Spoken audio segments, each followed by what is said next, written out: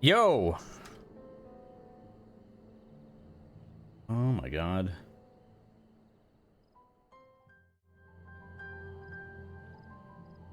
The llamas. The alpacas. Yeah, what's good? Hey, gang. What do you mean? Of course it was, yeah, it was Zeno's birthday. It was all the good stuff. Yo, what's up? Hey, Brony, what's up, man? I know, look at all the floof, man. Look at all the floof. The alpacas. Hey, you love my videos? Thank you. I'm sure you all watched my videos and commented and liked and subscribed. I'm sure you all did. Thank you. Thank you so much. I know I'm not one of the big YouTubers. I don't have a big following yet. But we're off to a good start. And I thought I did a really good job. What? Yeah. Of course. Oh. I have 4. I meant to do a 5th one. I just ran out of time, man. I'm not as fast as these other people, but I really wanted to get a Pictomancer one done, and I might even do just a silly alpaca video, just because I have so much footage of alpacas. I have so much. I know. I was like, I gotta get B-roll of alpacas. Here you go. I made a playlist too. Here, you know what? Here's the playlist. Try the playlist. Well, these are alpacas. That's what they were named in game.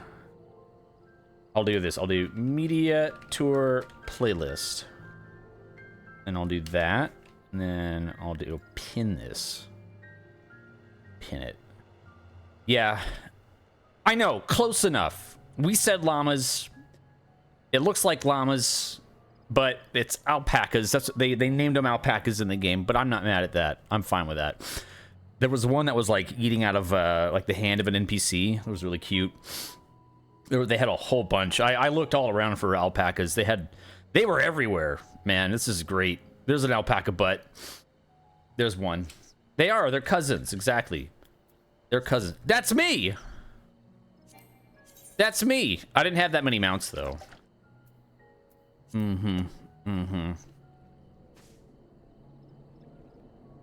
That's just my footage. Oh! Oh! I was like recording a whole bunch of stuff. My ninja. Yeah, whenever I like stepped away from my desk, I would just like let some B-roll record if I got up and like went to the bathroom or got a drink. Yeah, I know, man. It was awesome, dude.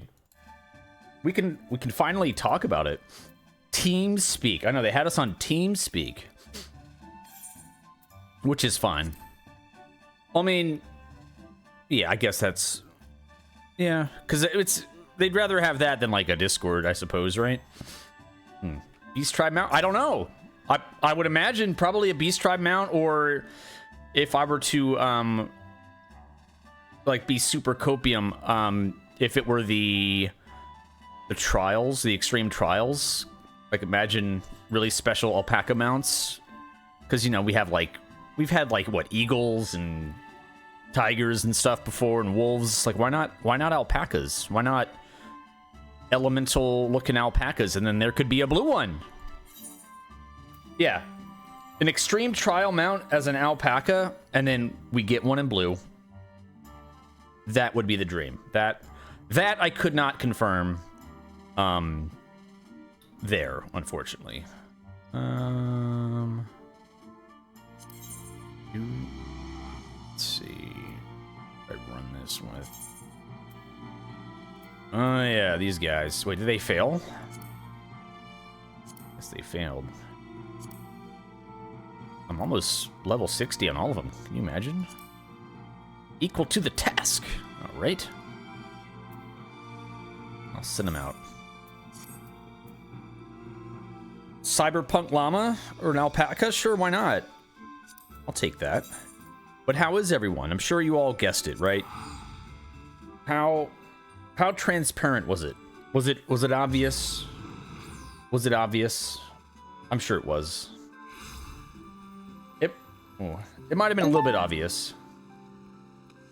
Very? What do you mean, man? It was just a random trip to Los Angeles for a birthday party.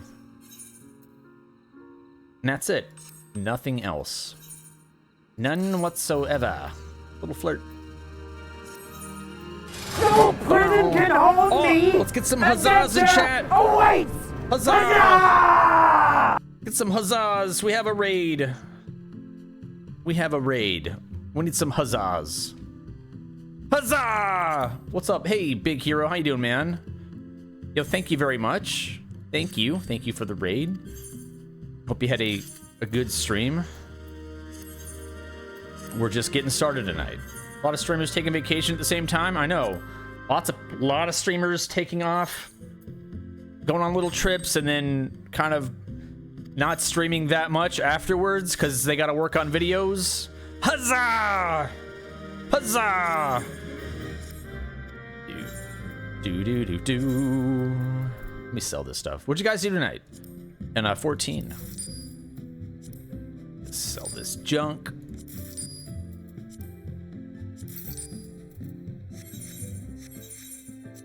But yeah, I want to just talk about the media tour. I can finally talk about it. And I can show you all the stuff that I got. I got some swag, including this awesome hoodie, which came in a really nice backpack. I haven't looked in the backpack yet, but you might have seen some people unbox it. But here, beat it. Look at this. I got a Dawntrail hoodie. Yeah. Really thick. Lots of padding. Very warm. Great quality. And then the back, I think the back has like a black, yeah, you can kind of see there's you can kind of see it reflect there. The Dawntrail down the back. Yeah, this is a sick hoodie. The last media tour was a digital one, so they gave us a Endwalker jacket. I thought I had it in here. Oh yeah, it's hanging up. Yeah, this Endwalker jacket over here. But I got a hoodie this time, and it's I love it, man. It's great. But let's show you the other stuff I got.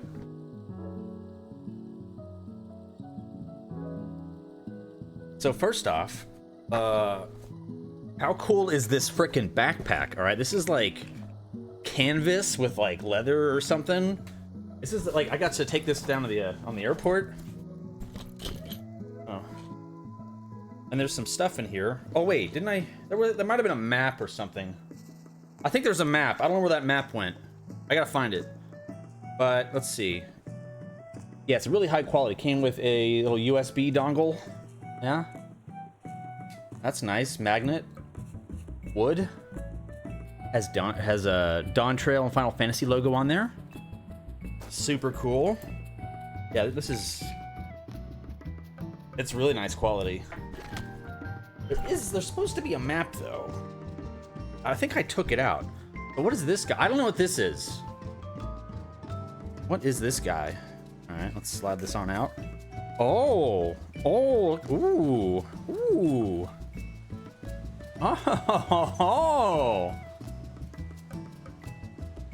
Oh, do I? Well, look at that. It's a compass. Oh yeah, journey westwards towards Corral. Oh, I like it. Dude, that's awesome. It's our ether compass, right? That's cool. That's really freaking cool. I didn't realize we had that. I kind of saved what was in this bag until I was able to just show it and share it with you guys. So that's awesome, dude. That's really awesome. Let's put it back in the little satchel here.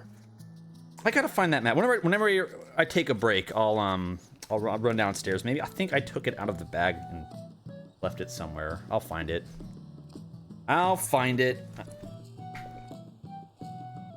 Oh, here's a notepad. Yeah, it works. Yeah, I think it was working. Oh, notepad and a nice pen. A wooden pen. I think, right? Or is that pencil? No, that's a pen, right? No, it might be pencil, actually. But yeah, notepad. Notepad's really nice. Slide that back in there. Cool, cool, cool, cool. And let's see. There might, I know. Swag bag. Oh.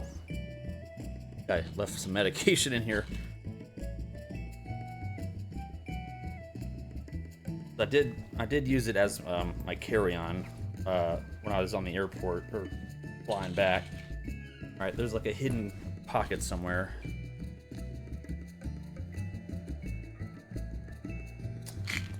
What's in here?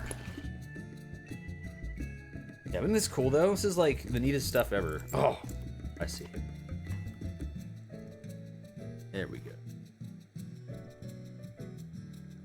Yeah. But super freaking cool. Hold on, there's something else in there. I can't get to it. Like behind the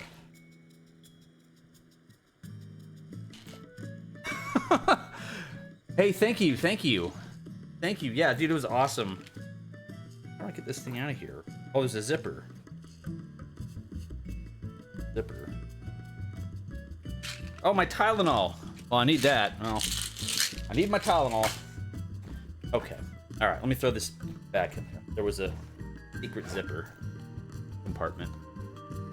But yeah, man, they gave us this awesome canvas bag. And they had the hoodie and the other stuff that you just saw. And I'll find the map. I'll find it. And Tylenol, because they know I'm old and in pain all the time, right? I know. Tylenol from Tyrol. Tyrolenol. No? Tylerol. It does have the power of the echo.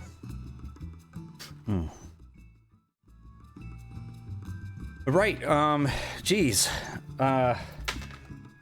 Let's see if I can maybe share some photos and stuff.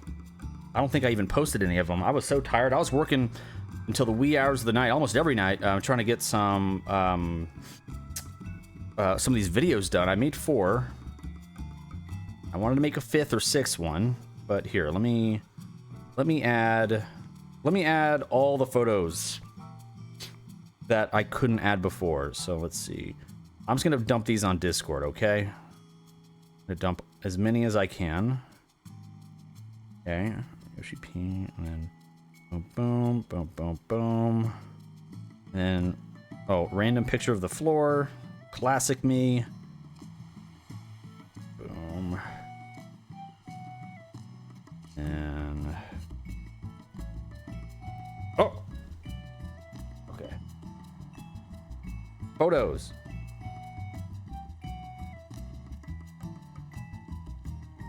And then let's see.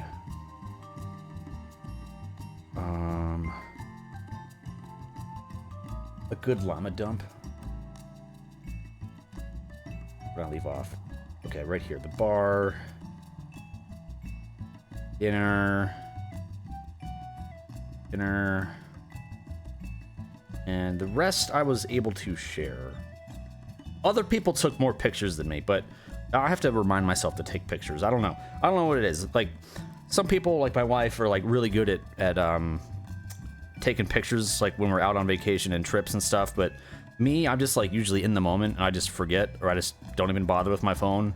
So I have to like remind myself, take a picture, take a picture, take a picture, take a picture, take a picture. I don't know if you guys are the same, but it's definitely something I have to like tell myself to do over and over. Like, take a damn picture. Memories, damn it. We need memories. All of them. 3 photos. Yeah, you see? Yeah, you're guilty of it too. Classic. All right, let's pull these up. And then we can actually look at some of the content that maybe I made. We can just kind of, or just remind you of it, that it's there. I don't have to, because I've been working on the videos. I don't want to like rewatch the videos. Although I do think I did a pretty darn good job making my videos. Okay, they're about maybe 5-6 minutes a piece. Gives you a nice overview of the any changes to current jobs, and I thought I did a decent job with the Viper video as well. I probably could have gotten into a bit more detail, but I just gave you like the skinny, you know, just the lowdown, just the basics. Like, hey, here's how it works. You figure it out. You figure out the rest out.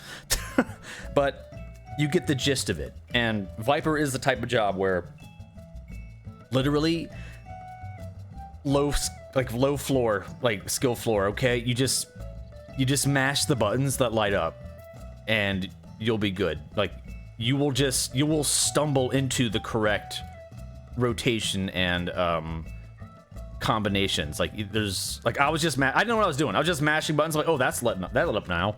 That lit up now. And then I started seeing, okay, all right, there's a debuff now, and then there's a buff on me, and oh, another buff on me, and then I started building gauge. I started using my weapon skills, GCDs, and I'm like, okay, building gauge. All right, let's use the gauge. And then when you get to use the reawaken, holy moly, you're going rapid fire. It's awesome.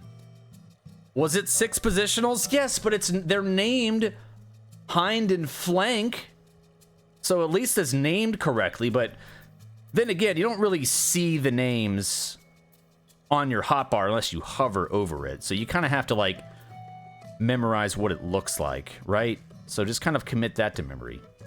Thank you, Galaxy. Thank you. Yeah, I'm sure you probably figured it out too. I was trying to hide my excitement and mask my true intentions of the trip, but yeah, I was yes, I was invited to the media tour for Final Fantasy XIV out in Los Angeles. I did. Yes, I did. Yes, I did.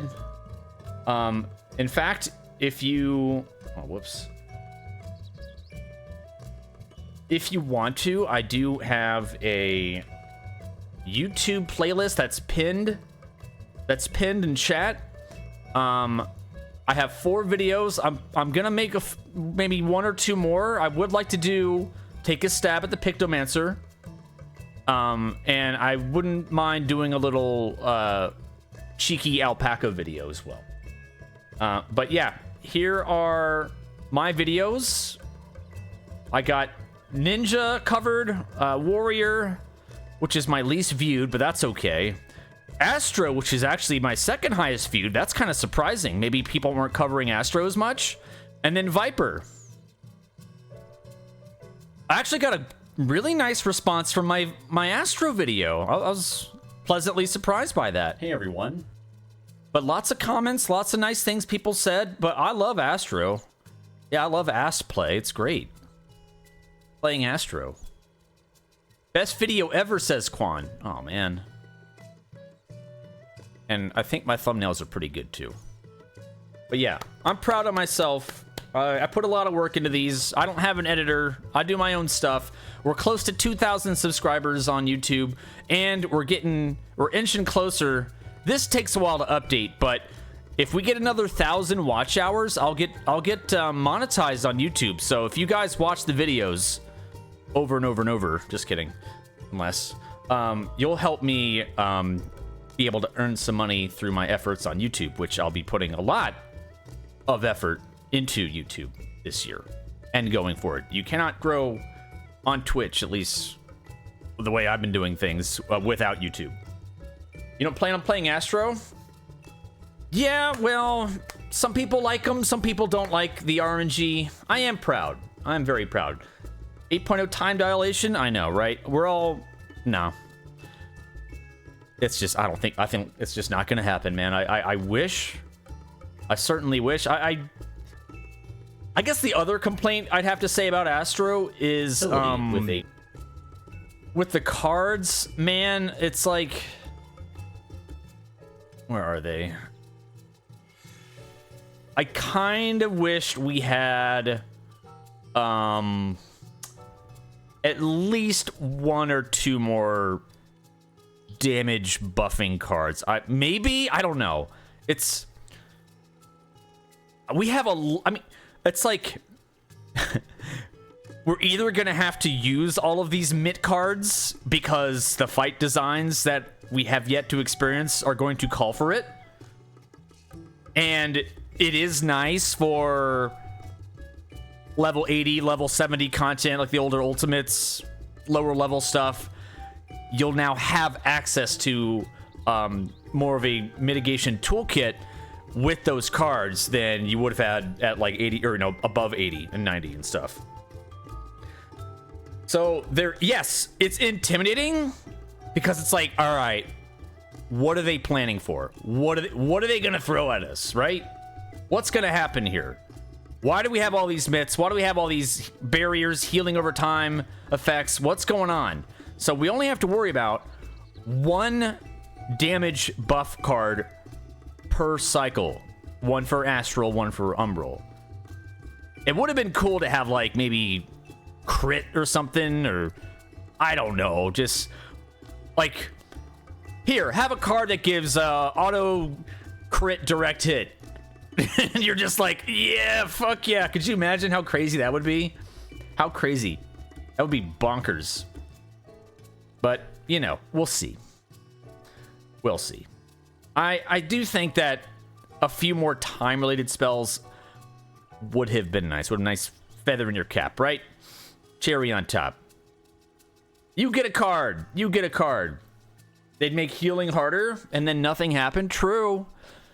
True. So let's just think about it. The tanks all got more cooldowns. We got time extension on our mitigation across the board. We got reduced recast time for swift cast. And healers now have a larger toolkit of mitigation. So all across the board, mitigation has been buffed. I did not get footage, personally, I did not get footage of Machinist, so I probably played way too much Ninja. I think if I were to be invited again, I would try my best to emulate what, like, Whoops or Mr. Happy did, which is just plow through each job, like, methodically, like, get the rotation, get some footage, get the tooltips, change jobs, next. That's it. And then maybe one dungeon or something. But place a dummy, start hitting everything, do a rotation for 5-10 minutes, get the footage, good to go. But I mean, it's like 21 jobs, right?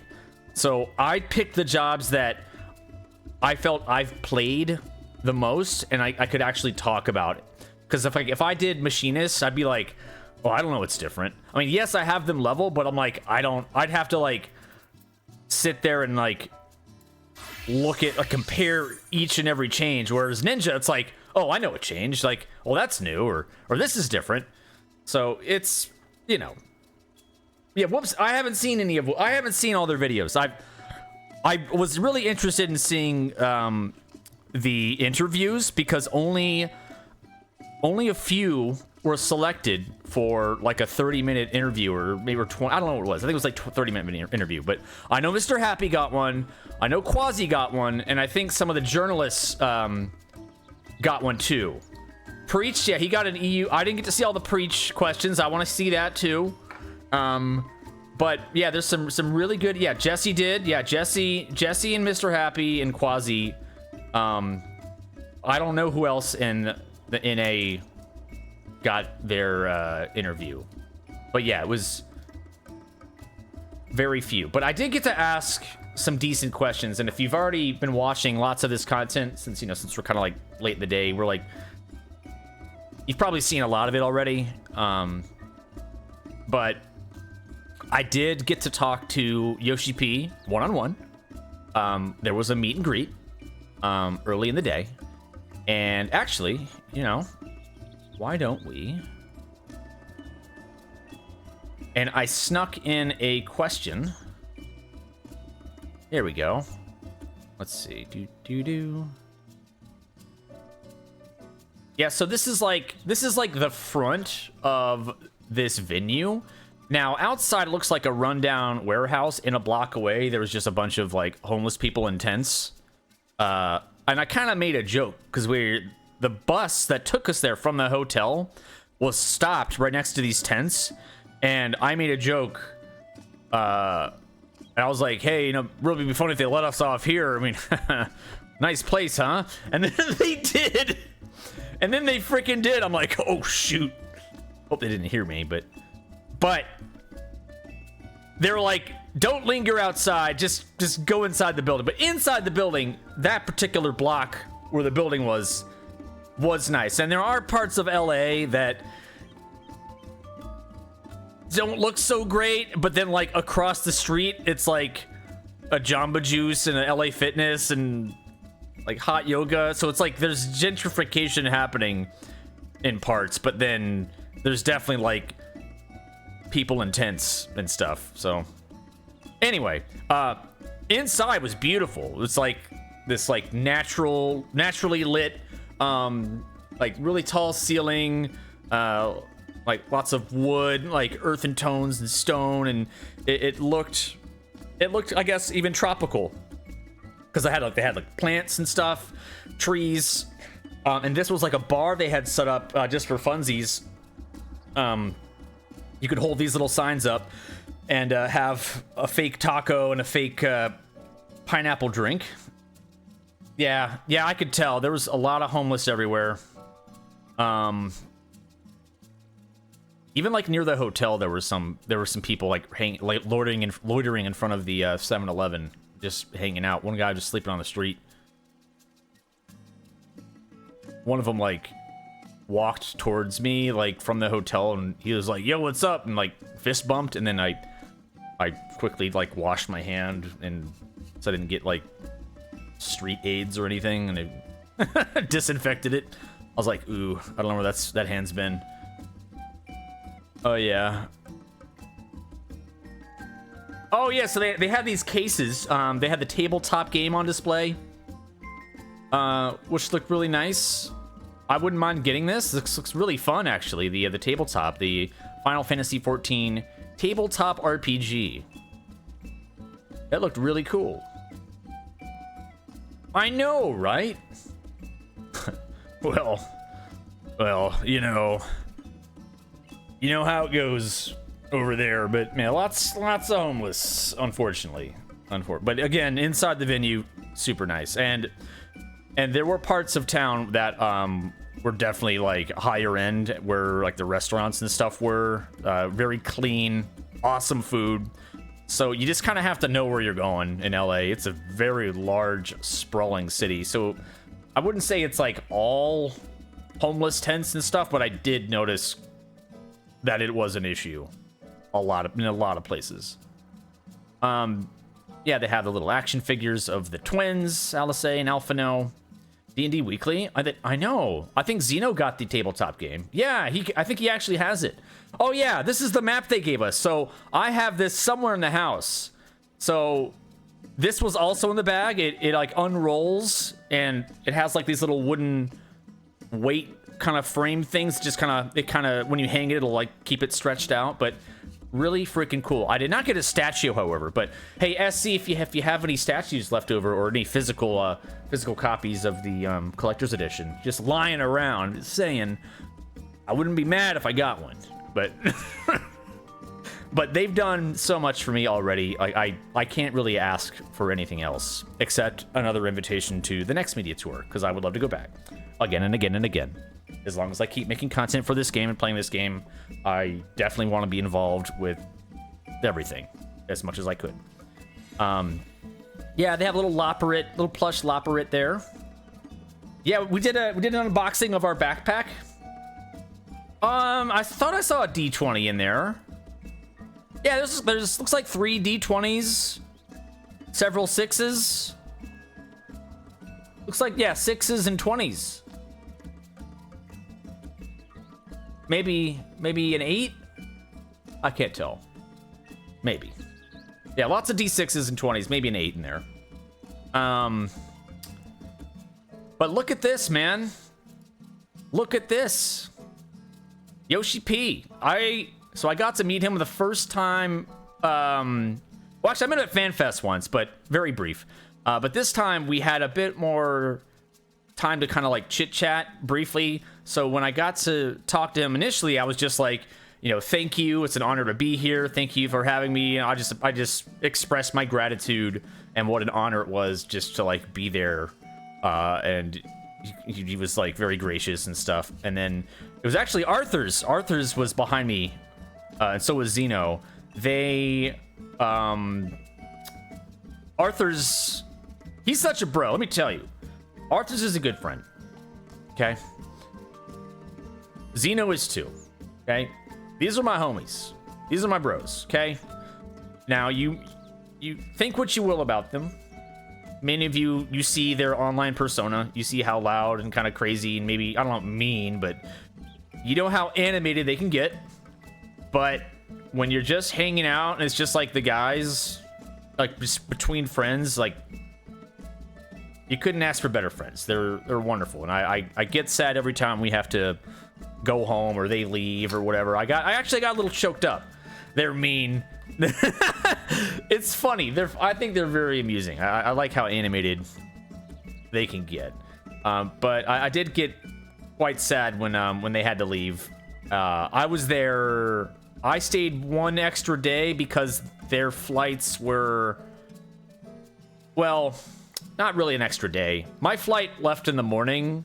Theirs were like red eye, basically. They had to fly at like midnight. So we didn't really miss each other that much. It would have just been like, get up, go to the airport. There wouldn't have been any time the next day at all. Because I had to leave straight from the hotel to the airport. So we wouldn't be able to get breakfast or anything. So it wasn't like I stayed an extra day. It was just my flight was just in the morning.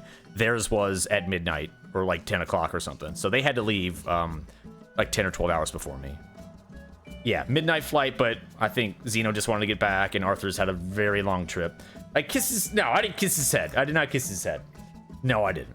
But we got to go on a whole bunch of roller coasters and stuff together. Of course, you saw that, right? Uchiha brothers stick together? Absolutely, man. But I credit Arthur's, and by extension Zeno, both of them, for getting me into this. Okay? They helped me, or pushed me, to inquire about the media tour. I guess the right combinations of things, well, I wouldn't say right, but as fate would have it, there was an opening for me to attend this. And I know.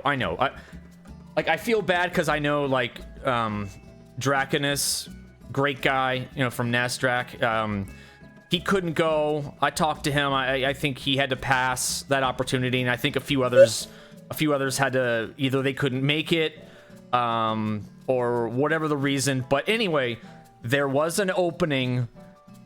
Arthur's and Zeno, especially Arthur's, were like, "Yo, Llama, it's like, have you asked about going to the media tour?" And at the time, I'm like, "Oh, I don't know, man. I've been on a break for like 8 or 9 months. I haven't played Final Fantasy 14. I don't know if I deserve it. Like, I just haven't been playing. I haven't been feeling that great about it. But I want to come back. I want to play." And that's when I was like starting to play again. And they're like, "Okay, well, why don't you email them? Because I think the last round of invites are going out." I'm like, well, okay. So I dug through my emails, and I emailed a few folks that I talked to the previous media tour. I still had their emails, their contact info, and a few of them were on Twitter, but I did already have their email addresses. So I hit them up. I was very polite. I was just like, "Hey, I'm just inquiring about the media tour. If there's any spots, I would love to come. I would love to make content for it. I'd love to make some videos. YouTube's going to be a big focus of mine this year, and I'm excited for Dawntrail. I just want to share that. If it's too late, then please consider me for future events, because I just want to be involved." And what do you know? They responded maybe like, I think it was like a couple of days later. It was like over the weekend, but they responded the following Monday, and I got the email. Actually, first email, it was like, I'm going to talk to the team, and I guess they were seeing like maybe RSVPs and if there was any spots open. Then a few days after that, I got the official email saying, hey, this is under NDA, don't say anything, but let's get you sorted. We can put you up in a hotel, and they help with some travel. So they did help with the flight, and I did stay about a week though, because I did want to hang out with Zeno and Arthur's as well, right? I wanted exactly. The worst they could say is no, and I actually talked to a few other creators because I was curious, like, because this is before I knew anything. I was like, hey, you know, I think word's getting out like about the media tour, and it's kind of like you talk to your friends, you're like, hey, did you get an invite, or do you know anything about it, or are you going? And some people, maybe they won't tell you, or they're gonna be secretive about it, and others they might say, no, I didn't go, or whatever the reason. But I will say, if you are a creator and you want to go to one of these events, you got to toot your own horn. You definitely need to be proactive. You definitely need to at least inquire and email someone, contact someone, and just express your interest, because they don't know. No, I mean, they know of a lot of the content creators, but I'm not sure how things are selected. I will say, when I was there, very few content creators. I'd say it was mostly journalists. The vast majority of it was journalists. Yeah, it is a bit awkward because it's like, yeah, NDA, and it's like you feel bad because it's like, what if you got an invite and then your friend or another creator did, or vice versa, and it's like you feel bad, and then it's like the FOMO. But me personally, if one of my creator friends got to go and I didn't, which at the time I kind of knew that Arthur's and Zeno were going, not like they didn't come out right and say it, but I kind of knew, like, wink wink, like I was just happy for them, like super thrilled. Like I wouldn't be like, well, why wasn't it me? Or I wouldn't be sour at all about that. Like, if I didn't have this opportunity, I would just be happy for those that got to go, because I know what an incredible experience it is, and everyone is very deserving of an opportunity like this, and attending one of these in their life if they can. I know they can't get to everyone, and they can't invite everyone, and again, lots of journalists. It wasn't like FanFest. I mean, it was like a mini FanFest. It was like a mini condensed FanFest without all the fans, but with all just the content creators and staff. Right. Joe, yeah, I saw that. Joe Cat. I could have met Joe Cat. He didn't check his email. I can't believe it. Well, maybe I took his spot. Well, maybe between Drac and Joe Cat, and maybe one or two other people, maybe some journalists that couldn't go. Oh, hi, Luca. That's the reason why I got in. But yeah, it can be awkward though between creators, because you don't want to like make people feel bad and have that FOMO. And some people, there's like a little bit of tension, or maybe they just start to really doubt themselves. And I say to that, it's like I don't think it's a reflection on any creator at all. I think we have a lot of talented people in the directory. And just please keep doing what you're doing. They definitely watch our streams. They definitely like have an idea of what we're doing. And a lot of the staff, they were like, they wanted to meet us while we were there, like talk to us like they were like a fan or something. And I'm like, what? You want a picture? You want to chit chat? Like, hell yeah, let's go. Like, this is so cool. Yeah, it is. Well, yeah, you do end up, I mean, it is. You are competing for views, and you are competing for, look at me and chances like this with like media tours and collabs with your game and the developers and stuff. But man, I consider myself lucky. I feel like it was time well spent, and I did not let it go to waste. Okay, so my presence there did not go to waste. I loved every single second of it, and I got to talk to the amazing staff at Square Enix. A lot of people that I've only had correspondence with either through Twitter or through email, and finally we get to meet face to face, and it was just so cool. And of course, Yoshi P here, just so nice. And the question I got to sneak in, after Zeno and Arthur's talked to him and stuff because they had their questions, and Arthur's goes, "Hey, Llama, again, Arthur's pushing me. Yo, Llama." It's like, he's right there. Go talk to him. It's like, go ask him. You got a question? Go ask him right now. Because I knew that they weren't really going to allow questions, or at least they said that. They said no questions, no autographs. Of course, we broke both of those rules. I didn't get an autograph. I kind of wish I did. I brought my lore book. I kind of wanted him to sign it, but I didn't want to like push it too much. But he probably would have done it anyway. Arthur knows the guy, but Arthur's is very proactive. Okay, he steps up and he will make you step up too. It's like, hey, be assertive. Like, do this. Like, he's flown all this way. We all flown all this way. We're only here for like a day. Like, now's your chance. He's got some time. He's here for us. Go talk to him. I'm like, okay. Because they're like, oh, I don't want to bother him. But he was there for us. And it showed. Like, Yoshi P was like grateful for like all the creators that came. And he was thanking us. And we're like, no, wait a minute. No, we're thanking you. No, he's like, no, you. But I know the shirt. I know, right? Exactly. We do. This man right here, very passionate about the game. He loves the game. Lots of passion into it. You can tell he cares. The developers care. And I think that's why everyone are like Yoshi P stands. We're like, oh yeah, the developers rule. Like, these guys are awesome. Like, it's because we know how much they freaking care. It just shows every day. Every interaction, like, shows like they put a lot of thought into what they do. Yeah. And he loves talking to us, and it's like I always feel like even the questions that I have, I thought I asked some good questions, but yeah, his reaction to that, like, he was, you could hear like the gears turning, and he's just like, oh, kind of groaning and looking up and looking around. He's actually thinking hard about like what you're like the right answer. Sometimes it's a diplomatic answer. But the question that I asked when I got a chance was actually about the Hall of the Novice. Since I am working on even more videos. One of them is going to be about the Hall of the Raider, which is my idea to continue the exercises, the training exercises of Hall of the Novice. Like, well, why don't we have Hall of the Raider? And I brought this up to Yoshi P. I'm like, hey, so do you, and of course that had a translator there. I'm like, so do you know about the Hall of the Novice system? I was like, well, we haven't touched that since A Realm Reborn. And I was like, and then we have a problem where there are lots of new players that do the story or do the normal raids, and they want to raid, but going from here to there is too difficult. It's a huge bridge, right? Huge gap.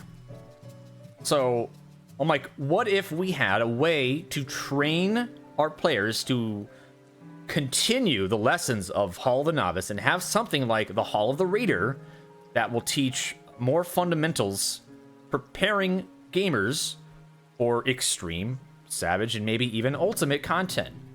And he thought about that, and he thought it was like a really good idea. I don't know how much traction that'll get. I don't know if he's going to take that back to the team, but he seemed very pleased with what I had to say. He could tell that I truly cared about the community and wanted to help people, because that's like basically just who I am. That's kind of like the image that I have. I'm like, I want to help people. I want to teach people. I want to coach. And maybe I'm not always spending my time in an ultimate. Maybe I'm spending my time more here, where I'm bridging that gap between the normal players, the normal content, and getting them to do extreme, savage, and then beyond, and then ultimate, right? Because it's like, there's like different degrees of separation here. There's like the ultimate raiders, which I can totally do. I love ultimates. I love helping with ultimates, of course. We'll get there. We will. But that's still a small percentage of people. There's a huge number of people over here, right, that just haven't touched any in-game content because they're afraid of failure, they think it's too hard, or they're gonna mess up. Whatever the reason, we've heard it all. We've heard all kinds of reasons, but the main one is they're afraid of messing up. They don't want to screw up. They don't want to wipe the raid. It's like, well, what if there's something inside the game that would teach you a little bit better? We have simulations and trainings and training instances in the modern games, like I mean, FF 7 remake has it, 16 has it. They have ways to train on you on like how to use maybe a character. Well, why can't we just do that with a job? Why can't we simulate? Yeah, simulations. Yeah, why not? Why not? Yeah, but there's a lot. Exactly. There's a lot to overcome when you're thinking about rating in this game. There's a lot going on there. That's very, very intimidating. So, anyway, he thought that was a very good idea. He loved what I had to say. He was all smiles. I guess he could see my passion and how excited and genuine I came through, because like this is something that's like really near and dear to me. I'm like, I just, you know, how do we make more raiders in this game? How do we help these people that want to raid but they just don't for some reason, because they can't, or not because they can't, because they haven't pushed themselves. It's like, well, because there's nothing in the game that teaches you everything that prepares you for raiding in this game. You have to go to an external source. You have to go to the balance. You have to go to the PF strat. You have to go look up rotations. You have to look up openers. You have to look up all these other guys that are not built in the game. Adam Sandler, I don't see it. I don't see it at all. Not quite Adams. I don't think Adam Sandler. Maybe Jim from American Pie with a beard. Yeah. I'm not dressed like a schlub. All right, Adam Sandler wears the big baggy basketball shorts and like an oversized t-shirt. Okay? That ain't me. Yeah, I never wear basketball shorts.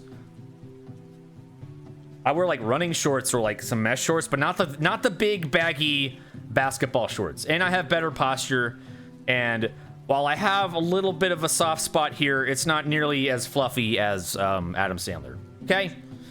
Yeah. Exactly. Very fashionable. I could be more fit. I'm probably sucking in a little bit. All right? This is me eating a bit of too much ice cream and pizza, all right? Not running and exercising as much as I should. Little tiny bit of dad bod going on, all right? Okay, and I'm got a little bald spot right here, kind of. So, yeah, I know. It's just getting old, man. I'm gonna be 43 in a week. Can you believe it? I'll be 43 in a week. My birthday's on the 12th. It's crazy. Yeah. So I've got a gym. I'm building a gym. I know I've been saying it, but it's coming, Copium. Or butt. I know. Hey, what's up, Galaxy? How you doing? Yeah. At one point, I did have a physical trainer, or not a personal trainer, not physical trainer, but you know what I mean. Personal trainer. I was gonna say physical therapist, but I was like, I did have that too, but I had a personal trainer for a little while. I can get back on that wagon. I can be consistent with workouts and stuff. It's just like the starting part that sucks. It's always starting. Still look. Oh, thank you. Just like Espen's gym. Yeah, right, pal. You'll be turning 41 soon. It's okay. Well, listen, it was actually kind of cheap. It was really affordable. It was like, but that was years ago. But I invested in a home gym. I just have to put it together. I just need to finish all of my garage. Starting is the hardest, but then sticking to something for about 2 weeks will reinforce it. It is, and if you look really close, you can see I got a bit of salt and pepper in my hair. Look at this gray streak right here. This is from raiding too much. This is from top. Top turns your hair gray. I got a few gray spots here, but right here I got this little swoop in front that's turned gray. Yes, I'm very distinguished. You know what? I'm distinguished. Yeah. I'm a silver fox. That's right. Yeah. I found some gray hairs on Arthur's too. And your eyebrow? Most foul. I got a few in my beard. But yeah, definitely this little spot right here. It's like, kind of see. Yeah, I think it's good lighting because I have like an amber, kind of a yellowish tint to my key light, so I look less pasty and a bit more tan, I guess that kind of reflects in my hair. But if it was like a blue bright light, you could probably see the gray a bit more. Yeah, touch of gray. I know. Come with me if you want to live. Lots of comments on that, actually. Just leave for good? Oh, true. But dude, I got to shake his hand, man, and just like ask him some of those questions. I think, yeah, exactly. The Danger Dorito. The Danger Dorito. You're right. That voice was amazing. Thank you. Thank you very much. But it was such an honor meeting Yoshi P, and I'm glad I got to at least discuss one of my ideas with them. Hopefully, they at least think about it. Yeah. It was Arnold. Put the cookie down. Just, you know, I feel like everyone should have an Arnold voice, or at least try to make an Arnold voice, right?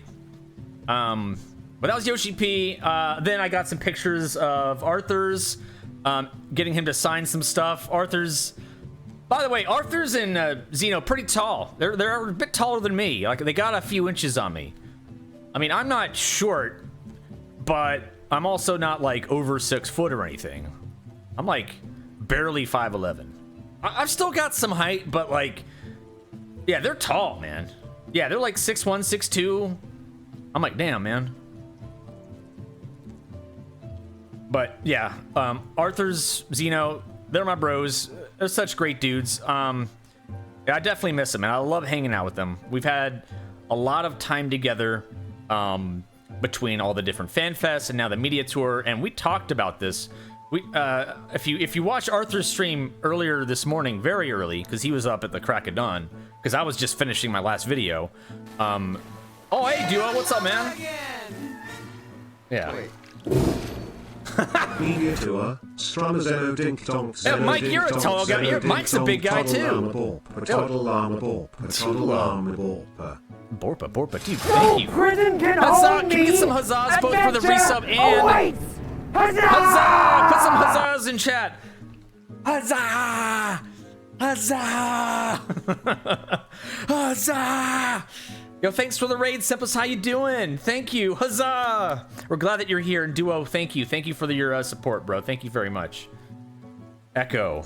What's up, Linkster? Hey, man. But yeah, media tour streamer, exactly. What's the most funniest thing Arthur said to me?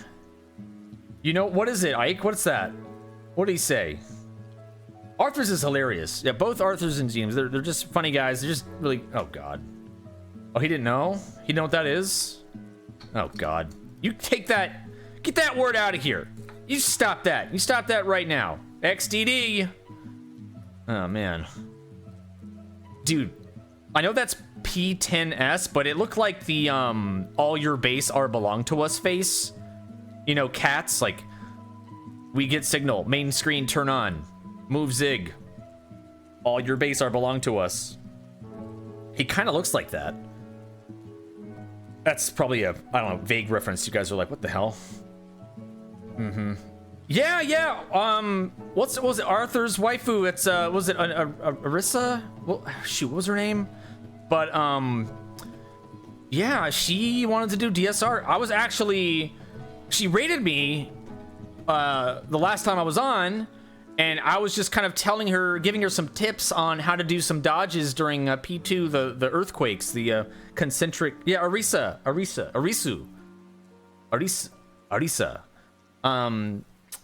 But simply say, how was your stream tonight? What'd you guys get into? Thank you. Oh my God, it's Ike. Yeah, Arisa, she's super nice. Yeah, she's a raider, man. She's cleared the tier, and now she's doing some freaking ultimates.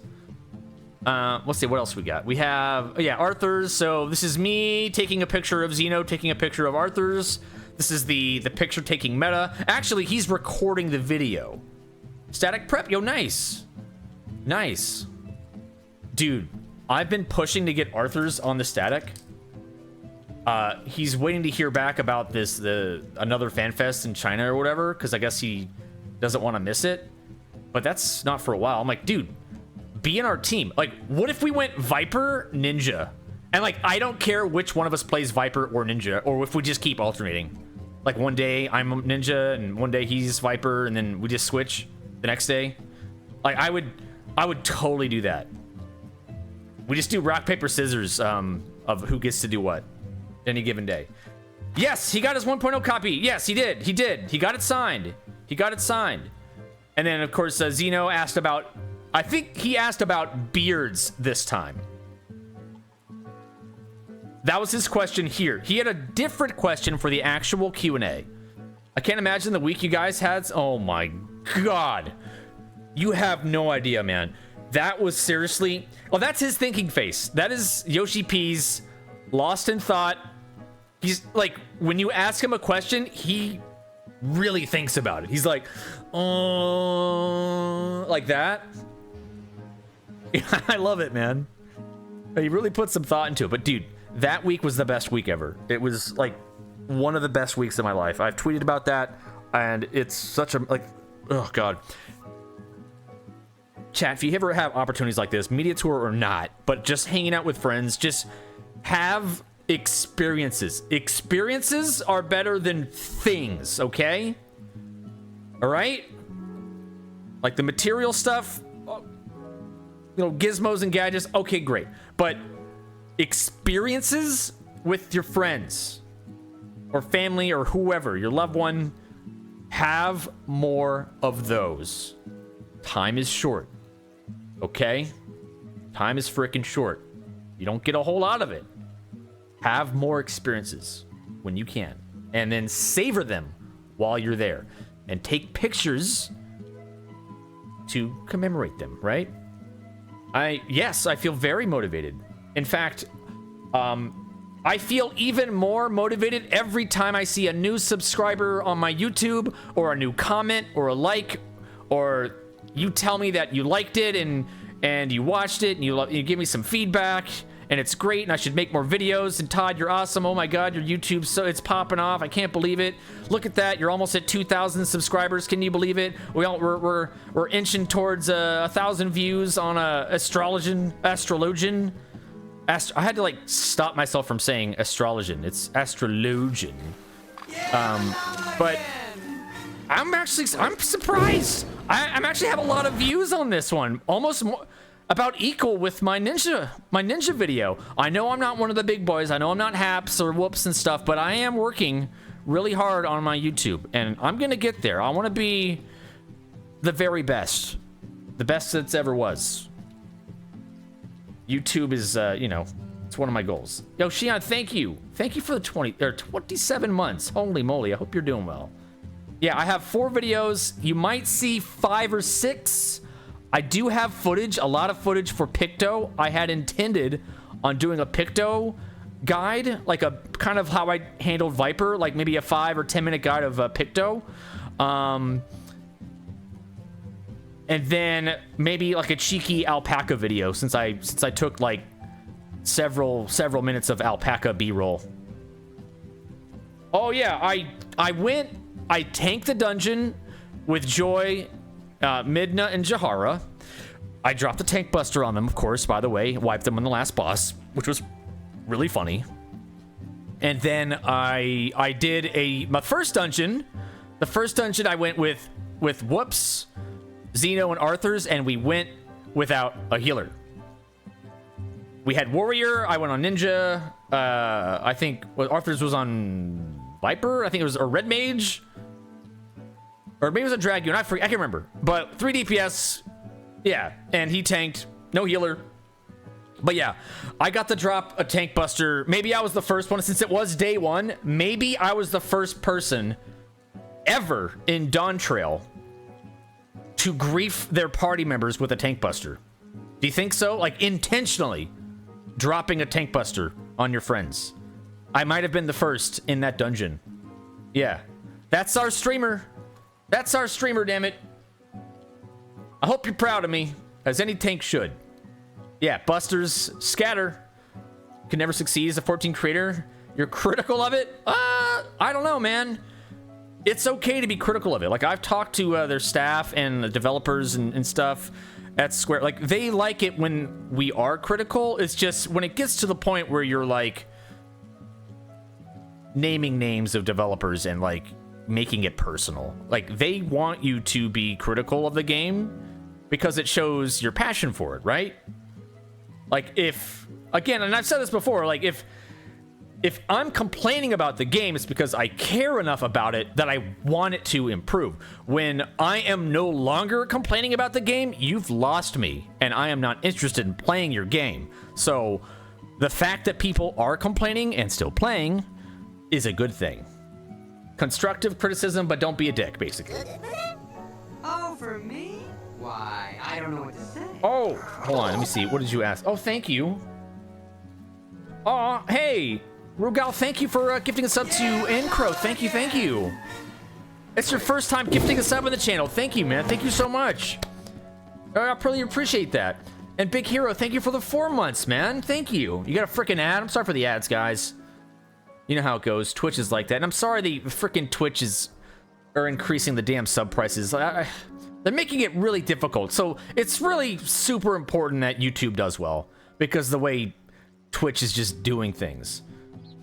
Yeah, it is hard to get a YouTube. Exactly. Nice. Exactly, it is. It's hard to get things going. So I've been going through like a lot of changes as a creator, right?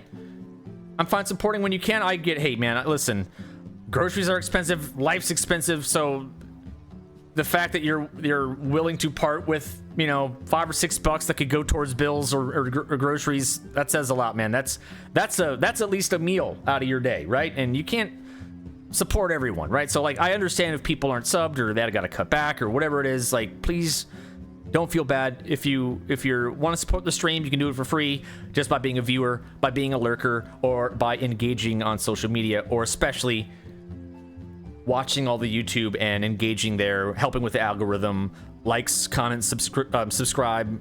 That type, it helps. It freaking helps. Yeah, but Twitch is just, it's hard. And I want to get to the point where I'm doing well enough on YouTube where I don't have to stress about subs and support on the Twitch platform. I would rather show up, not have to worry about it, so I can make damn good content, even better content. So that's been my mindset ever since coming back too. It's like, I want to handle every stream as if I'm not worried about subs or numbers. I'm just gonna make some good content that will be good for Twitch, and content that I could repurpose for YouTube, or I could do like a segment, like perhaps I'll be taking part of this discussion about the media tour. I could make that into a video on YouTube, and then I make that content for the YouTube viewer, and then some of them will come back to Twitch. Who knows? Where did I get that? It might have been like a Redbubble shirt or something. It's almost at 2K. I got your ass video on loop. Do I stream on YouTube? I haven't streamed on YouTube yet. No, I have not. Yeah, we're almost at 1,900 subscribers, and we're almost at 2,000 watch hours. The watch hours takes a while to update. But yeah, man, we're inching closer. We're actually, oh wow, look at that. Less than 100 subscribers on YouTube away from 2,000. I would like it to get to 5,000 subscribers this year. If I could make it to 10, that'd be bonkers. But I think 5 would be a nice goal to have this year. Let's see if I can get that done. You found this shirt? Okay, is it Redbubble? All right, yeah, you found it. You found it. But yeah, they got to ask their questions. I forgot what Arthur's asked. He actually spoke in Japanese without the translator, so I don't know exactly what he said. I think I should ask him again. But I know Zeno asked about the beards and stuff. Random picture of the floor. I think my camera just, I just might have hit it on an accident. He's asking about stuff. I got his picture for him. It is tough because I think you plateau a bit if you don't have a big presence elsewhere. Like, you gotta have YouTube, you gotta have something else other than Twitch to bump your numbers up beyond a certain point within the directory, because there's only so many viewers, and you want to bring in some new ones. Yeah, I know, right? What the heck? Do you have a hype train? Yo, what the heck, chat? It's crazy. You guys are crazy. We're sitting at 98%. But here we go. We've got all of us here. There we go. There's the 1.0 signed finally. There's all of us together. I love this picture. This is awesome. Oh shit! Why, You've actually I don't know what to say. bumped it up to... Now we're working on a level 2 hype train. Oh, and thanks for the bits, by the way. I missed the bits. Grimmy, thank you for the bits. Nice. And Fairly Asian, thank you for the nice bits, too. 69 bits. Very nice. Very cool. This picture was freaking awesome. I love it, man. Of course, he's getting it signed. It's a whole bunch of pictures. Am I going backwards? Might be going backwards. Oh, I think I am. Let me... Then I met Jesse there. I actually was talking with him, right? Beforehand. Because we were trying to meet up. We ended up getting dinner one night at this really awesome Shabu Shabu? The Shabu Shabu place. With the Grinding Gears guys. Those guys are freaking awesome too, by the way. But yeah. Yeah, Jesse. Jesse's hilarious, man. And we were holding the little nutkins up too. So we were holding the little signs. But I freaking love Jesse. He's such a great dude, man. Look at this guy. I know, he was about to bust. He's about to nutkin. He's got the taco, he's got the drink. He's got the Hawaiian shirt. I felt bad because I was going to wear my llama Hawaiian shirt. But I think I just forgot the last moment. And I was like, oh, I'm going to wear my Danger Dorito shirt. I kind of left him hanging. But I did end up wearing the Hawaiian shirt the next day when we got to hang out. But yeah, great dude, man. We got to have dinner a couple times. The day 2, I got to hang out with him and Mr. Happy and the Grinding Gears folks. Yeah, Jesse was on. He was like vacation mode. No, just once. I didn't re-wear a shirt. No. I had packed enough shirts. That's just more Jesse being a goofball. Oh yeah, and then we had of course Zeppelin was there. We ran into her, and yeah, she got to like, we had like a dinner with the whole group and everything too, but we had a picture of us 4 together at EU Fan Fest, and where we were all talking about the media tour. We're like, none of us are gonna get in the media tour. Are you kidding me? They're not gonna invite us. And then here we are. So huge win. Makes us feel pretty darn good about ourselves. And of course she's doing her typical peace pose, and Zeem's got his. In fact, I was watching Arthur's stream. These two are wearing the same shirt from the EU Fan Fest. He's wearing that exact same shirt, and she's got that exact same like bunny shirt. Brandon Gears said some folks got reprimanded on day 1. Oh, I don't reprimanded? Did they? I don't know. Did they?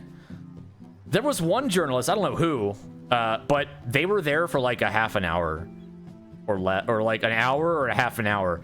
For like the hands-on, like get into the game experience. I guess they got like 30 minutes of footage and then left. Their station was empty for like probably 6 or 7 hours. I'm like, damn, what a waste. You could have like gotten someone in here like that probably gives a shit. I mean, maybe they're just really efficient and they got what they wanted. Like, I'm not gonna give them any shit, but I'm also am gonna give them shit because I think another content creator should have been there and used that time and probably would have turned out some awesome content, or at least, you get someone like Momo or something, like one of these Giga Brain spreadsheeters, right? You get someone like that in there, and they can like crunch the numbers like on the fly and come up with like rotations and just really get into the nitty gritty stuff, right? Like, I mean, I'm okay with that stuff, but like I don't ever mess with like the spreadsheets and math. I'm like, smarter people than me are gonna handle that. No, I wish Momo was. I wish someone, Momo or someone like Momo would be there. Just like one of the turbo readers, right? Of course, Momo's been around forever. I watched Momo before I was a streamer. He got me into Ninja with his guides very early on.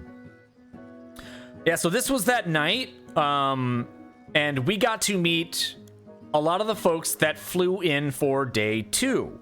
So while we were there all day in Group 1, some of the group 2 folks were trickling in. So that is going to be June Bob, Mr. Happy, Frosty, Crystal, and then you can see this hair, not the bald head, but that cider spider behind Whoops. So Whoops, Crystal, cider spider, Zeem's head. Arthur's making a fantastic face. Frosty just taking it. Frosty, by the way, kicked me out of this spot.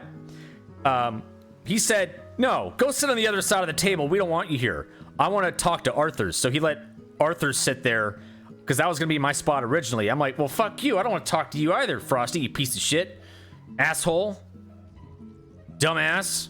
Anyway, but I didn't want to hog all their time. He made a valid point. Since I got to hang out with Zeno and Arthur's a lot, I went to the other side of the table and I got to hang out, of course, with these lads and Zeppelin, Whoops, and Quasi's awesome, man. What a bro.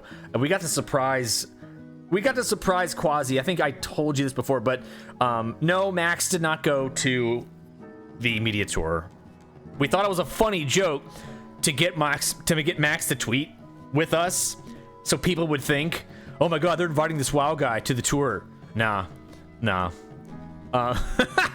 But we got him and Max to meet because he was a big fan of Max. They're both like, I guess they know of each other. And actually, I think they had each other or had Max on his podcast recently.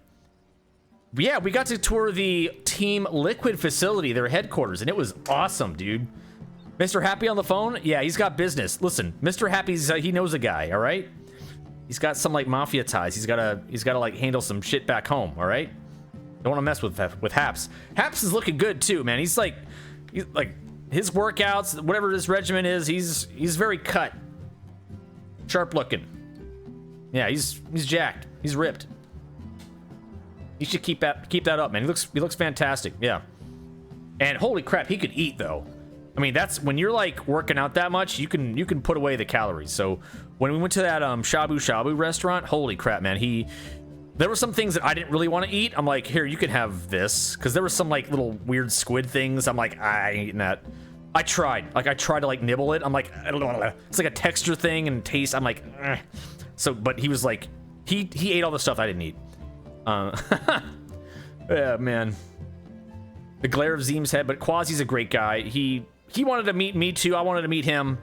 No, not at Rusty's. It was the another place, Little Tokyo. No, not that. No, different place. You weren't there. You were not there. But it was the dinner with Jesse and the Grinding Gears guys, and Haps was there too. But this was the Korean barbecue place, and I think I have a video of it.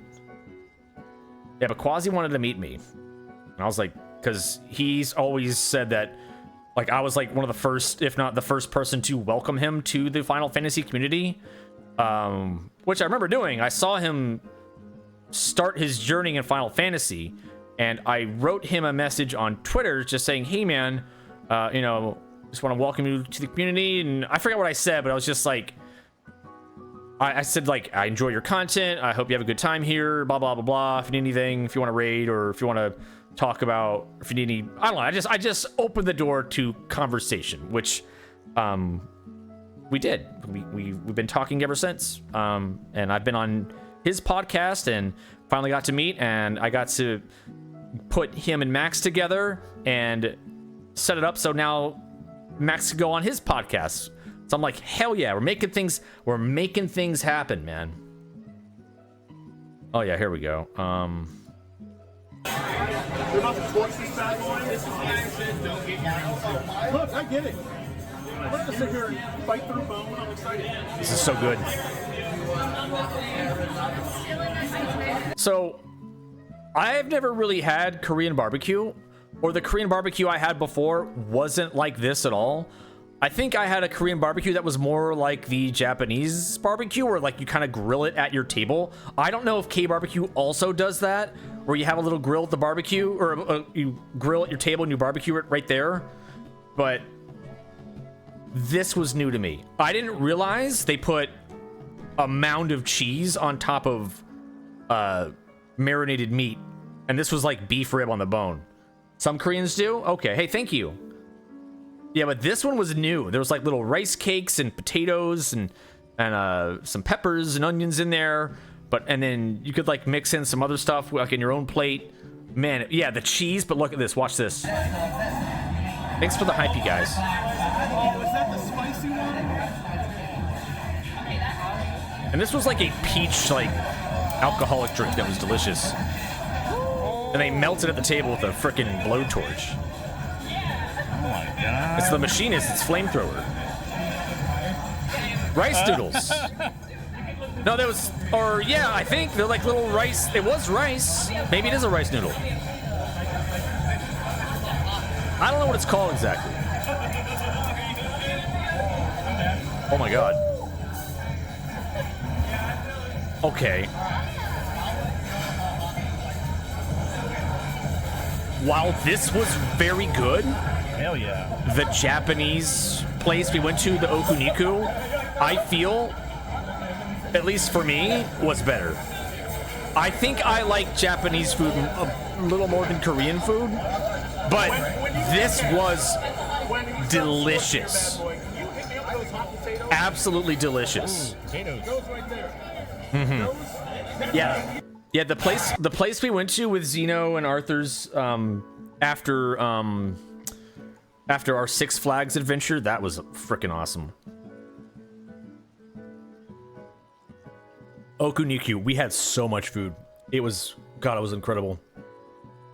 But I'm not saying this was bad by any stretch. This was amazing. Amazing food. So those are all the pictures that I have, okay? That's just all my stuff, all right?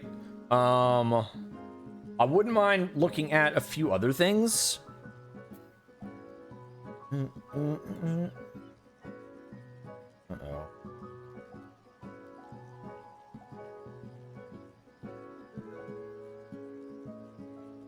What's this? Oh. There's a field operation. Oh, I just saw your crop of Jesse. That's great. New raid info. This? Oh. Outside of Zeem's and Arthur's, who did you get to hang out with the most? I would say Jesse and Mr. Happy. And Sly. We actually got to hang out. And a Crystal a little bit too. I didn't get to see Miztech that much. She kind of made herself scarce. She has like some friends to like hang out with. But that's okay. That's totally fine. But we all hung out in Sly's room late at night.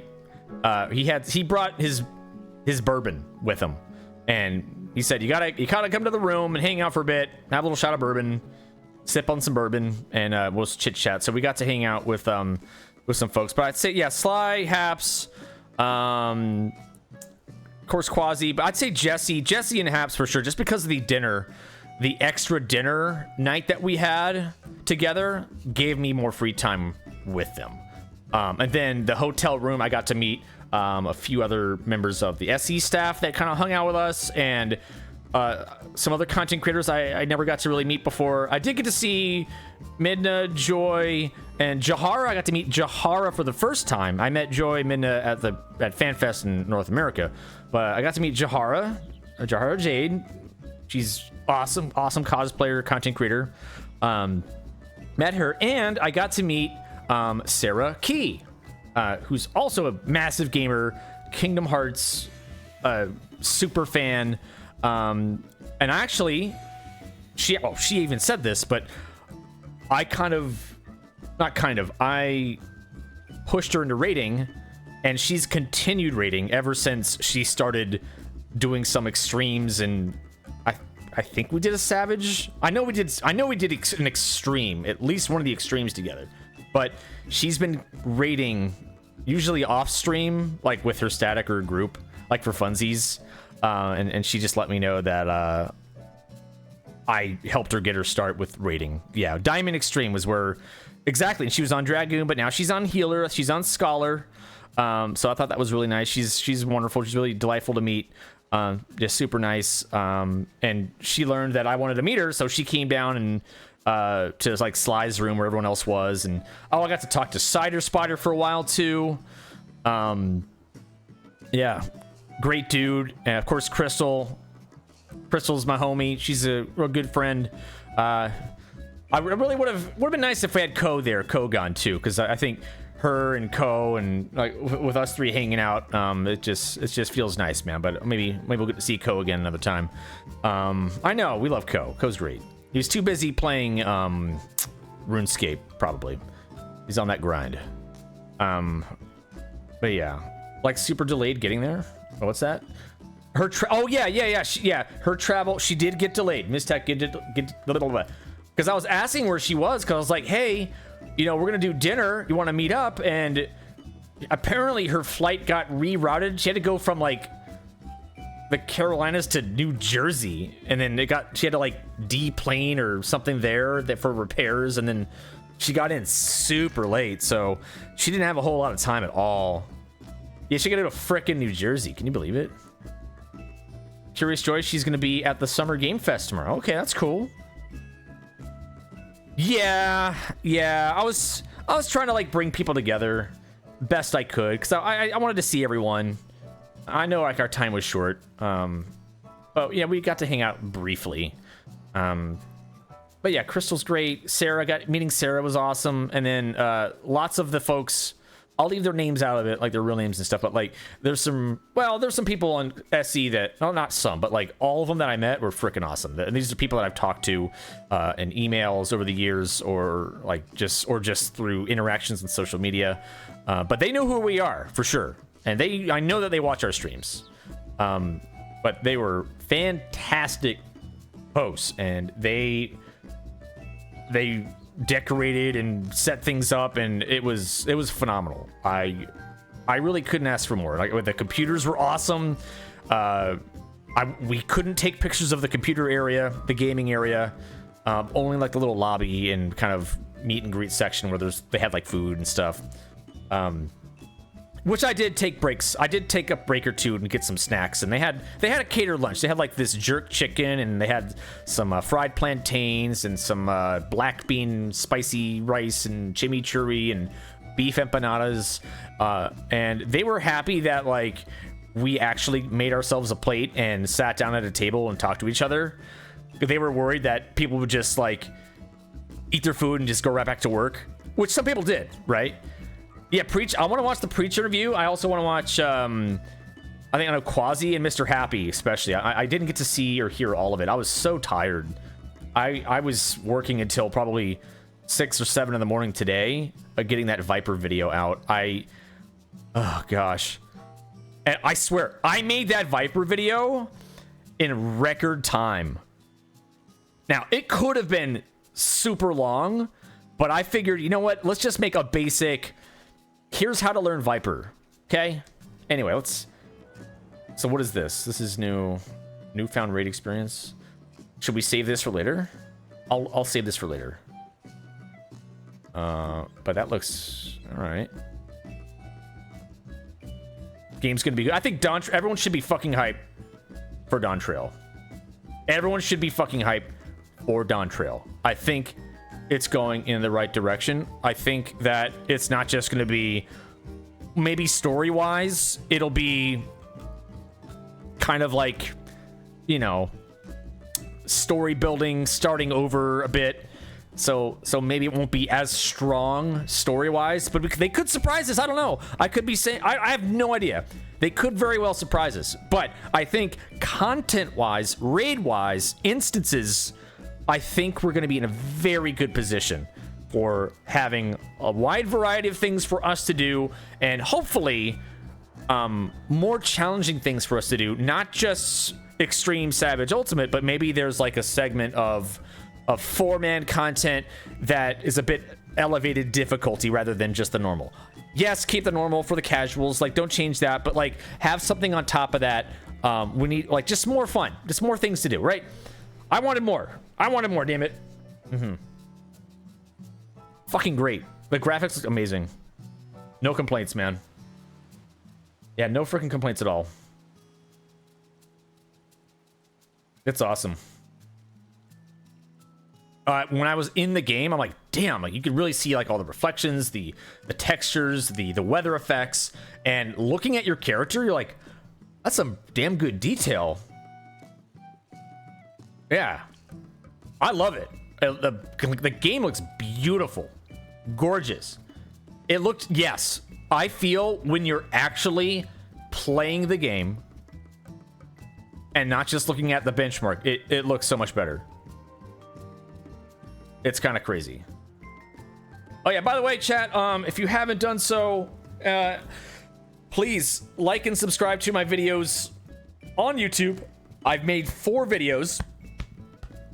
Ninja, Warrior, Astro, and Viper. I plan on doing a Picto, and I plan on doing a cheeky alpaca video, and maybe a few reactions. I'll make a video of this today, talking about the media tour. And just my thoughts about that. Maybe I can do that as well. Yeah, the videos don't do it any justice, however. But I gotta say, just one other thing. It's just truly remarkable and just humbling being at something like the media tour, right? Because I guess I still get that whole imposter syndrome thing. Like, I don't deserve this. I shouldn't be here. There's like better creators than me that should definitely be here, not me. And then I also look at who I'm around, and like, you know, Arthur, Zeno, Happy, etc. Like Jesse, just everyone, right? And I'm like, damn, I used to watch these. Well, not used to, I still do, but I would watch these people before I even was a content creator. I watched their YouTube. I watched when they moved to Twitch. I'm like, how did I get here? Like, why am I here? Like, I mean, that thought, I wasn't like a bad thought. I mean, it's like, but it was kind of like in a good way, right? Because it's like, damn, like I made it. Like I'm actually here. Like I can't believe it. Like I was in disbelief that I was like standing next to these guys. And it's kind of, I just looked around and just took it all in. I'm like, man, I'm not just here as like some fan or anything, right? Like I'm here as a fellow creator, and it just felt good. It felt awesome. And for them to view me as a creator, and maybe they've even watched me and some of my content too. Yeah. The other media tour I went to was digital. Yeah. Standing among giants. Yeah, I know, true. But I have to remember that I have done a lot in this game. I have achieved a lot as a content creator, and because of Final Fantasy XIV. Final Fantasy XIV has given me so many opportunities to work with different brands, to host different events, charities, and just to make awesome content. It's afforded me so many opportunities to grow as a creator, and to be able to do it full time. Yeah, I got the digital invite before. Yeah, Joe. Yeah, I know. Yeah, Joe Caddy missed it. I probably took his spot, him or Draconis' spot. I did work hard. I didn't think I was deserving because I had taken a break, and because I wasn't streaming 14 and talking about it all the time. It was still in my mind. Like I had every intention of coming back. But I'm glad that Arthur's pushed me to at least email someone at Square Enix just to ask. Worst they can say is no, sorry, there's no room, maybe next time, and then I'd have an answer. But the fact that I was able to email them and they get back to me within a week and say, yeah, would love to have you. I'm like, I could just about cry. Loving the media tour videos, man. Glad you got to go. Yeah, dude, I really wish I could have done what Happy. I gotta see what he does, man. He has like a system. He's so efficient. He's like clockwork. He's very methodical. He's like clockwork. He's got like hotbar macros to set up his hotbars for every job, and then he just like goes through each one. He gets the footage. You know, I don't know. Like he spends maybe 10-15 minutes on each job, goes to the next, and then boom, boom, boom. He has his footage. He's got each job covered, and then he makes a video covering each and every job. I'm like, that is insane. He is insane. Yeah, his process is amazing. Like, I had trouble just making 4 videos, and he's made like dozens. But he's been doing this for a long time.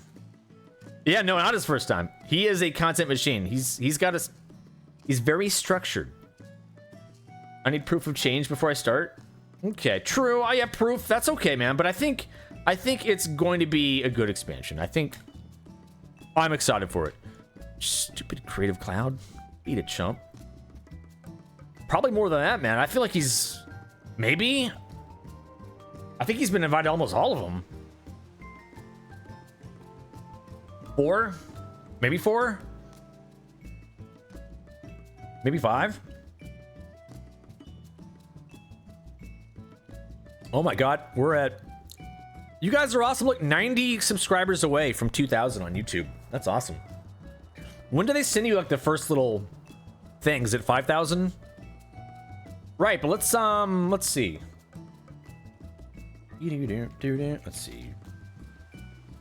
Is it 100,000? No, I mean like an email. I just want an email. I'll print it out. I don't need a plaque.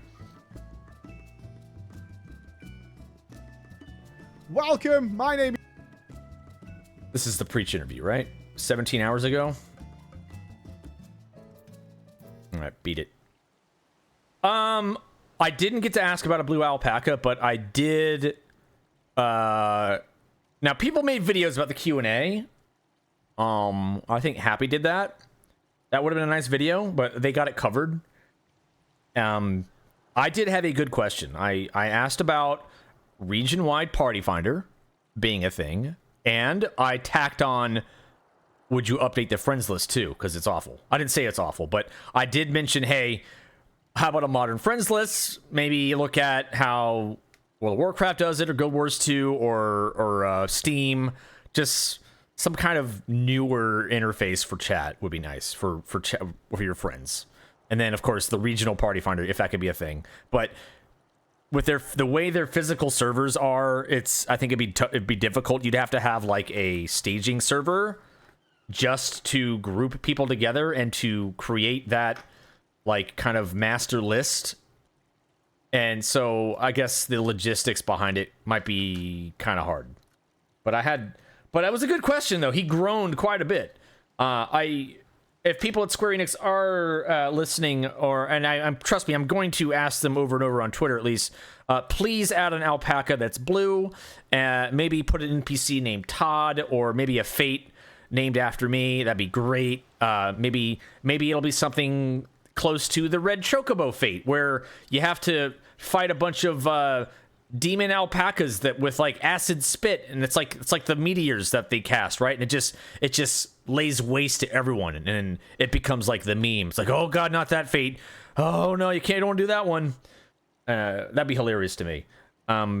Or if they have alpaca mounts as the extreme trial drops, that would be badass, because then you would get like an alpaca of each element, and then definitely would have a blue one there, right? Mm-hmm. Domonami, Easy Allies, ask too. Oh yeah, okay, great, yeah, the mountain zone. Yeah, I wish. Yeah, if they snuck in a blue alpaca somewhere with my name, that'd be freaking cool. All right, Preach's interview. Let's turn this up a little bit. Is Preach to our interview that we had with Naoki Yoshida at the media tour of Dawntrail. Just a quick note before we jump into it is we have decided to leave both translators in. You'll hear one Japanese into English and one English into Japanese. Now, and as you'll hear in the interview, I haven't watched this one yet. I've only seen a few pieces from Happy's interview and a few pieces from Quasi's interview. So I don't know what all Preach has said, so I'm very interested in this. Interview, Yoshida clearly pointed out how much the Japanese love watching his interviews. So if we have access to it, everyone's wearing their hoodies too, so that everybody can enjoy it, so you guys can enjoy it too. All right, as you'll see, I've got that meet Preach too. Great guy, love that guy. Super proud of it. It was really exciting, and I think you'll see that he liked it as well. So enjoy hearing about Dawntrail and FF14 into the future. Here it comes. I love the hoodie. 僕からまずグローバルメディアツアーにご参加いただいて改めてありがとうございます。First of all, I'd like to say thank you again for joining us on the Global Media Tour. このグローバルメディアツアー、今日が僕にとっても最終日なので、ちょっとしかも、プリッツさんも長くやって随分ちょっとお疲れかもしれませんが、45分楽しく行きたいのでぜひよろしくお願いします。This is my next goal. If I can score an interview with Yoshi P, that would be my next goal. That would be freaking cool, man. I'd have to be pretty big for that, though. This is the final day of the media tour, and I think you've been here all day, Preach, and you must be tired yourself. It's only 45 minutes for today's interview, but I hope you enjoy it. Oh, it's a 45-minute interview? Okay, so we got 45 minutes. That's awesome. That's amazing. Holy moly. Dude. I don't know about, like, you guys, but, like... think of, like, if you went to FanFest, it's something like that. You're just running on adrenaline. Like... You could be jet lagged, you could be tired from travel, but when you're there and like you're at the venue, you got the staff, you got the games there, you got producer, director, you got Yoshi P, there's Foxconn there. Like you're just adrenaline's just taking over and you're just full of excitement. You just forget about how you feel completely. そしてすごい大事なこと、いつもファイナルファンタジー14のサポート本当にありがとうございます。And also, one very important thing. Thank you so much for always supporting Final Fantasy XIV. We got 15 minutes. I think people have been excited about me talking to you since the day I installed this game. 多分おそらく皆さん自分がこのゲームをインストールしてからこの日が来るのを長く待ち望んでいたと思います。僕も実はちゃんとというか、偶然なんですけど、本当配信は拝見していて、特に印象に残ってるのがそのワールド・オブ・ウォークラフトとファイナルファンタジー14を実際にプレイしながらものすごく論理的に冷静に比較して分析をするっていうところからスタートして。I did notice in EU they were a fair amount of the WoW creators that came over from the Exodus in attendance. So you had like Annie was there again. There was Jordan, Daisy, of course, Preach. Yeah, it was Miss Avantasia. There was a lot of the WoW creators that got like wrapped up in the story and started growing on 14. So it's cool that they reached out to them too. I'm sure they like their perspective, and of course Preach too. Biggest example really, other than like Asmund or something, right? してくださってて、それは僕も夢中で見てました。Hey, what's up, man? Thank you so much. I think actually this was just a coincidence, but I watched one of your streams by coincidence, and I noticed that you compared World of Warcraft and Final Fantasy XIV. You were playing them, and you were very logical in your analysis. You were very calm in your analysis, and that really left a big impression on me. I really appreciate that. It's one of the things that's allowed me to do these interviews with the heads of many MMOs over the last 10 years. This is and true. Extensive hours and hours of interviews with Blizzard and Grinding Gear Games. Yeah, preaches so big. I really appreciate that. That's fantastic. 非常に光栄に思います。こういうことを続けてたおかげで、いろんな例えばブリザードとかいろんなゲームのヘッドの人たちとこうやってインタビューをすることができたので、非常に光栄に思います。ありがとうございます。I wouldn't be annoyed, honestly, because if you think about it, man, in terms of numbers. An influencer like Asmongold playing this game, whether you like him or not, it brings over a lot of people. And because of that Asmon effect that we had on our game, a lot of people played 14, including creators, and their communities came over, and a lot of them stayed. A lot of them, or they come back and they go back and forth. But we got a lot of overlap.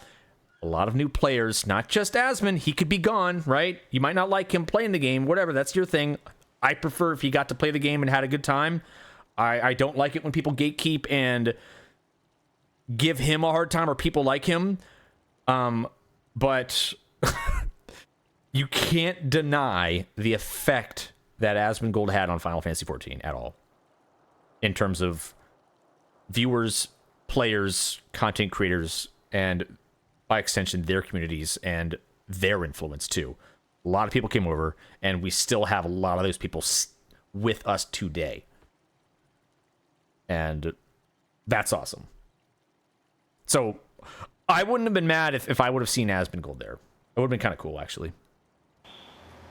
では、もし質問がたくさんあればよろしくお願いします。Okay, well, if you have many questions, here's your chance. I do have one thing to admit. When I first played FF14. Okay, but I don't. I think you might be missing the point though. Like, if we had gone, he would have made a video, and that video would have hundreds of thousands of views. No doubt. No doubt in my mind. Like, you cannot deny his effect. It would have been good for the game. So you can hate him all you want, or because he doesn't play or whatever. But he honestly had there were people in the game that just, I guess, didn't really make it fun for him. Right? Yeah. Yeah, maybe he got invited. I have no idea. Maybe he couldn't go.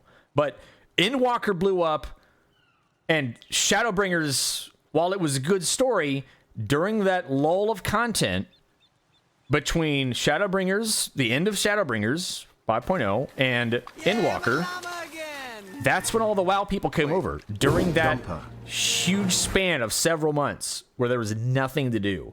And we got a ton of content out of it because of the WoW exodus. Yamaha, dude, thank you for the 26 months. So yeah, I would have welcomed him to a media tour. It would have been freaking badass for the game. Would have been great for the game, and maybe, just maybe, it would have got Asmongold hyped up to play again. But Asmongold's the type of person, if you've ever watched his streams, ever, he will only play a game if he's having fun in that moment. And then if he doesn't feel like playing it, he just does something else. He does whatever he wants. So he's not gonna be your typical MSQ Andy, where it's like, oh, well, my viewers want to watch me go through this thing, so I better keep doing it. No, he's just gonna do what's fun for him any given day. Yeah, Yamaha, thanks a lot, man. Am I wrong? I think just you just have to accept it for how he is. Okay, but it would have been great for the game, 100%. I thought I was going to hate really it. Well. I told my audience that this would be 5 days maximum. But the story you crafted with the Hydaelyn Zodiac storyline gripped me by day one. Awesome. And I could not put it down. So it's truly successful what you created here. Thank you. Oh, thank you, Yamaha. I worked hard on those. I hope you like my YouTube videos. Yeah, check my the pinned message in chat. I have a playlist of all of the media tour videos I've made so far. I would like to make one or two more. So I'll be adding on to that before Dawntrail launches. もうハイデリン・ゾディアック・サーガの一番初め1日目から僕の心をわしづかみにしてくれました。 We're watching Preach's personal interview with Yoshi P. いや、それをすごくこう Hell yeah. やっぱり人って thank you. その失敗をなかなか認めたがらないというか、正直にそれを話してくれるっていうところが僕はもう見ててもすごく I know I keep pausing, but like Shadowbringers really set the standard really high for me personally. While I liked aspects of Endwalker, and I think it wrapped things up nicely with the end of 5.0, but like everything after 5.0, I kind of lost interest. There were some cool things. It's like a double-edged sword, right? It's like there's like fan service for other Final Fantasy games. And then there's like telling a story. I feel what Shadowbringers did well was it was original in its storytelling. And in Endwalker, it was more of, here's Final Fantasy IV. Let's kind of shoehorn the story around that or those characters in 4. So I'm hoping that Dawntrail doesn't do the same treatment with Final Fantasy IX, where we have like huge story elements of 9 as part of the MSQ. I don't mind if there's like an homage or a raid or a dungeon attributed to a different Final Fantasy, I think that's pretty normal. But when the whole story is kind of borrowed from another Final Fantasy completely, then you kind of lose me. That's why I like Shadowbringers so much, because it was original to 14. But again, I did enjoy Endwalker, but not as much as Shadowbringers. And I don't know. We'll see. I have hopes. I have high hopes for Dawntrail though. Mm-hmm. すごくスカッとしたところですし、post すごくこうリスペクトを6.0感じるところなので、でもそう言ってもらえると本当に嬉しいです。Oh yeah, you know, people are a mysterious thing. When failure happens, they really don't want to admit it. But seeing you there so honest with me, that really pulled at me, and I really respect you for that. So, and I'm so happy to hear it. So, thank you. Thank you. Let's get started. I think. One thing you said on stage earlier really drove my brain crazy, given all the design stuff we've talked about, and that is to let go of the fear of failure in your raid encounters. I don't think we saw it in the dungeon we saw today, but I'm really curious, has the team come up with ideas over the last few years that you've had to say no to, and now the floodgates can open up but a little bit to this is a great question. Greater ideas. 一つまず初めにお伺いしたいことは、一番初めのプレゼンテーションで So he's asking him like, well, if you had ideas in the past for like a hard raid encounter, or maybe you had limitations back then, what do you think about now? Like, what do you have planned? So this could be a really good answer. 特に僕の印象に残ったのが、失敗を恐れるなっていうフレーズだったと思います。で、これまで何年もの間開発を続けてきて、で今回そのドーントレイルという新たな始まりを迎えにあたって、いわゆるこれまで抑えられていたものがバッと開いて自由な発想を得られる機会になったのでしょうか。Kane, I was in the room when he said that. I was sitting like basically next to her. Her face got red and she buried her face in her hands and just on her desk. I was there when it happened, as it happened.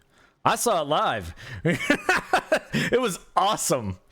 Called her out, man. She got cooked in front of everyone. まあやっぱりこう長年しかも同じチームでこう作ってきていて、でまあ僕らも Yeah. He said, Zeppla, said it was the worst game she's ever played. Said that. 一生懸命ゲームを作ってコミュニティもすごく熱心にサポートしてくれて、でまあたくさんの人に遊んでもらえるようにさらになって、みんな Hilarious. 褒められるのはやっぱりものすごく嬉しいけど。He name dropped Zeno and Arthur's too. 怒られる。But I raised my hand during the Q&A, and he actually like made sure that some time had passed, and he remembered that I had raised my hand. I was kind of like had something else to ask, but he was really cool about that. ようなことは、やっぱりが怖くなるっていうところがどうしてもあるとは思うんです。まず。Well, we've been making Final Fantasy XIV for such a long time now with the same team, and we've really been doing our best in the development, and that includes me too. And thanks to that, we have received a huge amount of community support. Floor Inspector, and many more people have started to play our character. game. He's on Black Mage. On the one hand, I think it's great that we receive praise for our title, but on the other hand, it's a little bit concerning to think about that if we do things that would make people angry, we kind of lose the sense that we're no longer afraid to do those challenges. 昔は本当に夢中。Was there a recorded Q&A video, or is it just summary? This is whatever the content creator came out with. There were only a few creators got to have interviews. This is Preach. So he edited this together. So he has the interview, and then he tacked on like some footage and stuff. But this is his video. 途中で新しいボスバトル、新しいギミックを考えてやるぜ。もっとみんなに驚いてもらうんだ。だからこそいろんなチャレンジをとにかくしてきた。で、その中でもちろんうまくいったものもあるし、プレイヤーの皆さんにいやもうこのレイドのこのギミックは本当に嫌いなんだって言われたこともある。でその時に You had to make your own video. I think Arthur's made one. They gave us a slideshow of the Q&As or the questions, but I think someone had to like record the answers. I didn't record anything.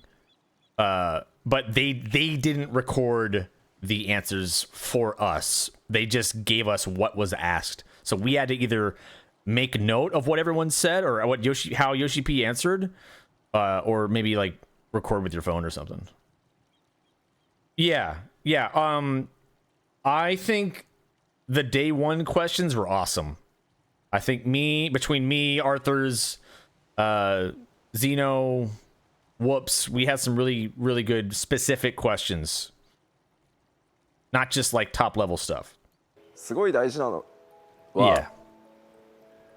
Happy might have covered it too. このギミックが嫌いだったっていう I think Happy got ものを I think Happy got all the questions together, maybe. こういうのを作るのをや Maybe Arthur's め too. よ I'll have to look. うではなく、本当はじゃあこのギミックの何が嫌いだったんだろう。どこを直せばもっと楽しんでもらえるんだろう。だから So all right. So I know since we're interrupting, I think they're talking here about just to provide context about like what type of content to add to the game that doesn't like piss people off or make a group angry, and how to like let go of that fear of failure and just trying new things, or maybe harder content or different mechanics or whatever the reason.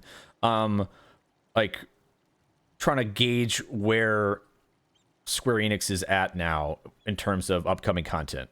だからこのギミックをさらに生かして次を目指そうであればよかったと思うし、それが理想だと思うんだけど、A lot of journalists too. ダメだって言われた、嫌だって言われた、じゃあやめようで、これを繰り返しているとだんだんなんて言うんだろう、 I got 80 there. 無難なものしか作らなくやっぱりなってきてしまうので、そこがこうプレイヤーの皆さんを楽しませたいっていう気持ちはすごくいいことだとは思うんだけど、だんだんそのチャレンジが減っていく要因でもあると思ってるので、そこを今感じ始めてるっていうところがまず大きいです。 Yes, taking more risks. That's exactly right. So in the past, whenever we were working on boss battles or mechanics, we would always want to come up with unique boss battles or mechanics. And of course, there were certain mechanics that went well, but maybe in certain raids, there were certain mechanics that players didn't like. And I think one of the important things related to that is that sometimes those mechanics would be the source of criticism. Those mechanics would make players angry.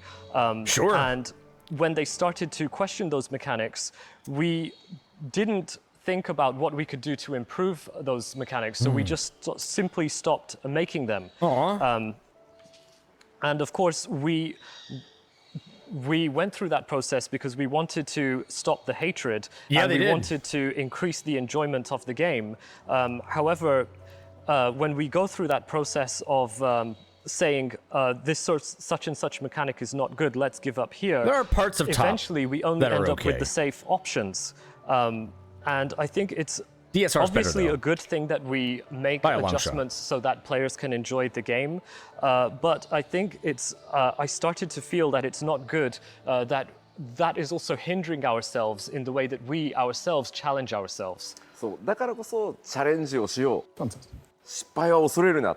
失敗したらそれを糧にしてまた次へ行こうっていうのが僕が今チームに対してすごい言ってることだし、僕自身ちょっと大事にした方がいいかなって思ってるポイントです。 I would hope that they bring it to both casual and challenging content like Savage. It's for that very reason why I said to the team that we should not be afraid of failures. Let's aim on for the next stage and challenge ourselves. That's what I've been telling to the team, and I also think the same thing myself. That's super interesting because you've always been so delicate, whereas other MMOs swing the hammer with changes. And is that an approach you take out of fear of hatred? Or is this more... I don't think they're going to change that. To just gently move the ship rather than trying to do massive changes at once. これ非常に面白いと思ってます。他の MMO はもうすごくこう大胆にダイナミックに動かすことに対して吉田さんは非常にその変化がすごい繊細だというふうに感じています。でこれっていうのは要はそのヘイトへの恐れから来るものなのか、あるいは普通にやっぱり徐々にその船をそれこそゆっくり進めるのようなThey'd see the reaction, they would just stop making that type of content. 思っていることな。僕もそもそもオンラインゲームをスタートしたのが Diablo 1で、ウルティマオンラインはベータからやってるぐらい MMORPG もういろんなものを世界中のものを触ってここまで育ってきた人間なので、I understood a few words. ヘビースイングでプレイヤーがどれだけ混乱するか、そしてヘビースイングの意図がわからないときみんな怒るんですよやっぱり。で僕はそれをずっと見てきて本当にもったいない、こんなにいいゲームなのに、でそのコミュニケーションが足りないと開発チームは本当にこのゲームプレイしてるのか分かってないじゃないかってやっぱりそれが僕 MMORPG にとって一番良くないって思ってきたので、できる限り自分もプレイヤーの一人として変える必要はあると思う。ただできるだけこうゆっくり慣れてってもらって変える、気づいたらこっち側にいるっていうのが僕は理想だとは思うんで、それをすごい慎重にやってるっていうのはあります。So, I myself am a heavy online gamer. I made my debut in online gaming with Diablo 1. Same. And I also played the Ultima Online beta. So I've played many I played at a friend's house. I didn't play online games from around the world. And I understand that if there is a heavy swing at a certain point, it will cause player confusion. And if they don't know why that was incorporated, it will lead to anger. So I think if there is not enough communication from the developers, then it wouldn't be good because there's a lack of knowledge. So as a game, there needs to be some sort of change, but I felt that that change should come incorporated gradually. And then once people get used to it, it would make sense to them. So that is what I took care about in this policy.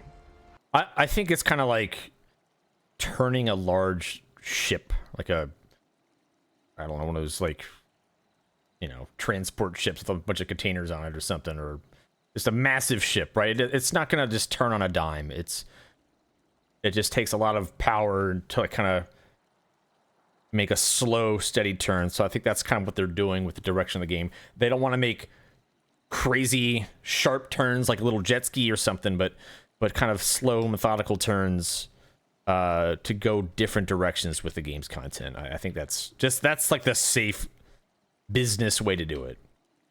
Yeah, exactly. Someone's gonna be like, they're gonna get whiplash. That's kind of what they're saying here. You're gonna get whiplash, and it's like, whoa, I don't like this. What happened to my game? You changed it too drastically. I don't want to play it anymore. But if you do gradual changes over time, then yeah, you won't lose as many. Hopefully you gain people. That's good. If I can expand on that to dungeon design. Oh, here we go. We did the new dungeon today. It's great. But it follows the exact same structure that we've seen in every dungeon since Stormblood.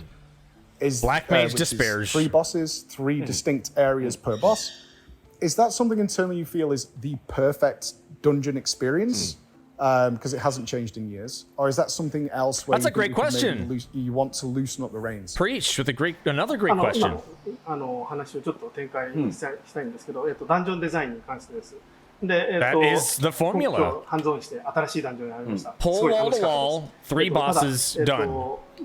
ストームブラッド以降、同じダンジョン構造になっていて、ボス3体で、very little risk of actually dying unless you're trying to kill your これっ friends. ていうのはもう吉田さんの中でこれが究極系なのかっていうふうに思っているの。I feel that there needs to be mechanics and AoEs and parts of the dungeon that you have to respect.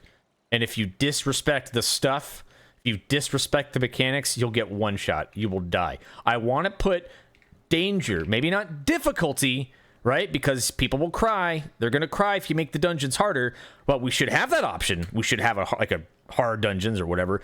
But I feel like the danger needs to be applied to these dungeons. Okay? We have a few things where it's like, oh, you get a doom, and if your healer is lazy or doesn't have a soon on their bar, then you'll die. But I feel like there should be some things where it's like, oh god, I shouldn't stand in that. Well, maybe I have to hit faint. Maybe if I don't use my mitigation, the party will die. The tank busters are jokes. You don't use your mitigation for trash. You don't use it for the boss of the dungeon ever. It's a freaking joke. Now you're probably gonna outgear the dungeons, like, you know, as you level and get closer to in-game and stuff. Whatever, that happens. But I feel like there should be some one-hit KO or just some really dangerous mechanics in there that could just surprise you. Maybe something hilarious, like some environmental thing, like a tree falls on you, right? You gotta look for this stuff. Or like there's a pit that just falls underneath your feet, you know, like a trap. It'd be hilarious. That'd be fun. Maybe. We'll see. You could. Yeah, some more lethal stuff. まず僕らこういうなんていうんですか、分かりやすいそのブループリント状態になってるのを、少なくとも僕はパッケージっていう呼び方をしてます。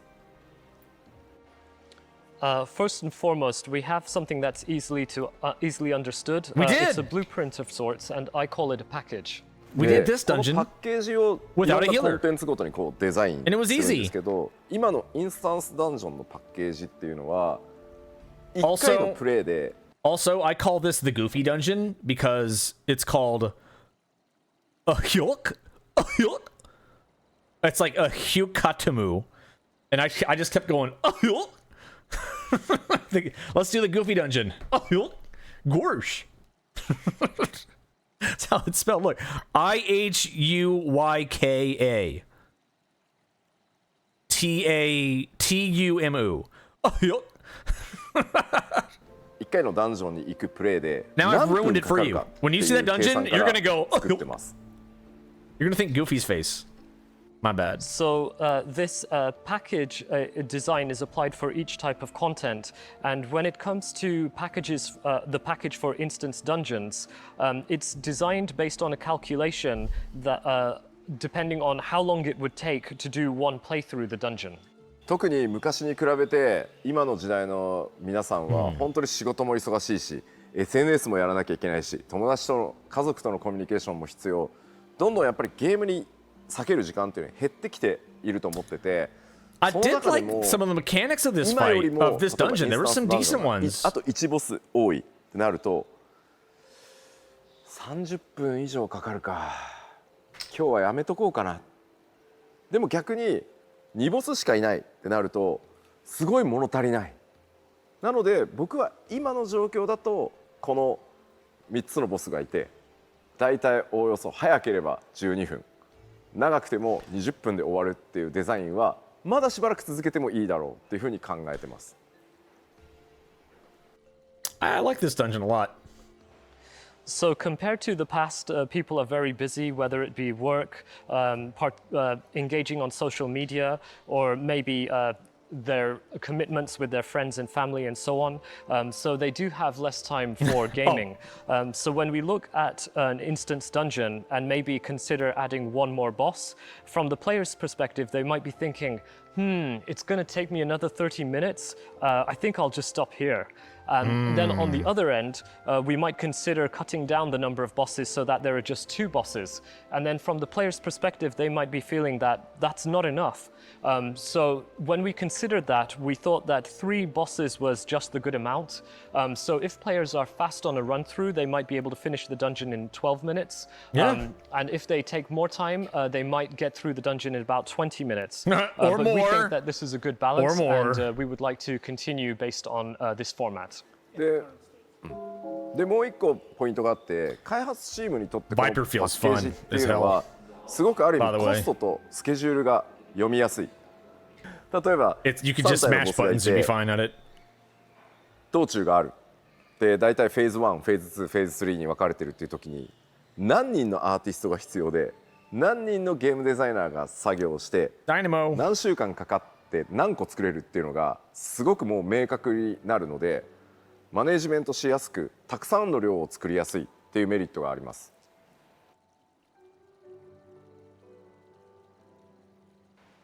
You can. And so from the development team's perspective, the package has a benefit in that it's easy for them to factor in the resources and scheduling required to develop the dungeon. So for example, there would be 3 bosses, and then there would be trash throughout the course of the dungeon, and you would have a phase 1, phase 2, and phase 3, and then you would be able to know which artists and which game designers would be need to assigned to develop that, and they would know how long it would take to develop. So from a management perspective, it's really easy to manage and develop the content. Makes sense. で、最終的にもっとエキサイトしたいっていうリクエストが多いようなら、もう一個別のそのブループリントを作ればいいと思っていて、じゃあもう道中のトラッシュもなくして、もう連続してボスと4体連続で戦うような別のコンテンツ、別のパッケージを作った方がどっちも納得できる。It's all about instances and dungeons and raids and stuff that I would have liked to talk about. そのためにもうボスラッシュみたいなコンテンツを作れば、またコンテンツのタイプも増えて、コンテンツのバリエーションも増えるし、さらにそれをこう数増やしていくと豊かになっていくので、Viper sure has a bunch of positionals. 作ってたりします。So if we do find that maybe there are requests from players and they want to have a more exciting experience, I think the solution for that is to simply create a different blueprint. We could just remove all of the trash from the dungeon so that it would be just 4 consecutive bosses, and we could incorporate that into a different package. So for some people, instance dungeons would be fine, but for other players, maybe they could try out this content, which would be sort of like a boss rush content. I'd love that. So it's, I think it's our policy that we try to develop different types of content and incorporate variation. Or at least the variety, right? A more rich playing experience for the players. Yeah, and did you see an influx of players from the West have a impact internally over this kind of design because they were used to different experiences elsewhere? 西側からの、プレイヤーの、急激な増加がに伴って、I don't think it'd be high end, 他のプレイヤーの人たちは他のゲームで違うデザインをたくさん体験しているので、そういう人たちがたくさん流れ込んできたと。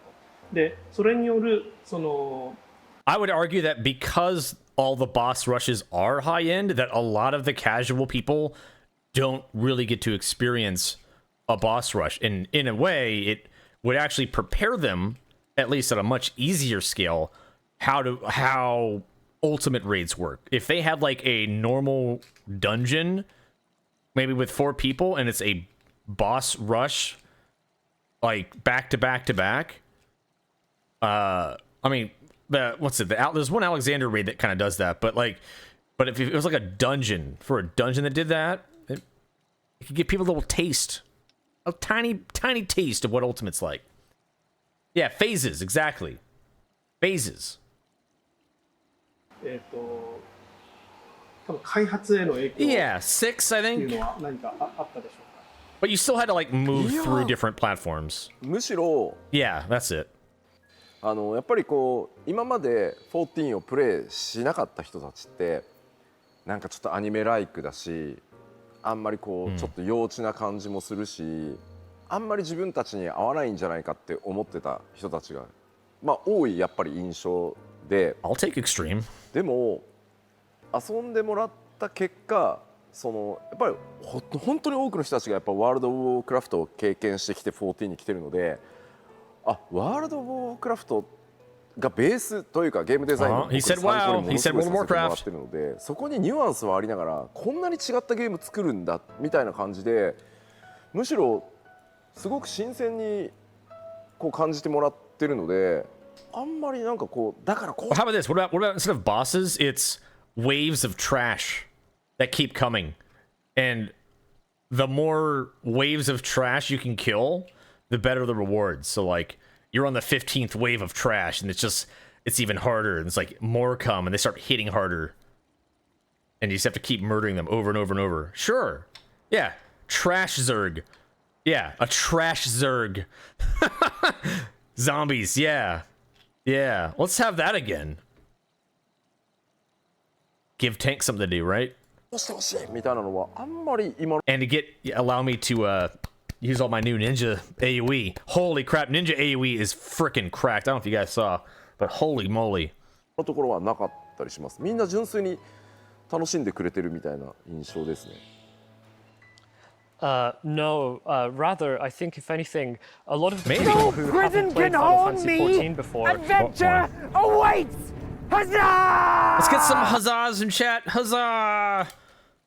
Huzzah! I appreciate the raid, man. How you doing? How you doing, man? We're watching Preach's interview. Preach's interview with Yoshi P. I did get to attend the North American media tour in LA. It wasn't just for Zeno's birthday and to hang out with Arthur's, although it was. And we got plenty of time together hanging and chilling and celebrating. But we did all get to go to media tour. And I made a bunch of videos. I hope you guys watch them and support me on YouTube as well. I would greatly appreciate that. The link is pinned in chat if you want to check out the playlist. I have 4 videos covering Ninja, Astrologian, Warrior, and Viper. Hell yeah. Okay, yeah, get some rest. All right, man. Yeah, we're going through all the other content that I've been missing out on. Everyone else has been making content of their own who got to go to the media tour as well. So we're kind of getting caught up. And there were some interviews that I had no idea. I mean, I knew that they were taking place, but I didn't know what was asked. And we're about halfway through Preach's interview, which is great. Oh, I mean, they figured it out. Of course, people knew. People knew. Thank you for the raid, man. Thank you very much. No, rather, I think if anything, a lot of the people who haven't played Final Fantasy 14 before, they typically associate Final Fantasy 14 with having an anime style, and for them it comes across as childish, so they feel that they won't like it. No, frickin' Hoyoverse and like Genshin and Star Rail and Wuthering Waves, that's anime style. This is not. We don't have anime style. There might be like anime inspired motifs and stuff, but it is not anime. It's not. But I think a lot of those people, it's just my impression, but when they do play Final Fantasy 14, because they've experienced World of Warcraft themselves, and actually we've used World of Warcraft a lot at the basis of as reference material for our development. I will say, for me as well, this is the final. Oh shit! Did I? Oh fuck! I accidentally hit something. Where was it? Was it here? Blueprints maybe. Shit. Exciting experience. I think the solution for that is to. Where was it, chat? もう道中はなくしてトラッシュもなくしてもう連続して。Play Final Fantasy 14 because they've experienced World of War. Okay, all right, there we are. Fuck, I forgot what I was gonna say. Hey, what's up? Shitty weeb game, right? Yeah. I forgot what I was gonna say. It'll come back to me. Whatever. Warcraft themselves, and actually we've used World of Warcraft a lot at the basis of as reference material for our development. I was gonna say that a lot of Western players, gamers and stuff, they just like to have ugly, dumbass looking characters, and I think Final Fantasy, they have very pretty characters. So if we had a bunch of like gronky looking, Baldur's Gate ass looking, like goofy looking characters, maybe it would appeal to more and they wouldn't call it so anime. We're too pretty. Yeah, exactly. We need more hunched backs and, you know, poor posture and they will come to appreciate that even though World of Warcraft is used, you can still create such a different game experience. And I think for them, it comes across as being really novel. So I think from that perspective, they really do just purely enjoy the game. I have to tell you, the reason I didn't play Final Fantasy XIV was every time someone tried to get me to play, they would send me a screenshot of people dressed as Power Rangers, or Lalafels running around and telling me it was the best story ever, or cat ladies doing things in Limsa, and I immediately went, no.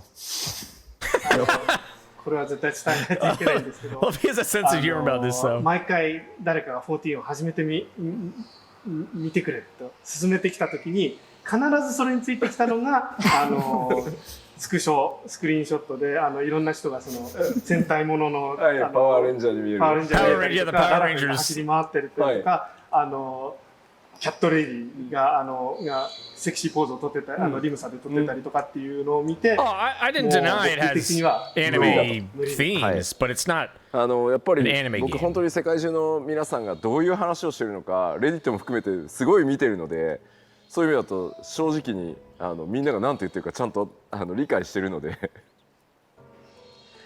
Yeah, I myself, I look at what the players from around the world are talking about. I also I check Reddit as well, so I really do understand what everyone's talking about. でも逆にそういう人こそ本当に何かのきっかけで、まあそれこそプリズさんだったりコンテンツクリエイターの皆さんが始めたのをきっかけに、まあそこまで言うならやってみるかって言ってやった人もごめん全然違ったイメージは違った本当にそうじゃなかったって言ってくださるので、僕は本当それが嬉しいですよ。But really, whenever those kinds of people start playing the game, and also you preach, and other content creators, when people really do insist, and then they finally take the plunge and try out the game, and then they realize that it was so different to their expectations. Oh yeah. To hear this kind of feedback from you, it honestly makes me glad. It makes me glad too, because I have never cried at a video game in my life. But I've cried 5 times. In Final Fantasy 14, and I've ranked it because people ask me all the time as certainly Shadowbringers and Heaven's Ward. Seto, yeah. In my top 5 best RPG that got games me choked of all up, time. man. Not just MMO, RPG games. So like Chrono Trigger #1. But yeah, preach then we Chrono, get to let's Shadowbringers go. and Heaven's Ward, and I would never have found it due to how people tried to get me to play the game. 私もすごいやってよかったなというふうに思います。で、まあ自分の人生体験の中でビデオゲームで泣くなんつうのはこれが初めての体験でした。で、実は5回ほど泣かされておりまして。Do you think he'll ask about a Chrono Trigger collaboration? That'd be nice.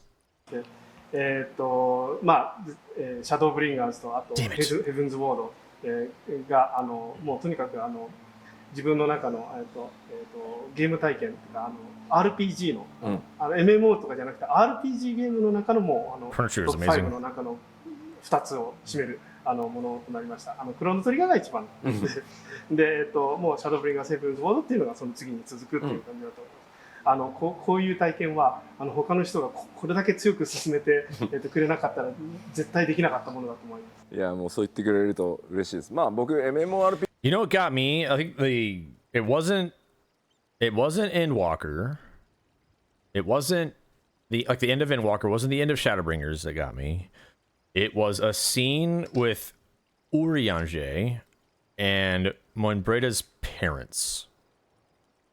That caught me off guard and I cried. That got me teared up a little bit. And then the other time I actually cried was clearing top.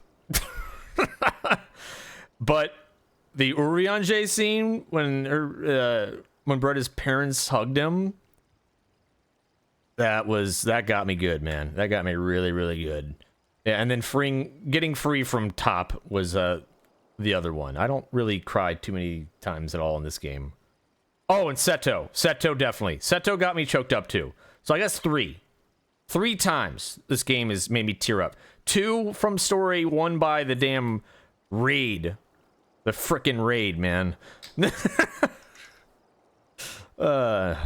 Just being done with it.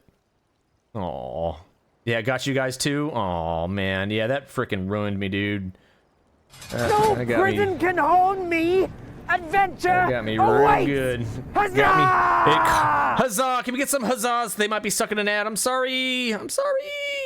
But here's some huzzahs. Huzzah! Yo, Cat and Cow, what's up, man? Get some huzzahs in chat. Huzzah! Ads suck. No, huzzah! Thank you. Wins. We're reacting to Preach's interview with Yoshi P, and it's a really good one if you haven't seen it. But thank you, man. Thanks. What's up? How's it been? How you been? What you been up to? Right. MXL saying, remember? Oh yeah. I don't. I think that's definitely a good scene, but it didn't make me cry. I don't think that made me cry. But the Urianger scene when he gets hugged by Moonbrae's parents, that I definitely lost it there. I was like, oh man, that sucks.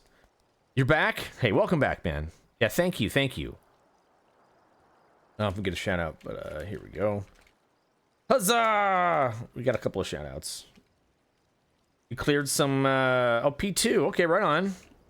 Going through the tier, you're gonna think you're gonna get all of it done before Dawntrail? You're just doing what you can? P2 is a good fight. Oh, okay, right on. Yeah, that one's pretty good, but that didn't make me cry either. It was good, but it didn't quite get me. It felt good though. 大ファンでもありますけど、やっぱり RPG のファンなので、 Seto got me though. MMORPG だとしてもそのストーリーの体験っていうのを別になくしていいわけじゃないとやっぱり思ってるので、やっぱりストーリー作っ Do you mind? I was like, what is my hearing? Go over here. Frickin' mind, jeez. 作ってる時これはもう RPG なんだと思って作ってるから、もうそう言ってもらえると僕だけじゃなくて多分日本のスタッフも全員喜んでると思うので今みんなガッツポーズしてると思うから。Oh, Seto. That was such a cool scene too. Oh, but yeah, thank you so much. It makes me so happy to hear that. I myself, of course, I'm a big MMORPG fan, but at the same time, I am an RPG fan. Oh my god! So even though this is an MMO, oh my god! We need to see even more huzzahs! Chat! Huzzah! Huzzah! Huzzah! We have a Sayori raid. Huzzah!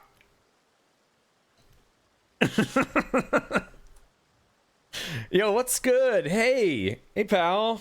Look at all those huzzahs. Hey, if you came from Sayori's chat, you can huzzah too. That you're here. That's your rating. Huzzah! How were raids tonight? Did you react to any content? Some of the stuff, or did you have some more ultimate stuff? I know you probably did a little bit of both. I know you're very busy running your ult groups. Every time I blink, they're celebrating another clear. It's crazy. Didn't know which time yet. Okay.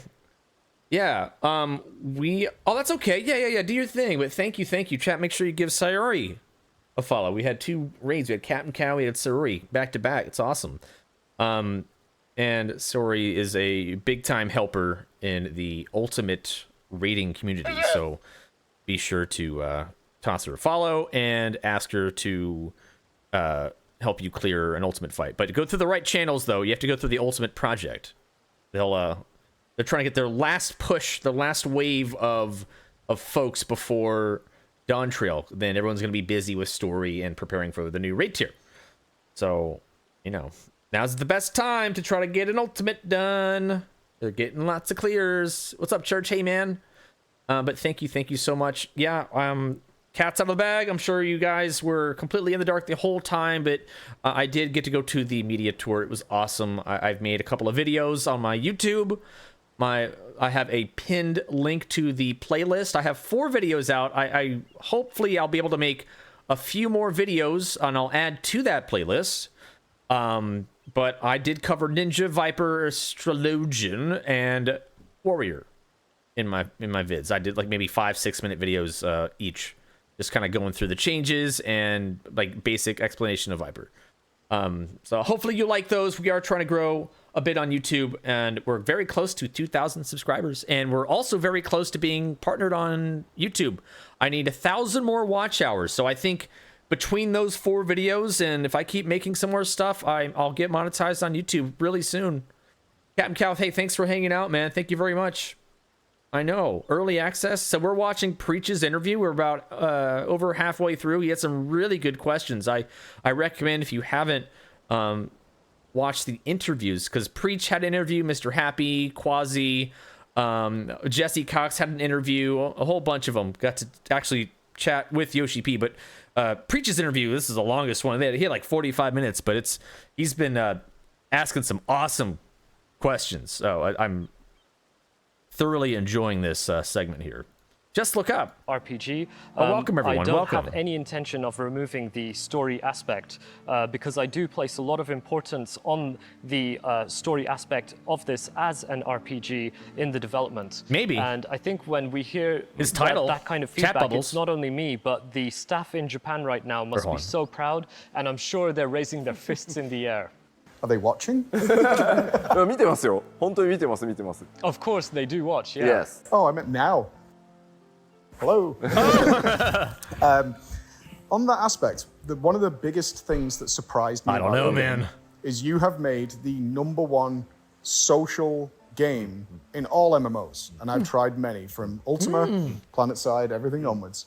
Okay. It surprised me how much my audience, fortunately I had this experience, were able to take part in my story and bring me along. If they were in the background, playing janitors or things like that. And stage plays that they made an entire story. Yeah, I think in terms of being a content creator, yes.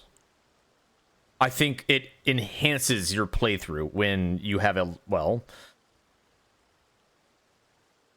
also kind of have to have a slightly larger following, right? Because like you'll attract the MSQ vampires and people watch you do the story, then they kind of participate. They have the whole like welcoming wagon when you go to a new expansion. They do things like that. Like I've watched some other streamers where there's always like dead Lalafels like doing play dead, or there's people dressed as snowmen everywhere. Like they're just trolling the streamer. So I think it's more of a content creator thing.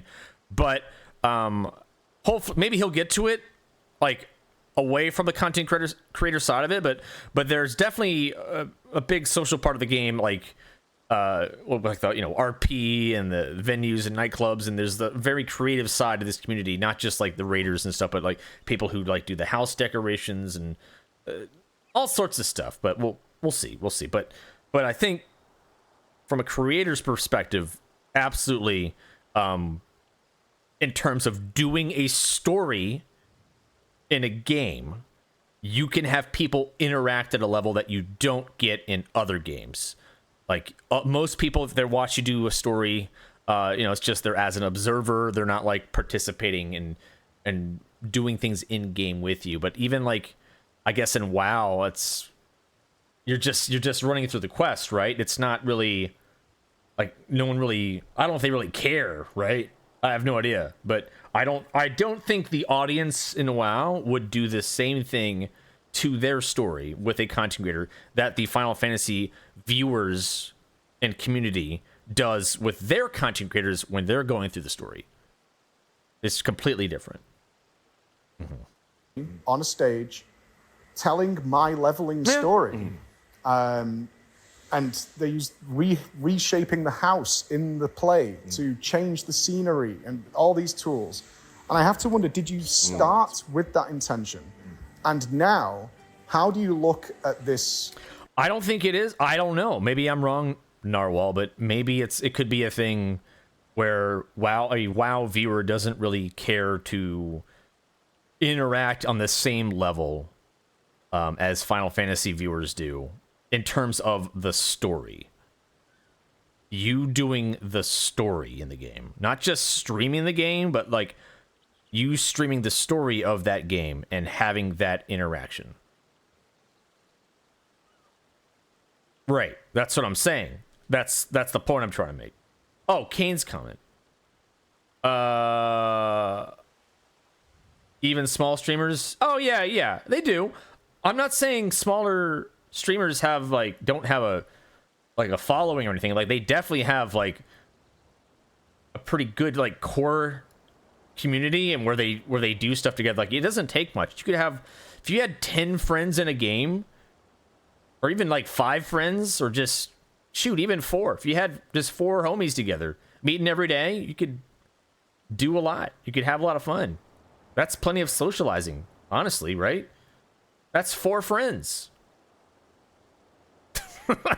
Environment where players are playing a game within a game, separate from what you're creating internally. 今回チャットバブルズ。一番自分が驚いたものっていうのは、まあこのゲームがナンバー1ソーシャルゲームでもあるということで、あなたはそれを作りました。で、Yeah, the lore books. とにかく私のオーディエンスが、私のこれまでのゲームプレイ体験を、ハウジングの There's a lot of WoW lore that I think is interesting, but you kind of have to be versed in like the earlier WoW games, like the Warcraft, not WoW, but like Warcraft 1, 2, 3, that story, because World of Warcraft continues those stories. That's why a lot of people felt when you kill Arthas, it's like, well, what's next? That's kind of how it ends. Like now you're just making things up. Kind of like Game of Thrones, right? You start outpacing the books, and then it's like, well, now what? Now we're just making stuff up for the show. Yo, what's up, Gladiator? Hey, man. Oh yeah, of course. Oh, true. They've had tons of threats. Absolutely. They just didn't write the story. I'm excited for War Within, though. I think it's going to be pretty darn good. I'm going to give it a shot. You love the Astro overview? Thank you, man. Thank you. I liked Kata. I think I got out at the right time, though. I got out like around Legion.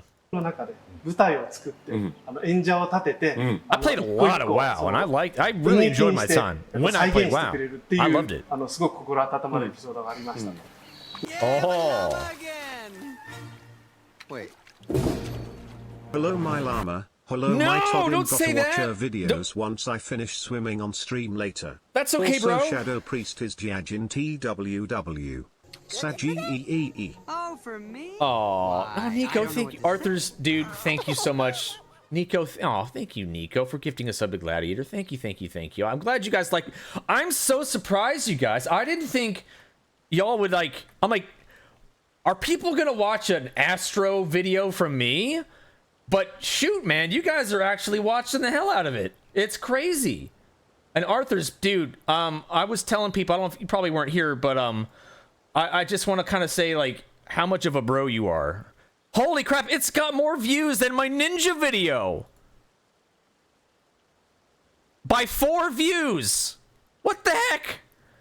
Do you guys really like my Astro video? Is it decent? Aw.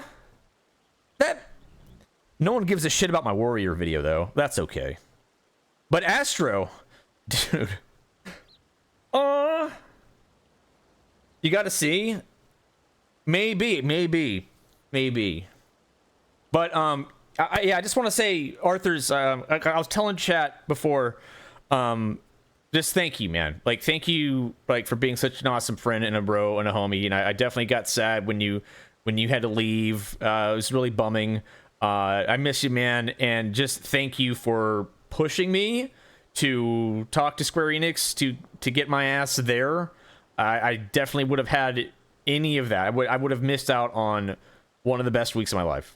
I would have missed all of that fun. Xeno's birthday, the media tour, hanging out with you, Quasi, meeting Max. Like, I would have had none of those things if it weren't for you just kind of prodding me and saying, hey, Todd, hey, Llama, go talk to them, ask them, just ask them.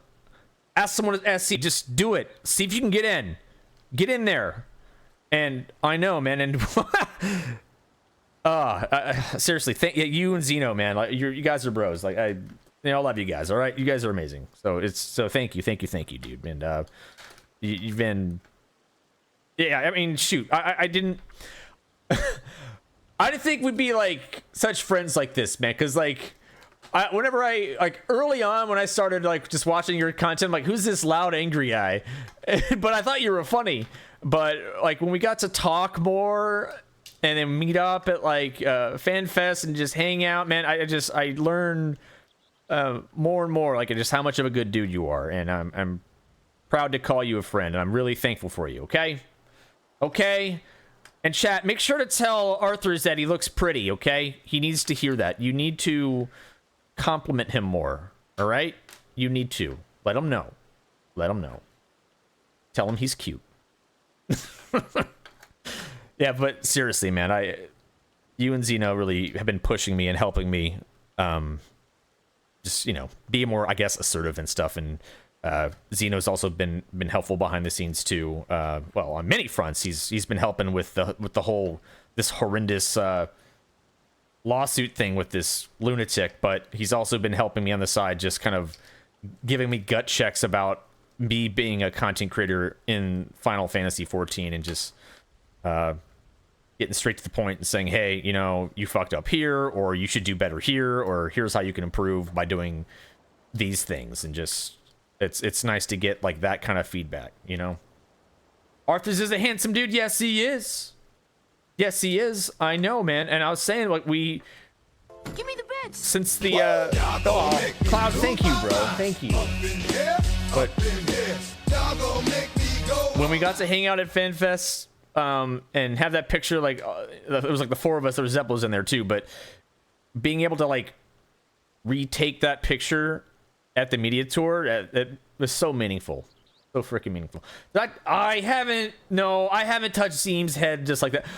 While I feel like I've gotten to know Zeno more and more, he and Arthurs have a much longer history. They've known each other for many, many, many years. I've only recently, I guess, gotten closer with the guys.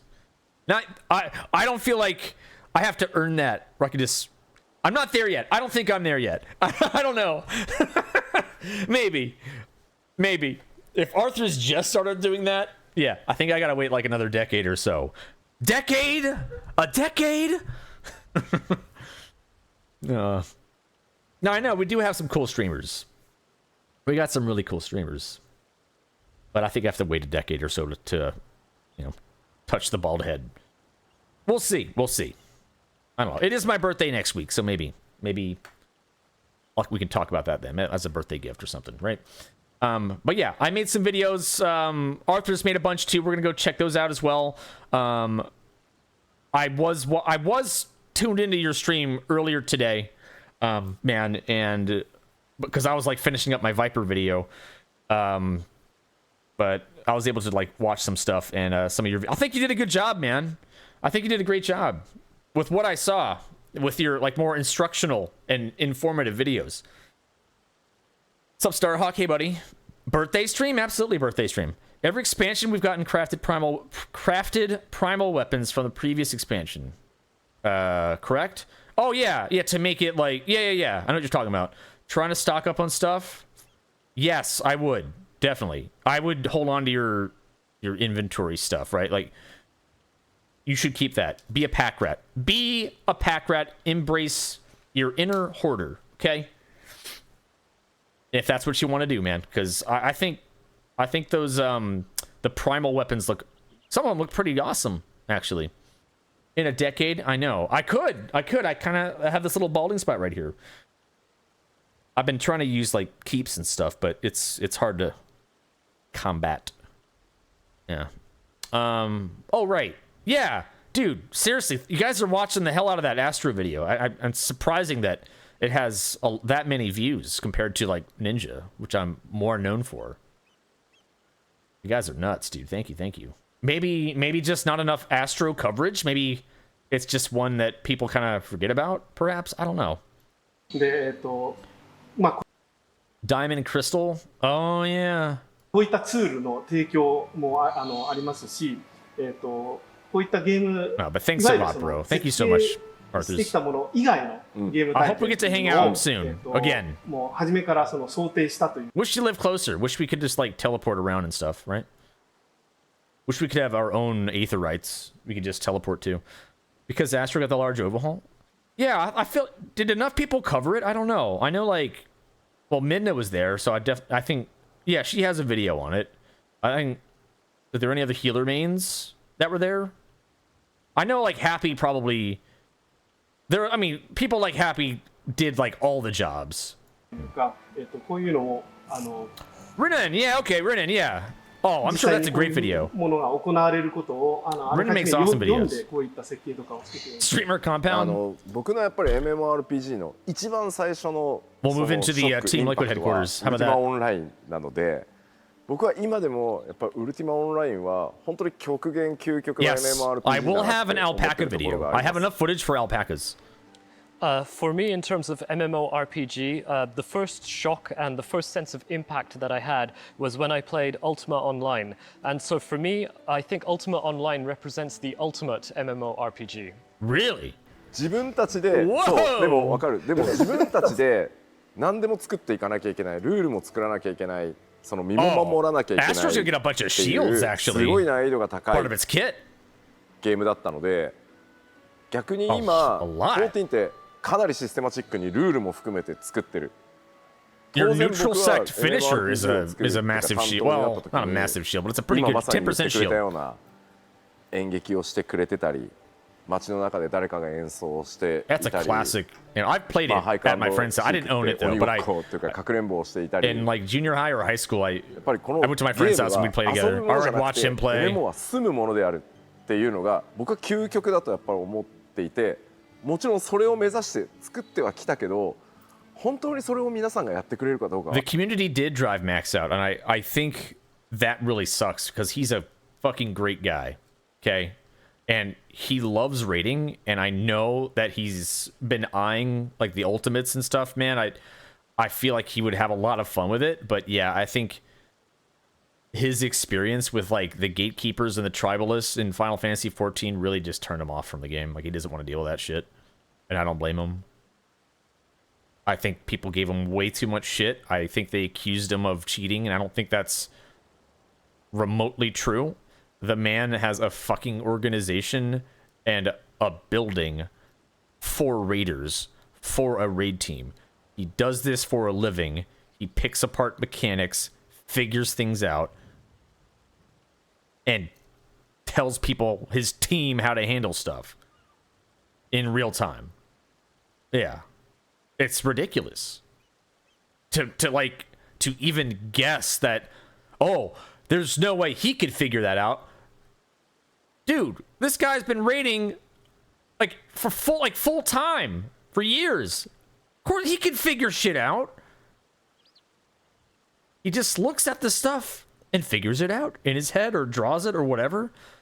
Like I don't think that was too unbelievable, right? To think he was like, oh God, no, he's cheating. He can't be that good. He's cheating. I fucking hate that. Mm-hmm. No. Yeah. I'm glad Echo did. That tribalist crap fucks this game hard. I don't think it does or accomplishes what you want it to, or maybe that is what you want. You want to scare people away. You want to say you're not welcome here. You can't play the game, but if you play the game, you have to play it our way. And if you play it your way, and if you don't do it the way that I like, then I'm gonna make sure you hear about it. And that sucks, dude. I really hate to hear that, man. And of course the other side effect, but this is not really anyone's fault per se, but it's a lot of the WoW creators that had a kind of a bad taste after playing 14 or streaming 14 because they only did MSQ, and then when they were done with MSQ, they lost like all of their viewers because of the MSQ vampires. They were like, well, next. Who can we cry about now? Who can we cry with? Oh, look who's enjoying my hoodie, by the way. Hi, baby girl. And her own secret lab chair, by the way. But yeah, anyway, we just kind of went on a tangent there. Max is a great guy. I hope one day he returns to 14, even if it's just offline, just to try out the raids, because I think he'd have a good time with it. I think he deserves to go through DSR, at least DSR. I think he'd have a blast with it. やっぱ分からないので、初めてそういうシチュエーション、みんながやっぱり日本だったりでも演劇をやってくださってる方とかいらっしゃるんで、ものすごい感動しましたよ。今でもそうですし、多分一番幸せな瞬間だと思います、我々が。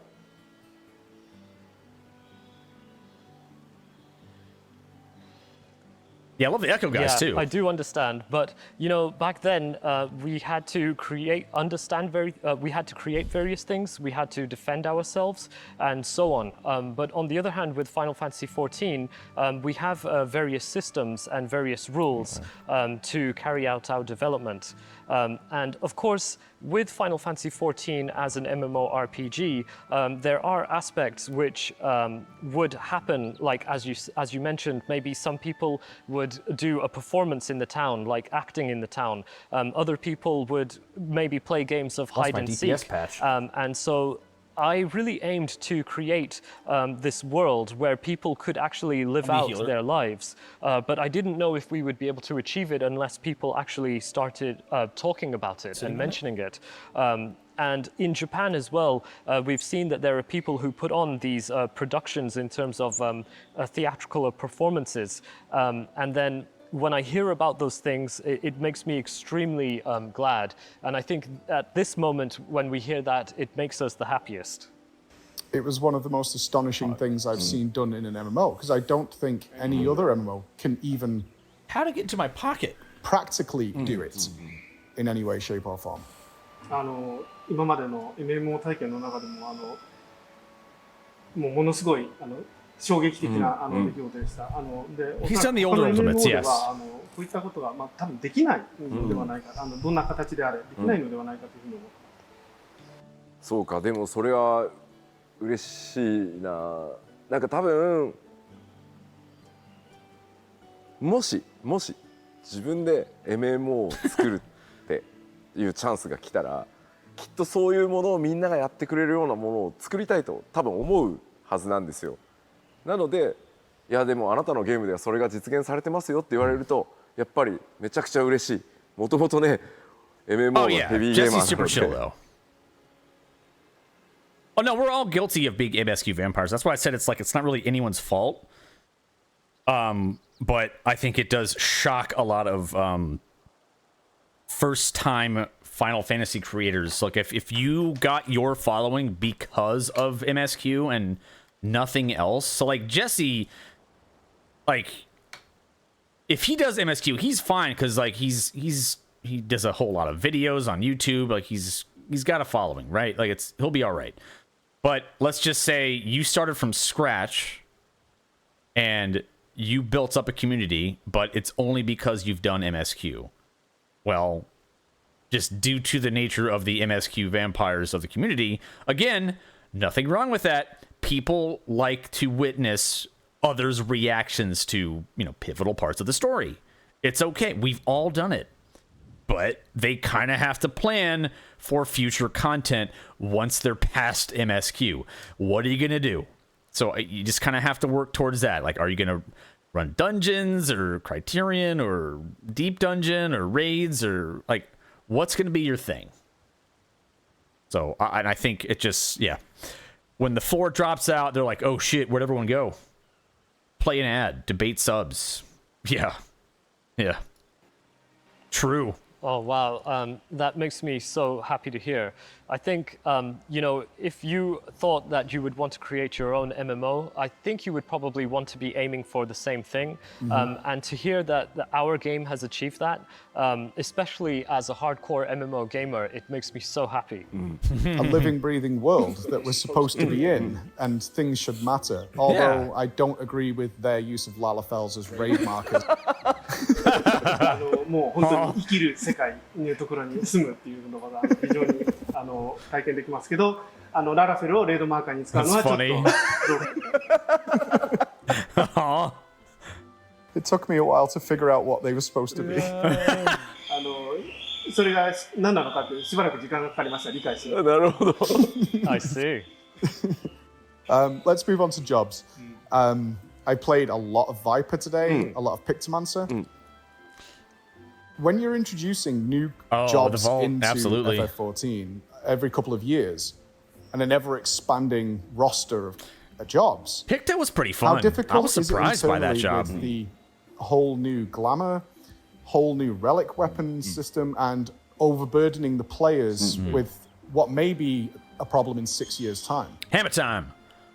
はい、今日序文の話に移ります。で今日たくさんバイパーだったり、テクトマンサーっていうのを遊ばせていただきました。で、まあもう結構なジョブの数になります。何年に一度またそれをさらに増やしていくっていう。Damn, Jesse, what the hell? 続けていますけど、内部的につまり開発においてこれがどれだけ大変なことなのか、つまり新しいグラマーも作らないといけないですし、新しいレリックウェポン武器強化コンテンツのための武器も作らないといけないし、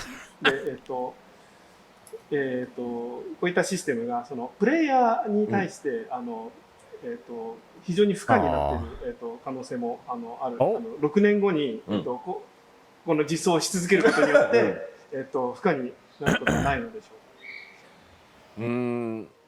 まあやっぱりいろんな MMO を自分でもプレイしてきて、やっぱりエクスパンションパックがリリースされるっていう時にワクワクする要素って、まあ当然新しいエリア、新しいフィールドに新しい冒険に出ていけるっていうところはまあもちろんなんですけど、コンバットにどれだけ大きなその変化や追加があるか、それから種族が追加されるかどうかみたいなところは本当にエクスパンションパックの絶対花形だとまず思ってます。Remember that dungeon is called if you like Goofy. So of course I've played many MMOs, and whenever I think about MMOs and I think about a new expansion that releases, of course there's excitement about the new areas, the new fields, the new adventure that you will go on. But I think more than anything, players would be thinking about how many big changes are there in terms of the combat, what sorts of races will be added, and so on. And I think though the jobs really are the poster boys of the expansion. で、今のところそれが一番わかりやすいのは、新しいジョブが追加されますっていうことによって、あ、どんなジョブが来るんだろう、どんなメカニクスを持ってるんだろう、自分に合うのかな、楽しいのかなっていう、やっぱりワクワクするポイントが一番。If you could have 2 new races, what would you add? 2. Go. 一番わかりやすい。Lupin.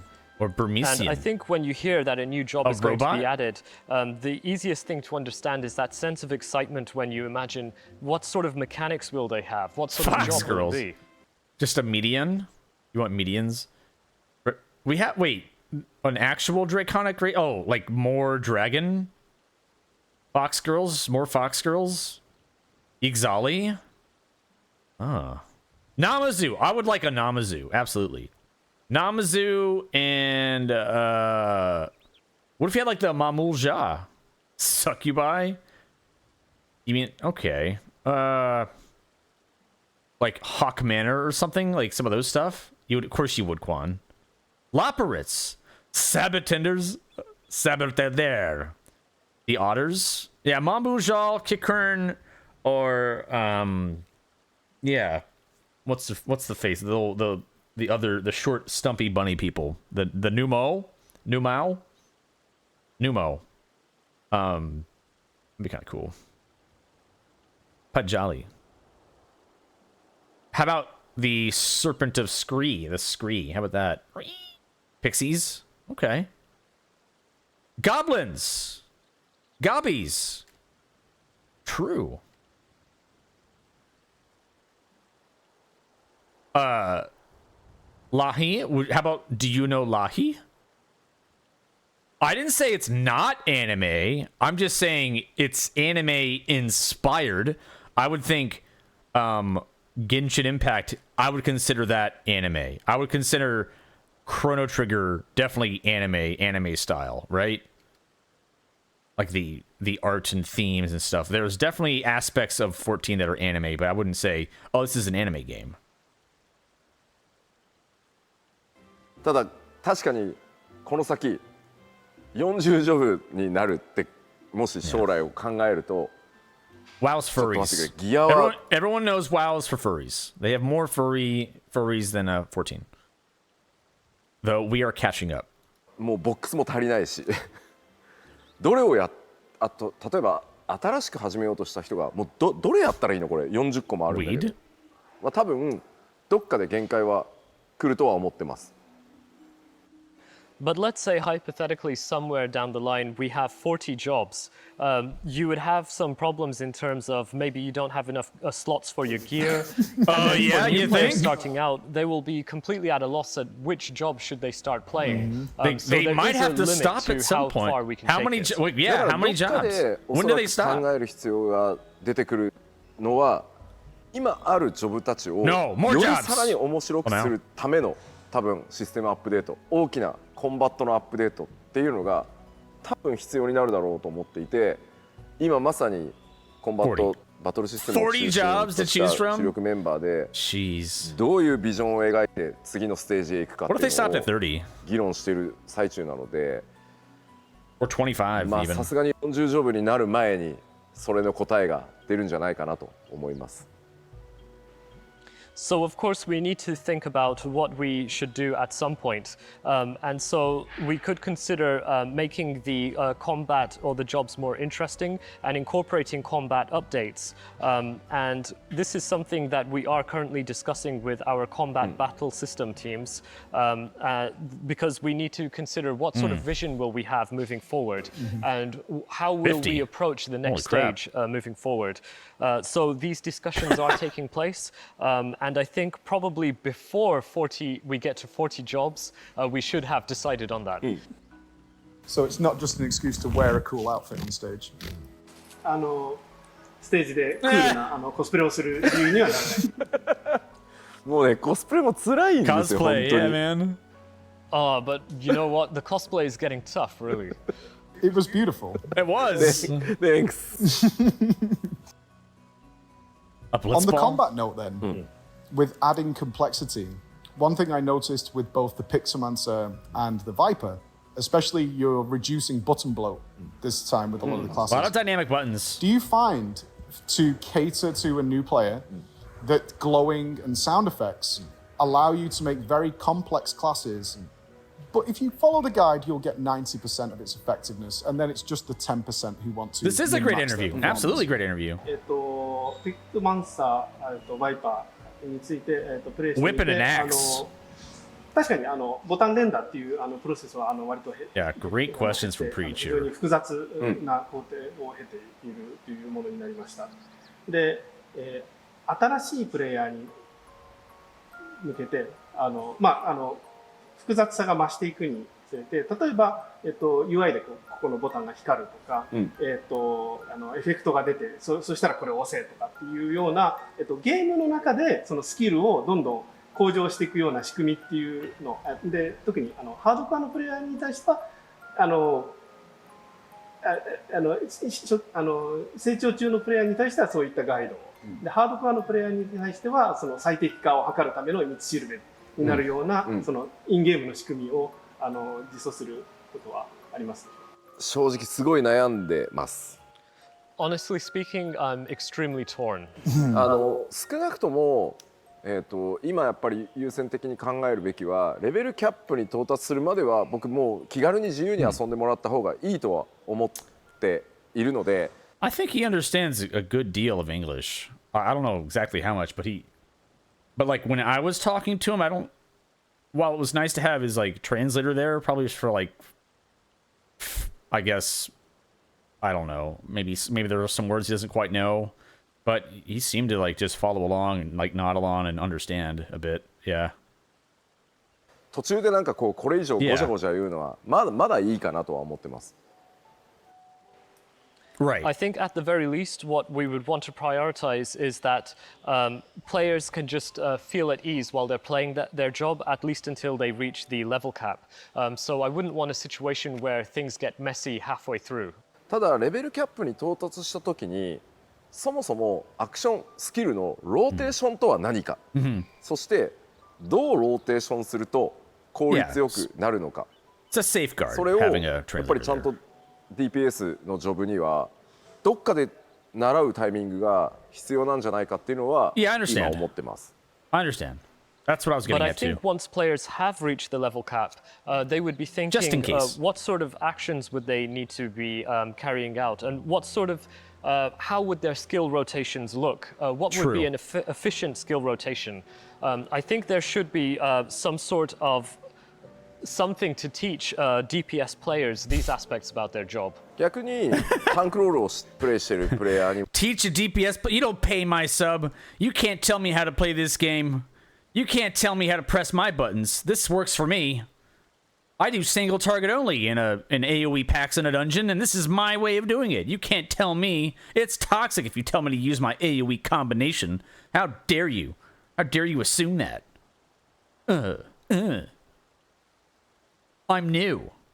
はせめてメインタンクとオフタンクがいるので、タンクをスイッチするプレイってどういう時に必要になるのかとか、スイッチするにはどうしたらいいのかぐらいは知識として持っといてもらってもいいだろうな。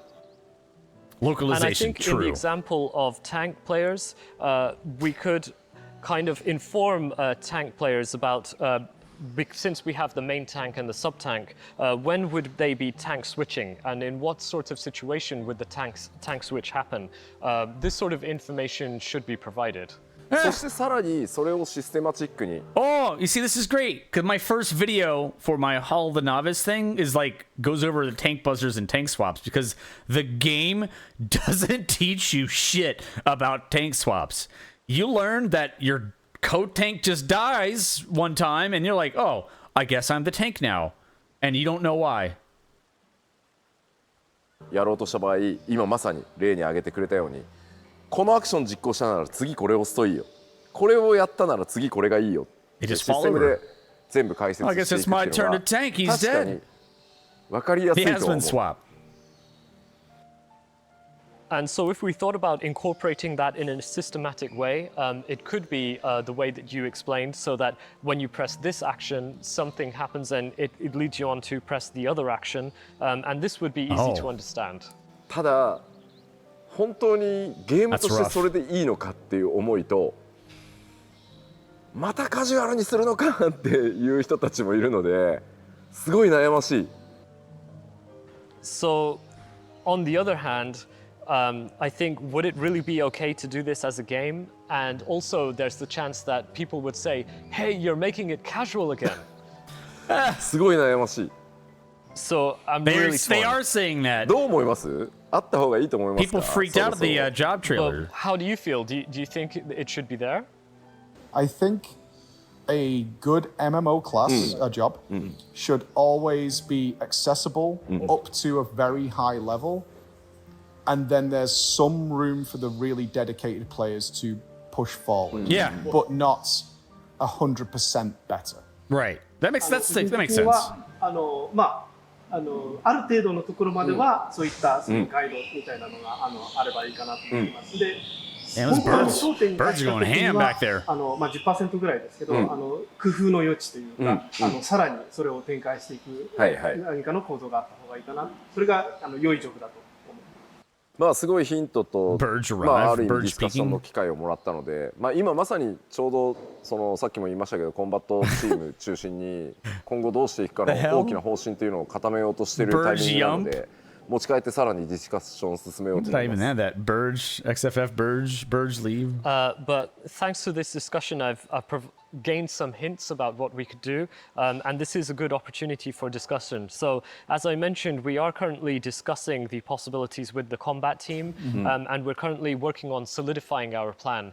So I'll definitely take this information back with me, and we can consider it together. Superb. Well, we're out of time, unfortunately, but I want to thank you very much for this.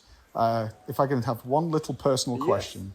I asked you at FanFest if we would see chat bubbles in the future. And you said yes. 時間なので、He knows. どうもありがとうございます。最後にファンフェスで伺ったチャットバブルの件、確か時は yes って言ってたと思う。For the stage plays. テストのサンプルの作成はやってます。もう実はすでに。Actually, we've already prepared samples for testing. この一言だけで多分世界中に衝撃が走るので、ここまでにしといてもらっていい？ Wait, go on. I think just this utterance alone has sent shockwaves throughout the world, so let's leave it here. Okay. Thank you. Chat bubbles confirmed. 今度はぜひ食事をしながらワインを飲みつつ、もっと長い時間ぜひディスカッションさせてください。I think next time definitely let's go out for a meal, drink some wine, and have a discussion then. I would love that. はい、もちろんです。ありがとうございます。 That would be amazing. Of course I will do. Thank you. 皆さんもありがとうございました。 Thank you everyone else here. Oh, that's so great. That's so great, man. Yeah, that was an awesome interview. That was freaking awesome, man. Yeah, we're just like looking at content, man. We're looking at the not FanFest, the oh yeah, there's me, by the way. There's me with Yoshi P. I didn't get I gotta get a full interview like that, but I did get to talk to him for a little bit and ask a few questions, which is nice. I asked him a question at the meet and greet. I asked a question during the actual Q&A where we had to submit written questions. But my question to him had to do with actually something that Preach was talking about. So it was ways to help people learn how to do better, how to play better, to prepare them for in-game content. How can we add content in the game, or that would instruct players so they don't have to use external sources? Yeah, the Dorito shirt. Yeah, I know. Concern. What did he smell? I have no idea. I didn't smell him. What the fuck? Was it? Yeah, I mean, of course, you got to know that, like, he can't promise things, but he really liked the idea that I had. And he did say things like, well, if we were to teach people how to do new mechanics in, let's say we had a Hall of the Raider, and it would give you examples of mechanics. It's like, well, we would have to constantly update that to kind of reflect whatever people are doing in like the raid tier or something. And well, I kind of countered that with like, well, maybe if we can stick to more like fundamental things, like just I can bring up tank swaps, just like tank swaps, and just maybe not necessarily mechanics, but like just things that people should know, like how to use their mitigation, even if they're not a tank, but like people just don't know to use their utility, or like maybe ways to help teach a combo, like a combination better. But I think they're kind of doing that with the dynamic hotbars that like Viper has. So that's very helpful. It makes it very easy to pick it up. But there is no real way to like be like, okay, in the game, who's going to tell me how to do an opening sequence, right? My opening burst. Like you always have to go somewhere else for that. Maybe that's just a gaming or MMO thing, but it would be cool if there was something that would at least provide you with the foundation to improve. And I feel like just getting people prepared for stuff that you should know how to handle in a raid, if it's in the game, that would be fantastic. I mean, you could do, it doesn't even have to be an exercise instance like Hall of the Raid or Hall of the Novice or whatever. It could be done in the form of like a dungeon, what's it called? Oh shit, it's escaping my mind now. But there's that one dungeon in Stormblood that does it, that has the kind of the raid mechanics in there, and then the mini games in like Golden Saucer too. Oh, there's that. Yeah, use food buffs. Exactly. No, Bardham's Medal. That's it. Bardham's Medal. That's the one. It gives you like the green checks if you do it right. Yeah, Bardham's. That's right. That's right. Yeah, people are bad at using their utility, their defensive kits and stuff.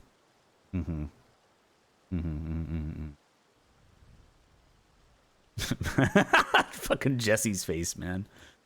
Oh god.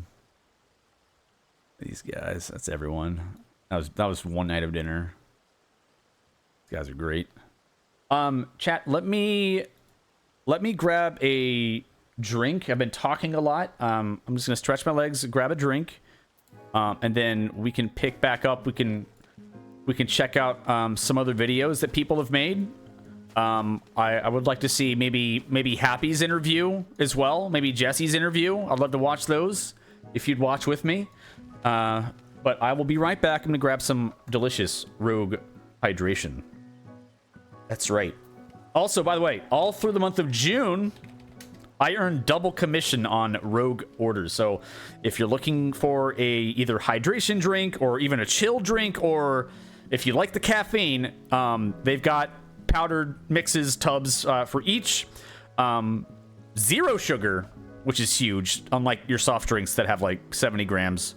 5 carbs or less, and 20% off with my code.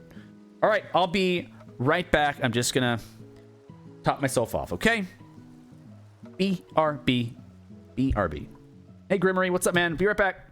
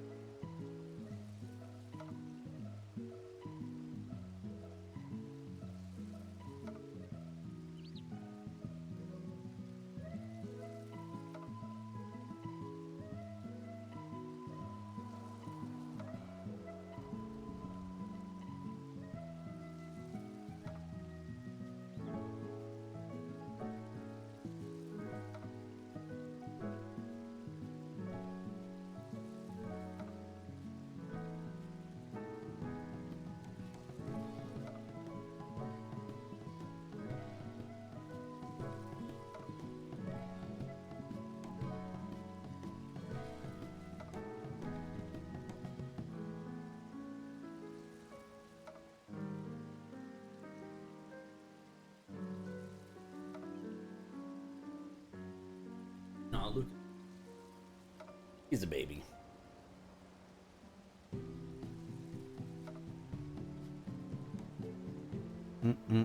Hey. Oh, thanks for the follow. Thank you. Luca has her own chair now.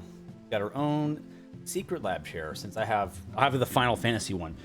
Chat, by the way, how many of you guys ordered a Final Fantasy chair? They seem to have done really well. Or people bought a lot of them. Kind of crazy. You got one? Yeah, I mean, I do like this version though. It's beautiful. Trying to pet me? You're trying to pet the kitty? Ah, baby. Ah, baby. You had to replace it? Yeah, I asked the people at Secret Lab if they would do a skin or something. That'd be kind of cool. Yeah. But it's a beautiful chair. Like all the patterns are embroidered on. Oh no. Oh no. Yeah, but yeah, we do have a link though if you are still shopping for one, but they're quite good. You might get yourself a little Christmas present. All right. Oh, that's okay, man. Maybe I'll hit them up and we can do a giveaway. Maybe you think down the road they might be able to do a giveaway for us. That'd be cool. Ah, by the way, I found this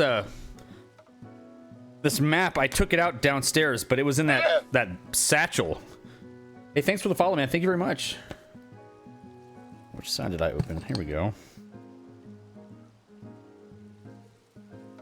You have an interesting article. Was it that raid one that was linked to me earlier? Here. Oh, okay. So how to hang the map. So this was, I think there's like some wooden pieces in here. Okay, yeah, there's some wooden pieces. All right, that'll like weigh the map down. So this is a really nice material. So this is the map they gave me. Or not a map, it's like a poster. It's like kind of, I don't know what material that is, but it's nice.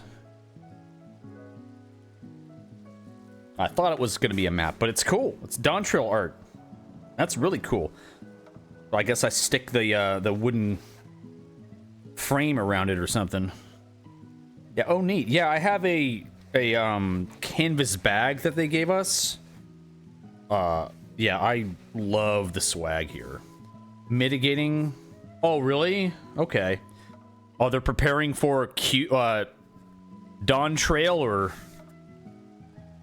I guess we had Q Walker. So what's Dawntrail gonna be? Put that back in there. Which I like the butt. But yeah, look at this bag. So they gave me this awesome canvas bag that had all my stuff in it, or the hoodie and that print. There's a compass. There's a notebook, and I think a pen or pencil. Yeah, the waiting. Okay, yeah, I just snapped the wood together. Oops, didn't put that back in there. Lawn trail.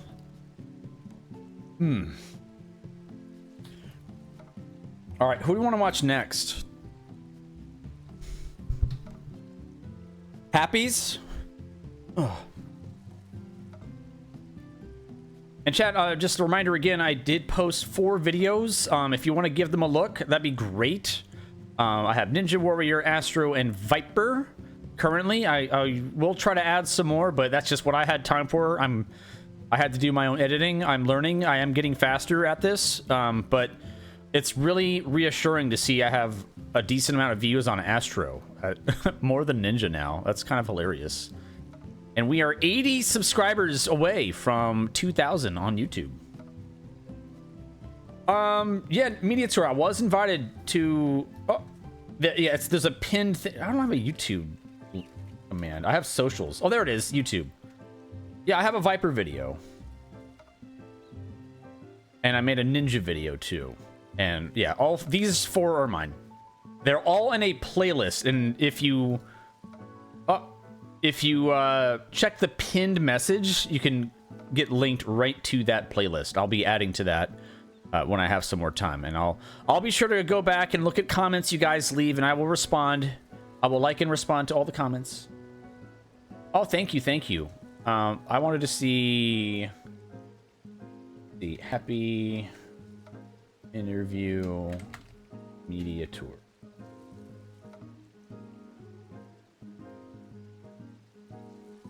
Oh, there's Jesse. Oh, nice.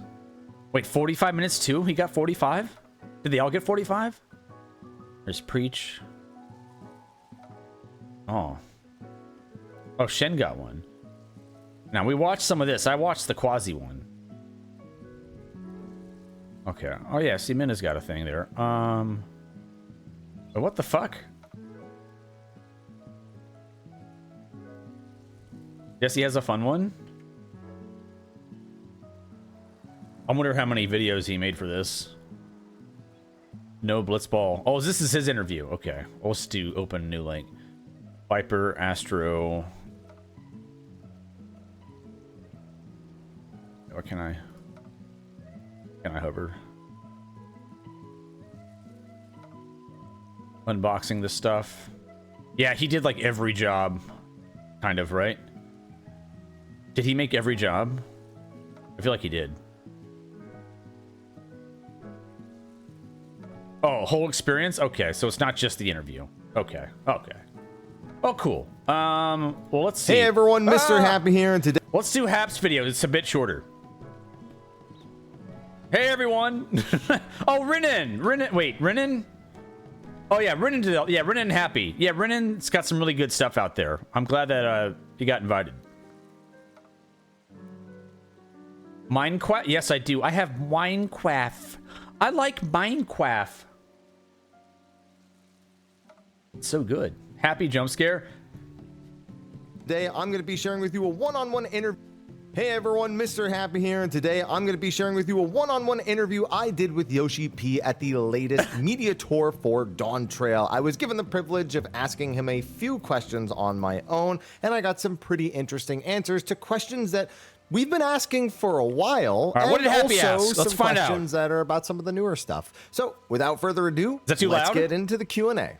So question number one was a simple one, and it is one that I have asked Yoshi P before, and that was that if they're going to add new job weapons to the old Ultimate. Ooh. So right now, when an Ultimate released, it released Great with a certain number of question. weapons based on the jobs available, but as they've added new jobs to the game, people have gone back and beaten those old Ultimates with the new jobs. I'm happy. Without really being able to pick up a really fancy shiny reward. Interesting. We've been asking about it for years, and I finally have an answer for you.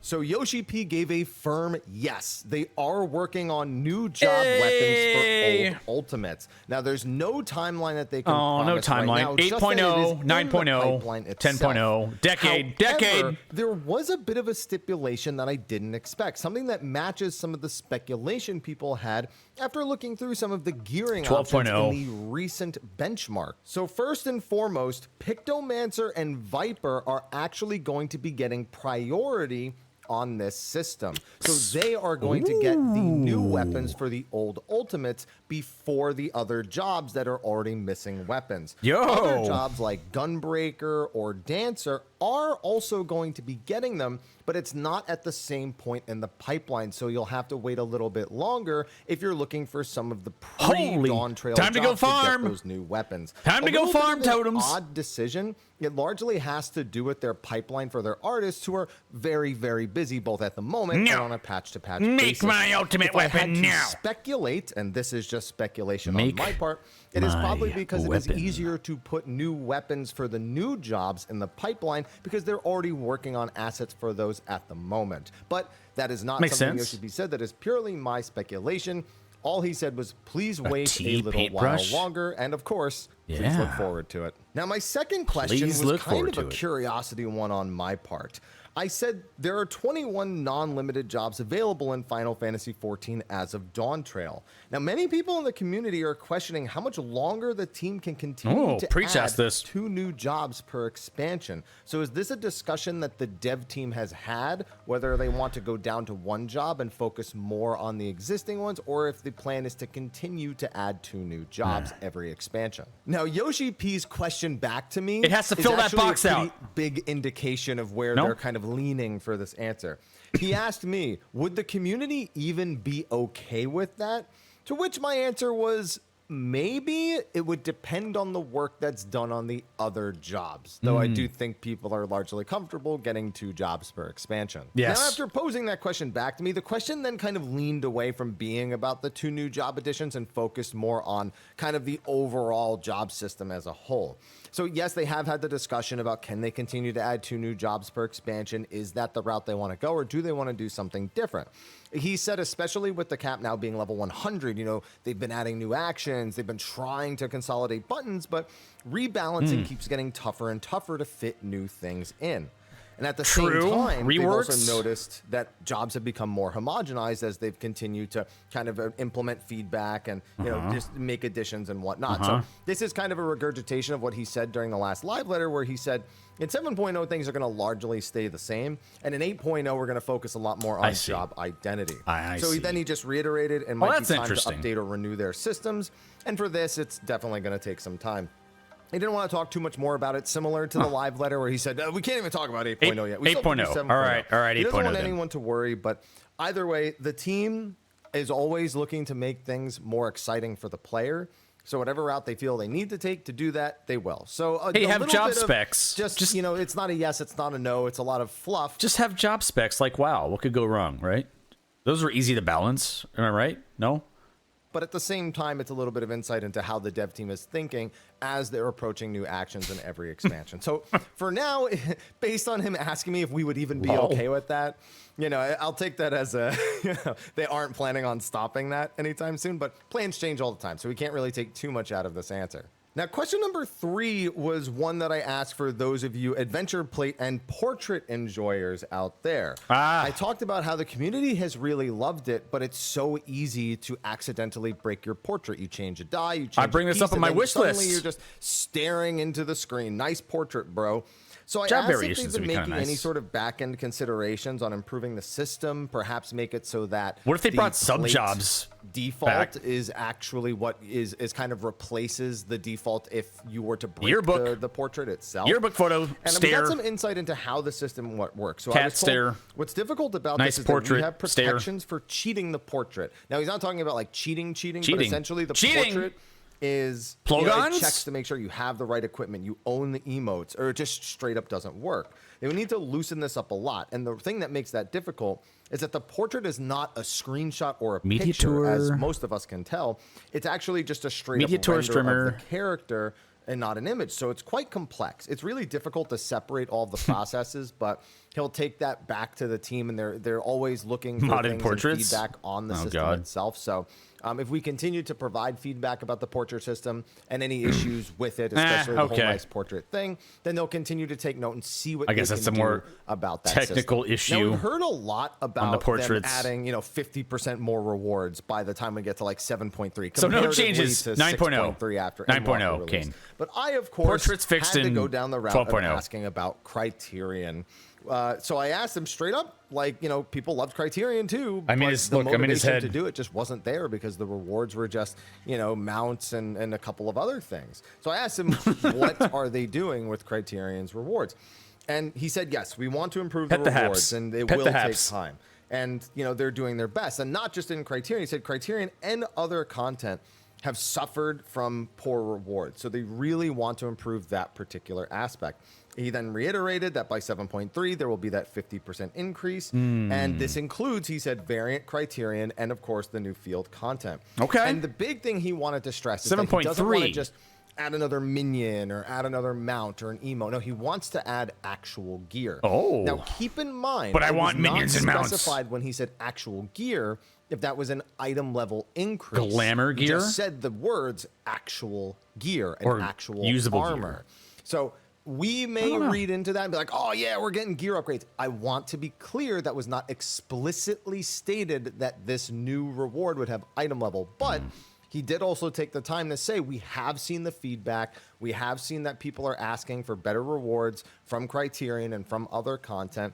And that's what we want to do to improve it. So if they have really been looking at the feedback, a lot of the feedback has been to provide item level and, again, actual gear. So I can be optimistic about that answer. I just want to add that disclaimer. It was never explicitly stated that this would be gear that increases your item level. Just so you don't come back to me later and be like, but Mr. Happy said, no, I'm covering that here. So my fifth question to Yoshi P. But Hap said, my favorite answer by far, not just because of what the answer was, but because of how he delivered the answer. Oh, I know what this is. Yoshi P, I know what this is. Deep breath, and I went, Blitzball. It's Blitzball. Said, so, Blitzball. Because he shouted. I didn't get to say another word. He audibly shouted, no! He said it so loud that people in the other room asked me, why did Yoshi P yell no at one point? So yeah, that's it. No Blitzball. It's not just in 7.0. It means ever. My celebrations from the FanFest are to be met with the expectation we are not getting Blitzball.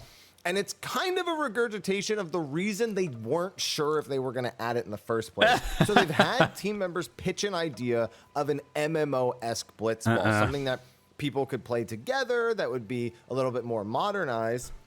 But he said that's not the nostalgic version that people the snapshots, the latency. So is it really the same as adding Blitzball? When time to get PvP? I don't know. Name and not in its other functions. On the other hand, if they add Blitzball, as it was from Final Fantasy X, he's worried they're going to put all this work into it. People are going to play it once and then never touch it again, which was my chief concern about adding Blitzball. So because of the concerns over replayability, because of the concerns over making changes to make it more replayable, but at the same time sacrifice what Blitzball actually be a pain in the ass. I'd rather have the snowboarding game. Give me the snowboarding game instead. No. So we can stop asking about it. And some of y'all out there are gonna be like, oh, of course he said no. He's not going to answer that question with a yes, Happy. That would be No, it's not happening. He was very passionate about the no. And he was glad to hear that I wasn't asking for it because I wanted it, just because I needed to ask because everyone asks. Okay. Moving on. My next question was about them combining the subscriptions for Final Fantasy XIV and Final Fantasy XI, because we do have the Final Fantasy XI raid coming out. So you'd assume they might do either some promotion campaign where it's like, cheaper to buy the game or to log in or whatever. Or, of course, that long coveted, combined sub. Something give us a little coupon or something. When the systems were more closely tied together. And that's kind of the big thing that's stopping them from doing it, is that the systems for the game are just very different. They have to consider legal considerations as well when they offer a bundle subscription. Not every country where they offer the games as available, they don't have the same laws when you suddenly are tying two subscription services together. And so between the systems in the background and potential legal issues in some countries where the games operate that could become a bigger headache down the line, there's concerns. They're not letting them stop the idea as a whole. And in fact, they have been checking and updating their database on the back end to see how they would achieve this, given how different the game's registration and subscription systems are on the back end, especially with, he specifically labeled Play Online being one of the major concerns. Fucking Play Online! So they are actually still looking into it and doing more research. It's something they don't want to say no to. But it's also not something they can just say, yeah, absolutely. Let's just I don't think you can even do that. It's not even under the same umbrella of the launcher, right? Like Blizzard or Battle.net has all their games together, right? And you log into your account and everything's tied through that account, but you'd have to have your Final Fantasy, I'm sorry, but dogshit Mog Station talk to Play Online in order for that to happen. Hey, what's up? How you doing? I would love it, though. But, oh, my God. Oh, my God. They should, they should. They should upgrade and update Mog Station completely. The whole login process or registration of the game is just, it needs help. It just needs some help, man. They have probably lost a lot of money from people that just give up trying to buy and register the game and get a subscription. I feel like they've lost so many people, man. So if they updated maybe the back end and the login system with that, and then maybe, I guess for the hell of it, because there is a Square Enix login, right? I know my login I kept from FF11 when I log into like the Mog Station and stuff. So I've kept it all the same. So like I feel like maybe there is some wiggle room there where they could kind of communicate, but I see what they're saying. It's just not really in the cards right now. But a discount would be nice, but definitely play FF11 for free. Fuck yeah. I'd love that. I actually would go in there and mess around again. Flip the switch for. So there you have it. I tried to get a newer answer on that one, but we kind of got the old one, just a little updated. XIV launcher just for logging in. I had kind of exhausted all my questions. I was told I was going to get 4 to 6, and that was the 6th one. They can't even buy the game. And so I was like, okay, I need another one. So I remember back at North American Fan Festival, when it said plans for Deep Dungeon, they very specifically stated that they weren't sure they were actually doing a Deep Dungeon. So they're just plans. They might do something else. Plans. So I asked, what other content would you possibly do that would replace Deep Dungeon in Dawntrail? And he said that he couldn't say because it would be spoilers if he did. But the big thing he wanted to emphasize on is the amount of work they're putting into the other content that is very much set in stone. He said, for example, we're working on that new field content and we're putting a lot of work into that. So you pay with Krista? Deep Dungeon, it just might make more sense because we've already done Deep Dungeon. We have kind of a formula for it that, we can update certain bits of it, but we can keep the core systems there, which makes sense. Then they can save. There's a ton of people who don't have to do like brand new system work and setting up entirely new things for us to mess with. So maybe they'll go for more than 100 floors this time. Maybe they'll add something that's more challenging, but they don't want to say. But ultimately, they're leaning towards the Deep Dungeon because it would have the same formula. So in that case, also don't expect the Deep Dungeon to have like a sweeping change. If you know how the current ones work, I guess they don't want to tell you what the Deep Dungeon is because it would spoil. He also wanted to reiterate that they do have content that is completely unannounced at this time. And unannounced that's normal. content. We don't usually learn absolutely everything we're going to be getting. Right. The big thing is that after Dawntrail releases and things calm down a bit, they want to go over the patch plans for the rest of the expansion. This is something they did for Endwalker, and it was greatly appreciated. So it sounds like I love the roadmap. I love having a roadmap. 7.5 patch. It's hype. He doesn't explicitly state that, but he makes a statement that makes it sound like they will do that. So please look forward to that as well. And then I still got one more question. Oh no! And I was really I was not ready to get as many questions as I did. So I did something for you Black Mage players out there. I know Yoshi P plays Black Mage. I know he had to have been heavily involved in the changes that came to Black Mage in this expansion. Be sure to check out my Twitter Black Mage video that will also about be Black coming out at the same time as this. So one of the major concerns has been about the fact that MP requires you to cast an ice spell in order to gain it back.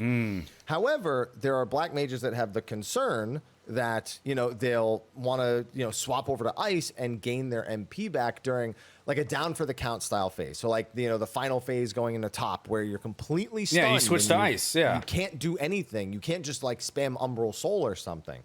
And he said that the job is actually balanced under the idea that, yes, you will do like a Swift Cast Blizzard 4. You will just do an ice spell upon coming back in order to continue where you left off.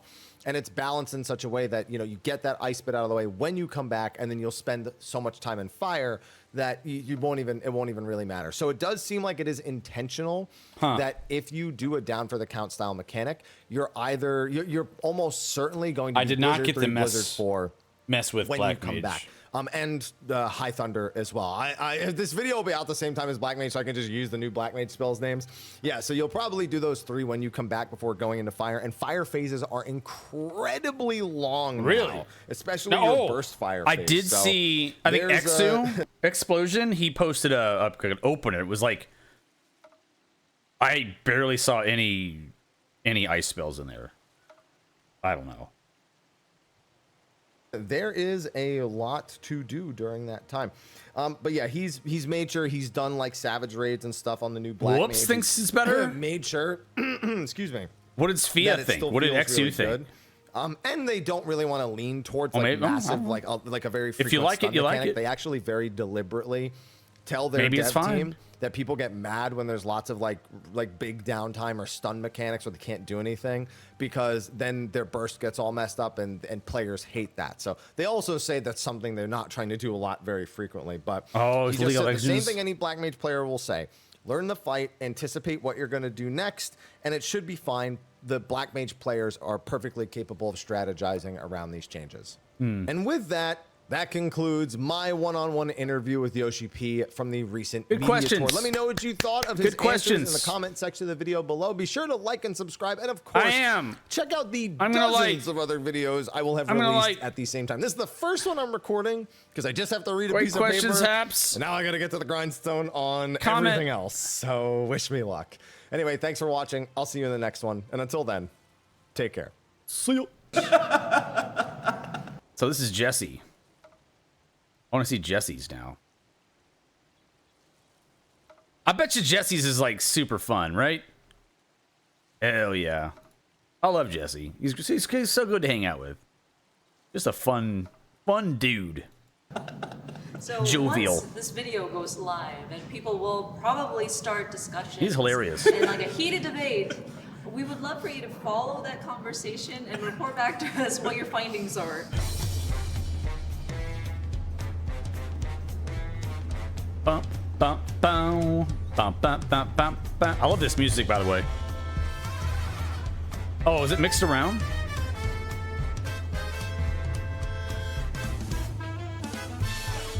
Oh, I see. And since I did promise you some glam shots, here's okay. that day. And now, questions with Yoshi P. You said today, and you said in previous live letters and at FanFest, that the player base has grown dramatically in the last 10 years. And as more players try out the game for the first time, it is. Try I know. to experience Final Fantasy. I was there. And try to. That was in the town. It was awesome. Already playing. There's a pretty big barrier of entry to get through 500 plus hours of a game, or to get through the overwhelming opening in order to get to their friends. What advice would you have for them, or what kind of suggestions, or maybe what you and the team are doing to make that easier? そうですね。なんかすごくそこは悩ましいと僕自身も思っていて、ただやっぱりファイナルファンタジー14のここまでの成長、まあ JC さんもそうですけど、やっぱりストーリーを体験して、まあいろんなその衝撃だったり、Hey, I want my まあ own 時にはこう涙をしてくれたり、 gold frame here. 僕もよく動画で拝見しているので、その体験あってのストーリー体験あっての14だっていう思いは、僕自身すごくこだわってきたからこそまず強いです。It is definitely difficult to address here because it is thanks Pon, to the story what do you think of Black Mage? You all right with it? Has grown to such a large audience, and I believe Jesse, you too. You've experienced the different elements throughout the narrative.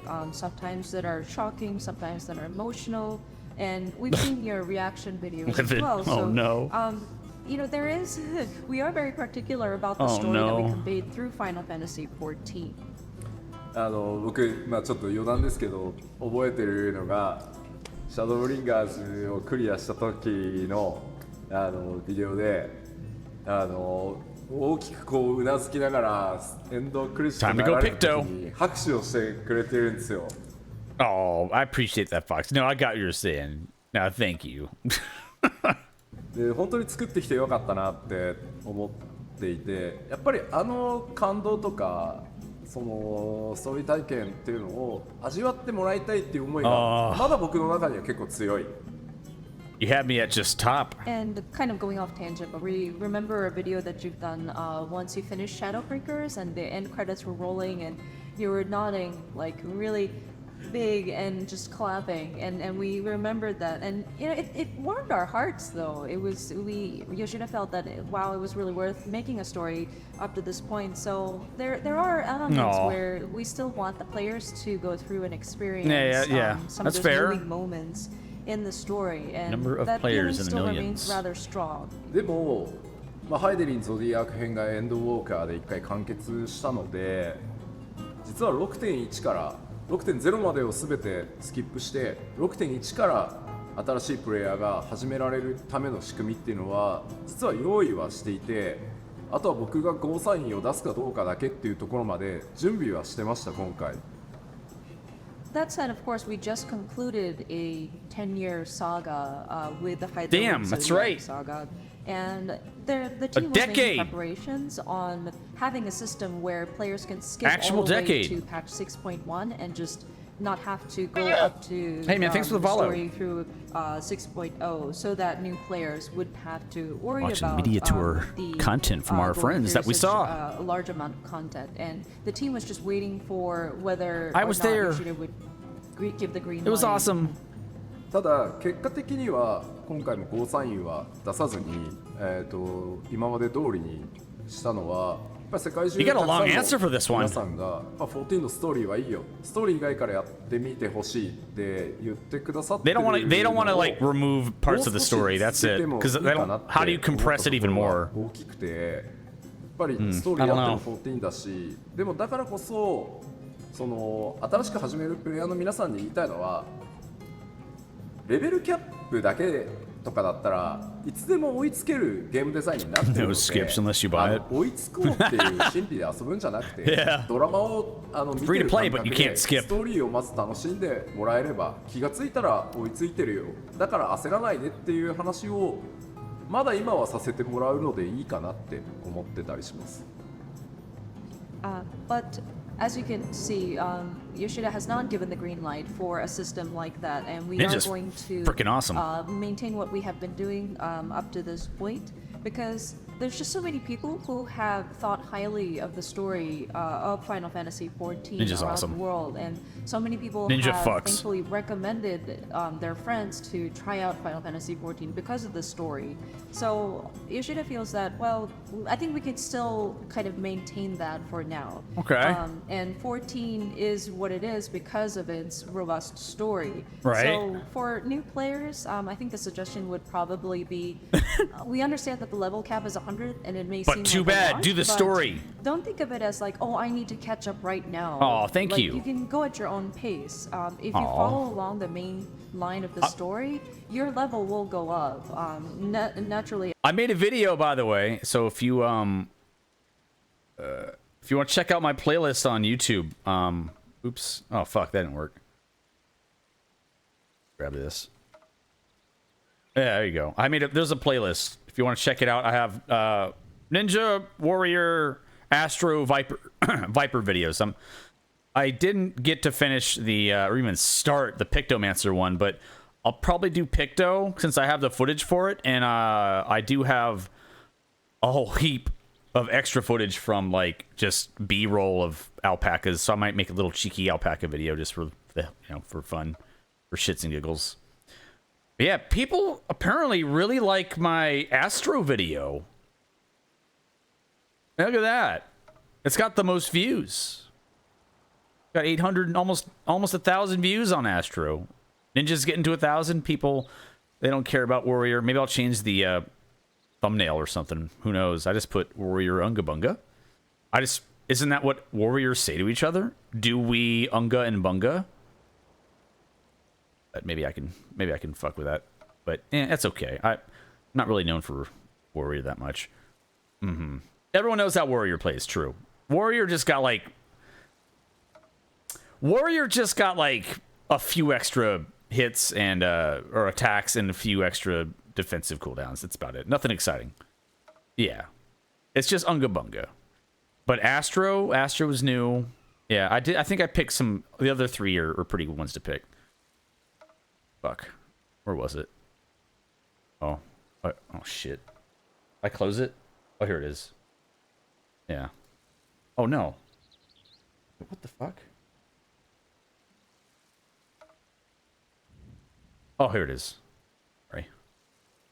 And by the time you get through most of the story, your level will have already caught up. What? Thank you. So kind of like you're watching a drama or something. Like just take it at your own pace. ただ最後に言っとくけど、毎回悩んではいる。 But I do want to emphasize one last time that every time it is a struggle whether or not we allow for that. Nice. All right, let's talk jobs. Your front page. On the screen right now is Viper. And while I thought Pictomancer was going to be the one I clicked with, Viper's the one that got me. But it's deceptive. Viper's, as you can see on the screen right Viper's now, pretty cool. I'm highlighting some buffs that you can get. Oh, there are shit. 4 rotations, 2 being AoE, 2 being single target. Okay. Yeah, he's kind of bouncing around us, so it's like he got to play Picto and Viper. Oh my goodness. Hey, Dave, dude, thank you for the 15 months, man. Thank you for the resub. Thank you. Yo, appreciate it, bro. Hope you're doing well. Thank you. Thank you for your support as always. Now, important questions with Yoshi P. We're watching the media tour coverage.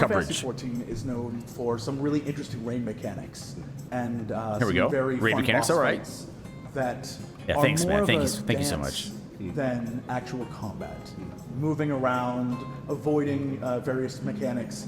And I saw on Twitter that Soken had commented that the video game Alan Wake 2 had a very good fight music number. Uh-huh. What is the chance that we will one day see a full-on dance battle in Final Fantasy XIV? どうなんだろうな。 Jesse ダンスに限らないんですけど、ちょっと最近 A dance battle? まあチームにも話してるし、 The fuck out of here. It's funny though. よりなんだろうこうエキサイトメントを What a 高めていきたい goofball. っていう Jesse, you're a 話をして goofball. ると思うんですけど、まあ He ダン would スバ ask トルか that. どうかはちょっと But I 置い love とい it. て、とはいえ最近ちょっとギミックがどっかで見たものだったり、何かを応用したものがちょっと多いなって感じてるので。改めて Just give me a long answer. いろんなチャレンジをバトルメカニクスに入れていきたいコンテンツメカニクスに入れていきたいって思いは今すごく強いです。 And it might not necessarily be limited to dancing and whatnot. I suppose, but yeah. We do want to deliver more excitement for the players whenever they do battle content, encounter content. So Okay. I don't know if it'll necessarily be a dance battle per se, but we have seen as of late many battle encounters where the mechanics seem very similar from one another, so we want to change that up. In out stack spread, in out stack spread. Tether, tether, bleed, bleed, tether, in out stack spread. Buddies, buddies, group, buddies. Spots, clock spots.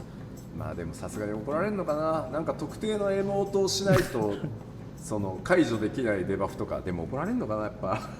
Great mechanics.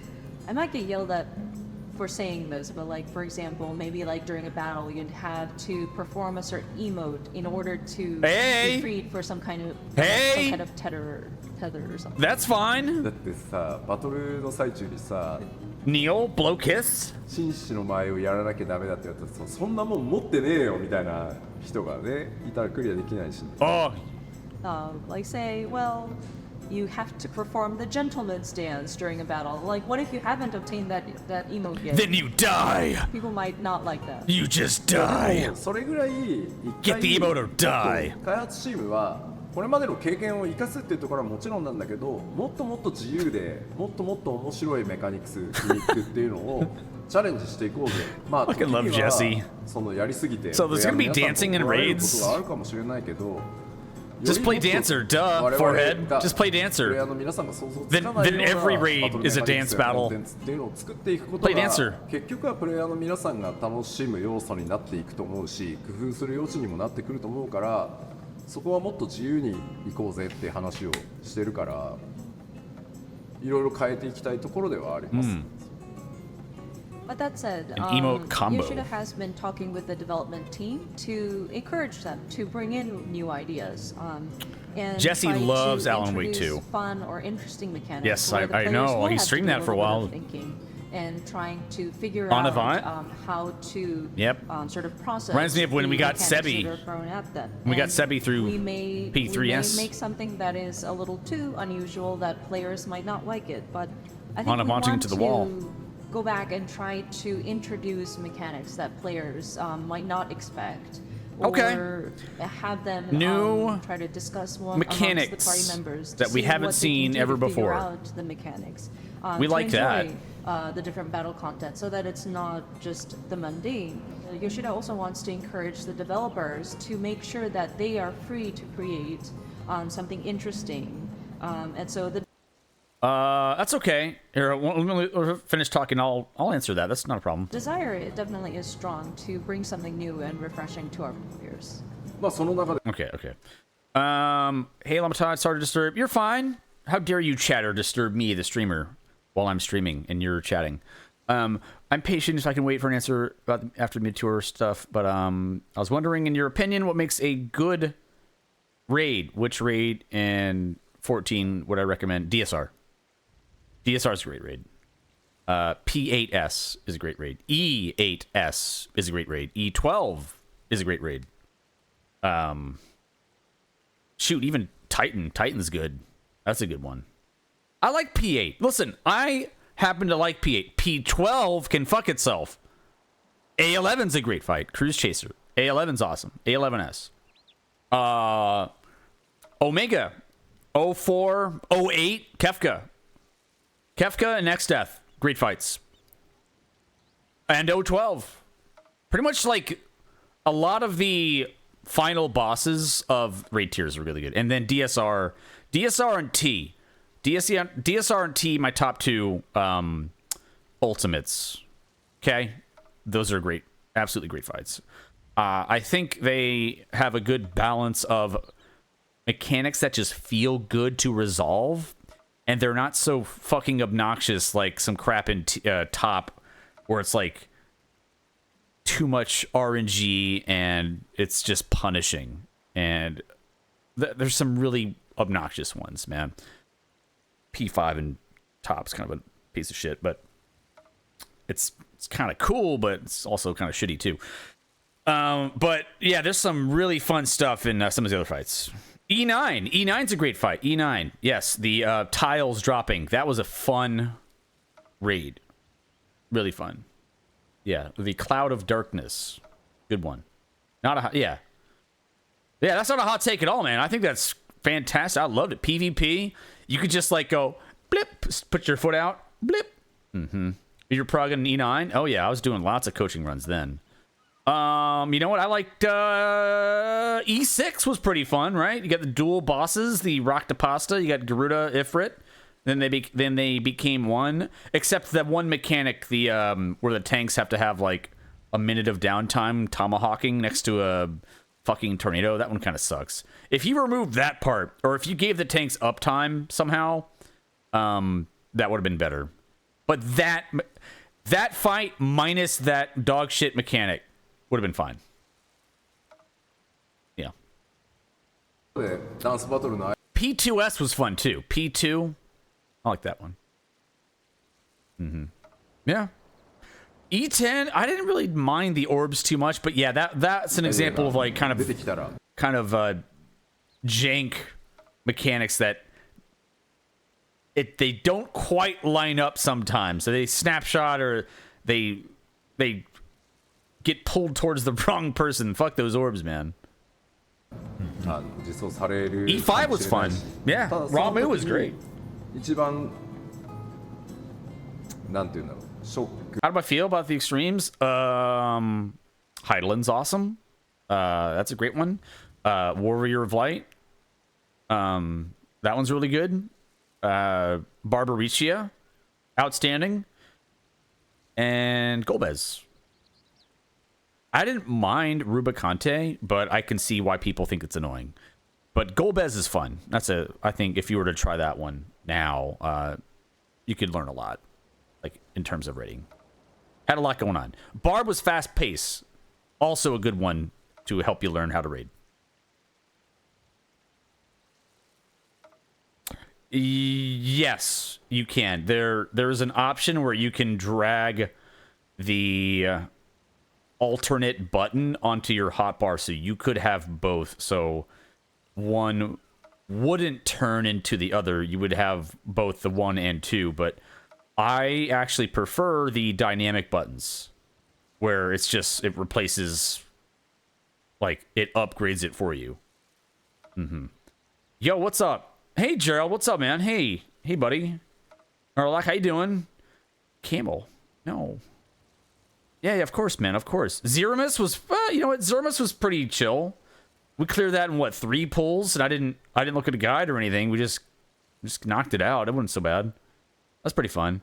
Golbez was more fun, though. I still think out of everything, Golbez, Barbariccia, Warrior Light, and Crystal Mommy. Yeah, that's a really good extreme, though.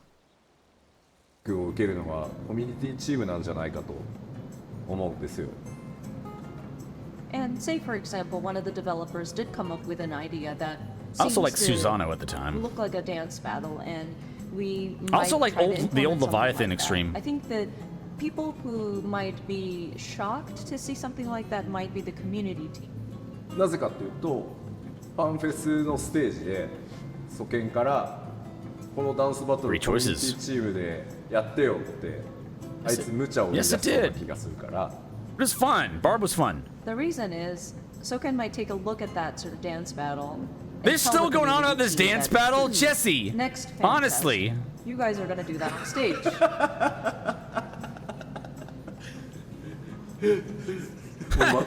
Oh, no, that's True. Speaking of fight mechanics and things, look, it's the Goofy dungeon. Gorsh.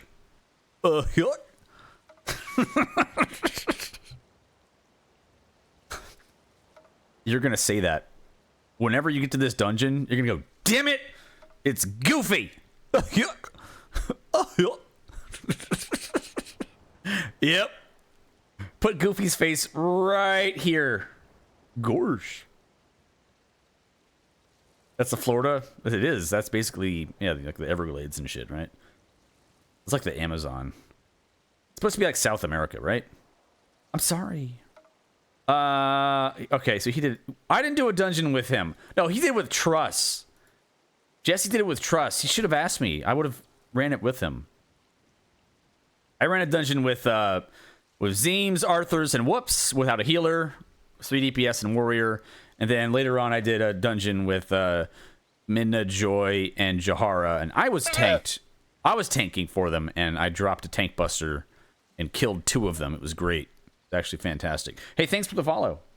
All in good fun, though. I was like, oh no, what does this mechanic do? And clearly a tank buster. Oh, should we stack Lamau? And they laughed. It was funny. You gotta laugh. You gotta tank buster your friends, right? Are you really friends if you don't try to kill each other in the game? No. And now, more questions. Important questions with Yoshi P. Hello, Yoshida-san. It's me, Ben Starr, your best friend and sometime... Oh my god, no, he didn't. Now, I've got a very important question. From me, from Jesse, from everyone in the Final Fantasy community. Now, 2 years ago, Jesse asked you when Lalafels will be able to ride other players like mounts. I see no evidence of this. I knew about this question. Jesse told me over dinner, and it's freaking hilarious. I'm like, Jesse, you didn't ask that man that, did you? Like, that was your question? You asked Yoshi P, can Lalafels climb up on top of someone's shoulders or head or arms and ride other players like a mount? And he was dead serious. I mean, look, he's got Ben Starr asking on his behalf. What the fuck? Hey, okay. Would you guys want this? But do you have... All right, but I feel like there should be some kind of consent, right? Because otherwise you just have a sea of mounts in front of you. If you go to like Limsa Laminsa, you'd be like, oh, there's a mount, there's a mount, there's a mount. You start climbing up on top of people and like AFKing. I think you'd have to be like, do you agree? Should you allow this Lalafell to climb you? And then, I will allow it. Yes. Yes, sir. Boss. When and how are you going to finally correct this injustice? Lalafels deserve to ride other people like mounts. Imagine them. Make it happen, boss. Make it happen for me. I see.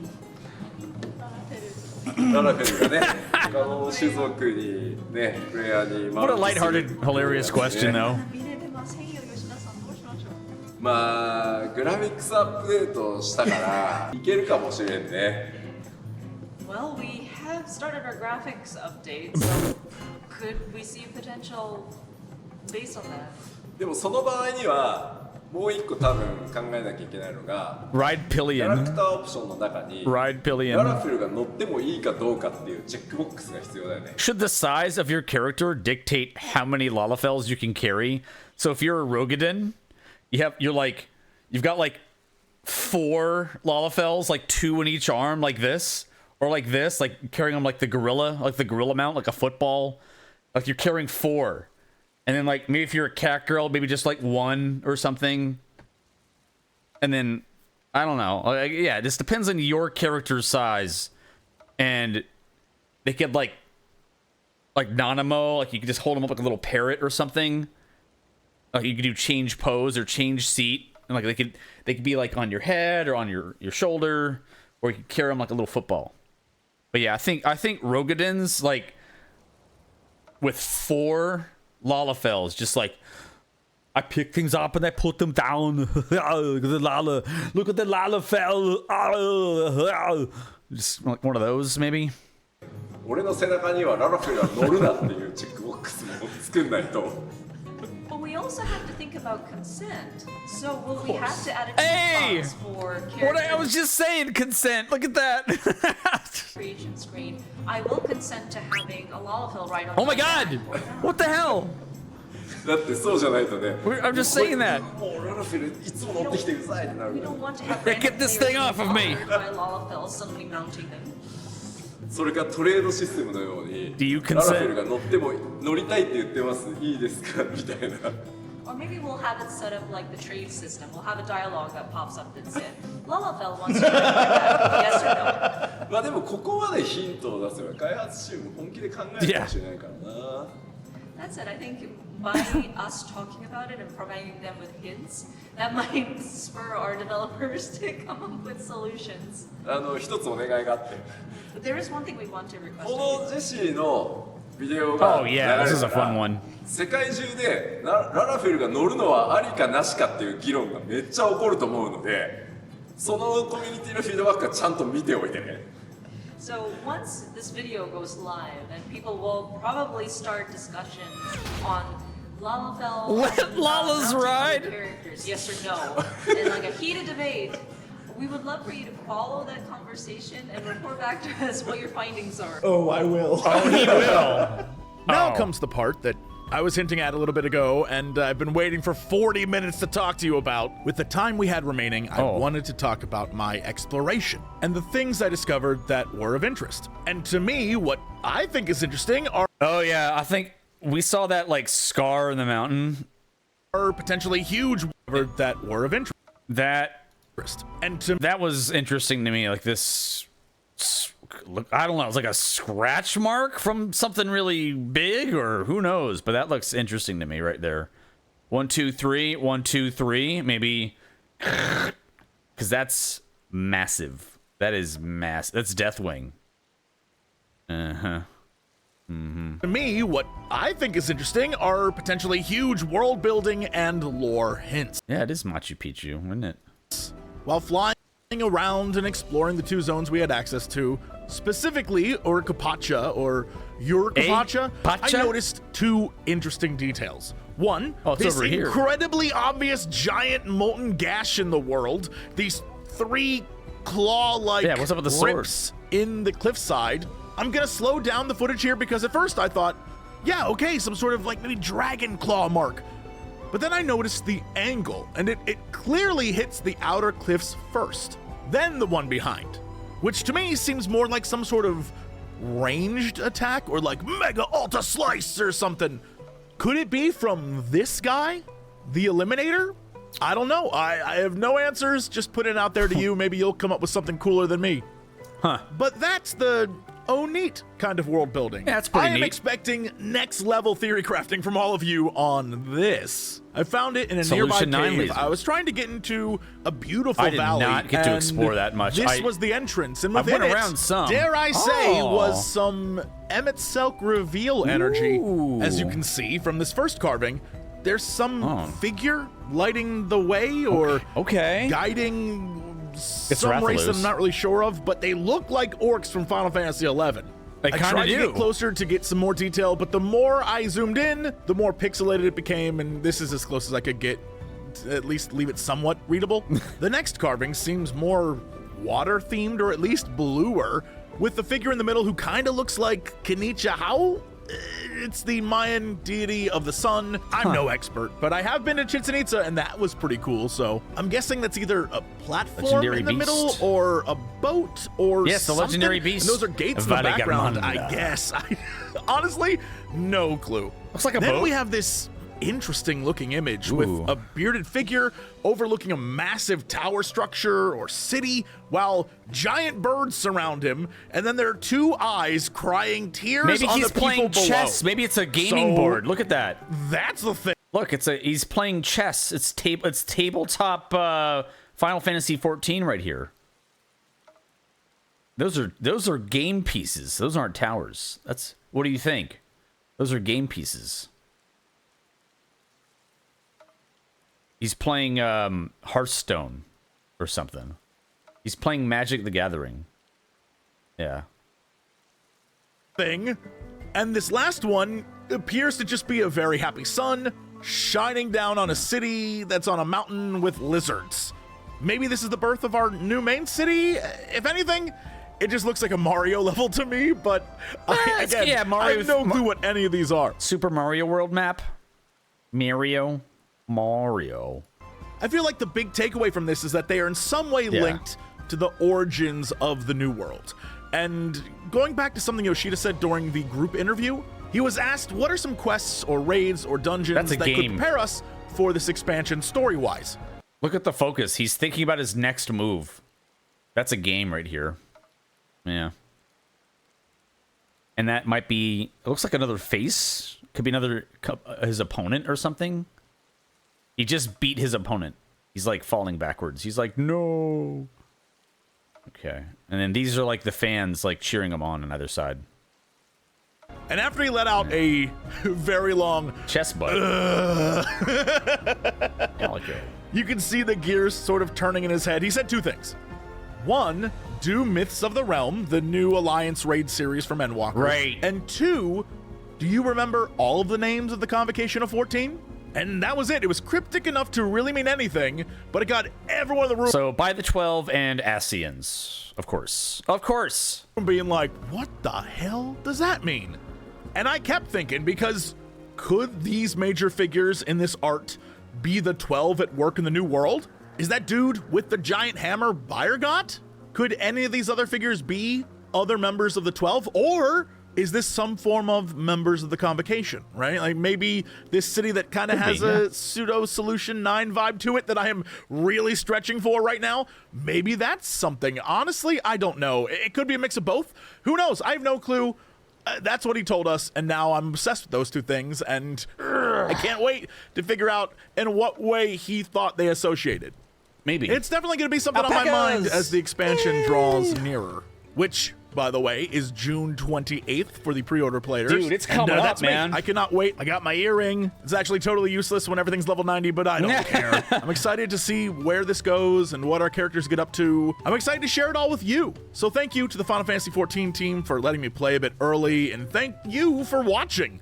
It's awesome that you made it this far in, and thank you for sticking around for my week. Yay, that was Jesse. That was Jesse's thing. I already like that. Yeah. I'll allow Jesse to ride. Wait.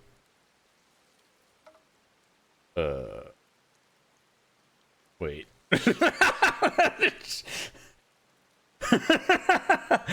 I'm like, I should phrase this differently.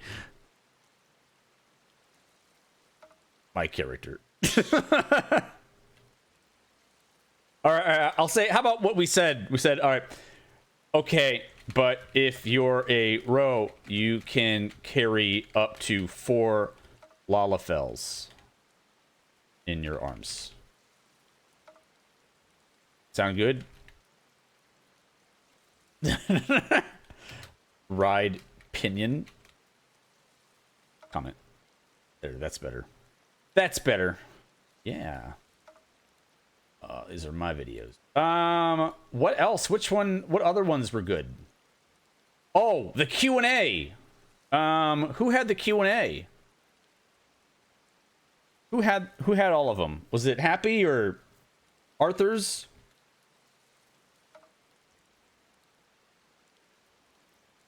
Oh, wait, day one. Does he have both days? Hey guys, in this video we will be going through the NA Media Tour Day 1 live Q&A session. I had the privilege to finally attend a media tour. That's okay. Thanks Square Enix and we had the best questions anyway. Yay, we did it! Woo! Yay! Not everyone who attended had a chance to get an exclusive interview with Yoshida-san himself, so they had a Q&A session at the end of the day for everyone else. We turned up a little bit. Yoshida-san and the Final Fantasy XIV team seemed to pick out the question from the streamers camp this time, and I'm so happy they did. Because as far as I know, none of the content creators in Day 1 got an exclusive interview with him. Happy had so Day at least 2. we got something nice. We kind of have the same Asked character. some of these questions because we pre-planned our questions so we don't end up asking the same questions. Yeah, we did. We planned it. Let's get into the few questions he picked and answered. I think that was the first one. Question number 1, which is asked by me. Oh, no, Arthur's was. Are there any examples of improvement? I think I was second. I was second. Previous PLL and also today's presentation. Is it more? We had some great questions. 7.x patches? Is it more gear drops from 8-man or 24-man raids or existing contents? Or is it simply just more rewards? I was for example, cosmetic very happy with our questions. Minion and mounts. For this question, he said that there's 2 parts he want to address. The first part is very straightforward, and he wants to get this out of the way first. Yeah, of course we were plotting. Tombstone cap increase. Yeah. Second part, no tombstone. He wants to improve the rewards on the current and even new contents like Criterion, where the biggest feedbacks are that the rewards are lacking and not what the players want. They didn't have resources back then to add more rewards in those content. John Gunner? And players felt that those content were very unfulfilling. Is your brother named Kevin Edge? Forward, they want to improve rewards on those newer contents, giving them more items. It doesn't just mean minions and mounts, etc. There will be gear, and they will incorporate more rewards into this content. They will also be releasing content that's different from current batch of content that we have. Rewards from this content will be more about filling in the gaps, but all right, I was gonna say something. It's so different hearing Arthur's kind of like tone it down a bit. Like he's definitely a bit more measured and not nearly as loud and angry or riled up as he is in his stream. So it's usually he's like ranting and like, you know, getting into it, but it's just funny to hear him like really calm. I was kind of wanting him to like kind of attack these things, but I mean, he's just reporting stuff. He's just kind of letting these are the questions. This is what happened. He needs to react to himself.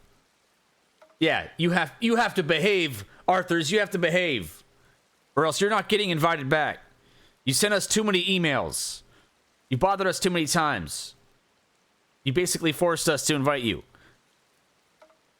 Yeah, he's got the media tour voice on. I mean, when I do my videos, I think I have a decent like just narration voice. So it's like you can expect that with me though. Like I turn on the whole narration voice. So it's funny to hear Arthur's give that a shot. Doesn't necessarily mean that we will get max item level gears. These additional rewards will be mainly filling in the gap that will raise our average item level instead. Oh he my said God. that he will there you review go. more of such rewards in 7.1 onwards because some of these rewards come from new contents that he said that is different from existing content. Chills. He also said that rest assured, we will definitely be expected to see an increased number of gears as rewards. He looked right at me and say, is this answer okay? Did I answer your question? And I just gave him 2 thumbs up. Aww. Like I said earlier, I'm pretty sure he knew who are asking these questions. Question number 2, which is asked by Lamatot. It's me. I would like to know if there are plans to create a central party finder, since many raiders DC travel to Aether for NA if they want to find groups. We could even tie in the Oceanic region as well. I read bedtime stories. Chat, would you listen to me read bedtime stories? What did someone say? They're like, I would listen to you if you had a YouTube dedicated to how it's made. If you narrated a bunch of how it's made videos. I'm like, oh, okay. How it's made. Sure. Why not? The fuck? Oh, okay. Bedtime. I listen to you for bedtime already? Okay. All right. You find me some stories to read. I'll read it. You know what? I'll read some drama too. Why not? This leaves players without access to FC buffs, I could do some lore readings. Who knows? While they are still trying to fill groups. Also, since we are getting many graphical and system updates in Dawntrail. Yeah, I try to word it in a way that it would apply to Dawntrail or future updates. I'm like, well, because we're getting graphic updates and system updates in Dawntrail, why not a modernized friends list? Similar to Battle.net or Steam Friends. And of course, I asked, are there any plans to create a central party finder, since all the raiders go to a Aether DC or whatever, like for NA, to find groups. We could even lump in the Oceanic region too, if we had like a central region-wide party finder, because it orphans everyone that's like just looking for a group or waiting for other people to fill. Like, you can't really have access to content in the game because of that. Like your FC buffs, mail retainers, you can't really do anything unless you tell like your group, oh hey, I'm gonna go back to my home world for a bit. Are there plans for modernized regional? And I'm not saying between JP and NA. I'm just saying the NA region, all the DCs within one region would have a central party finder. I'm not saying JP and NA, or even, NA and EU or whatever. Like, EU would have their own central thing. JP would have, like, you're just combining the data centers in one master listing. Yeah. So you'd have Aether, Crystal, Primal, Dynamis, and then, I don't know, whatever, the Oceanic one all together. Friendly, similar to Blizzard's Battle.net or Steam Friends. Yoshida-san said that they already received massive requests about this and knew about this feedback for cross-DC, which I think also includes cross-region. They had discussion among themselves about this for a while.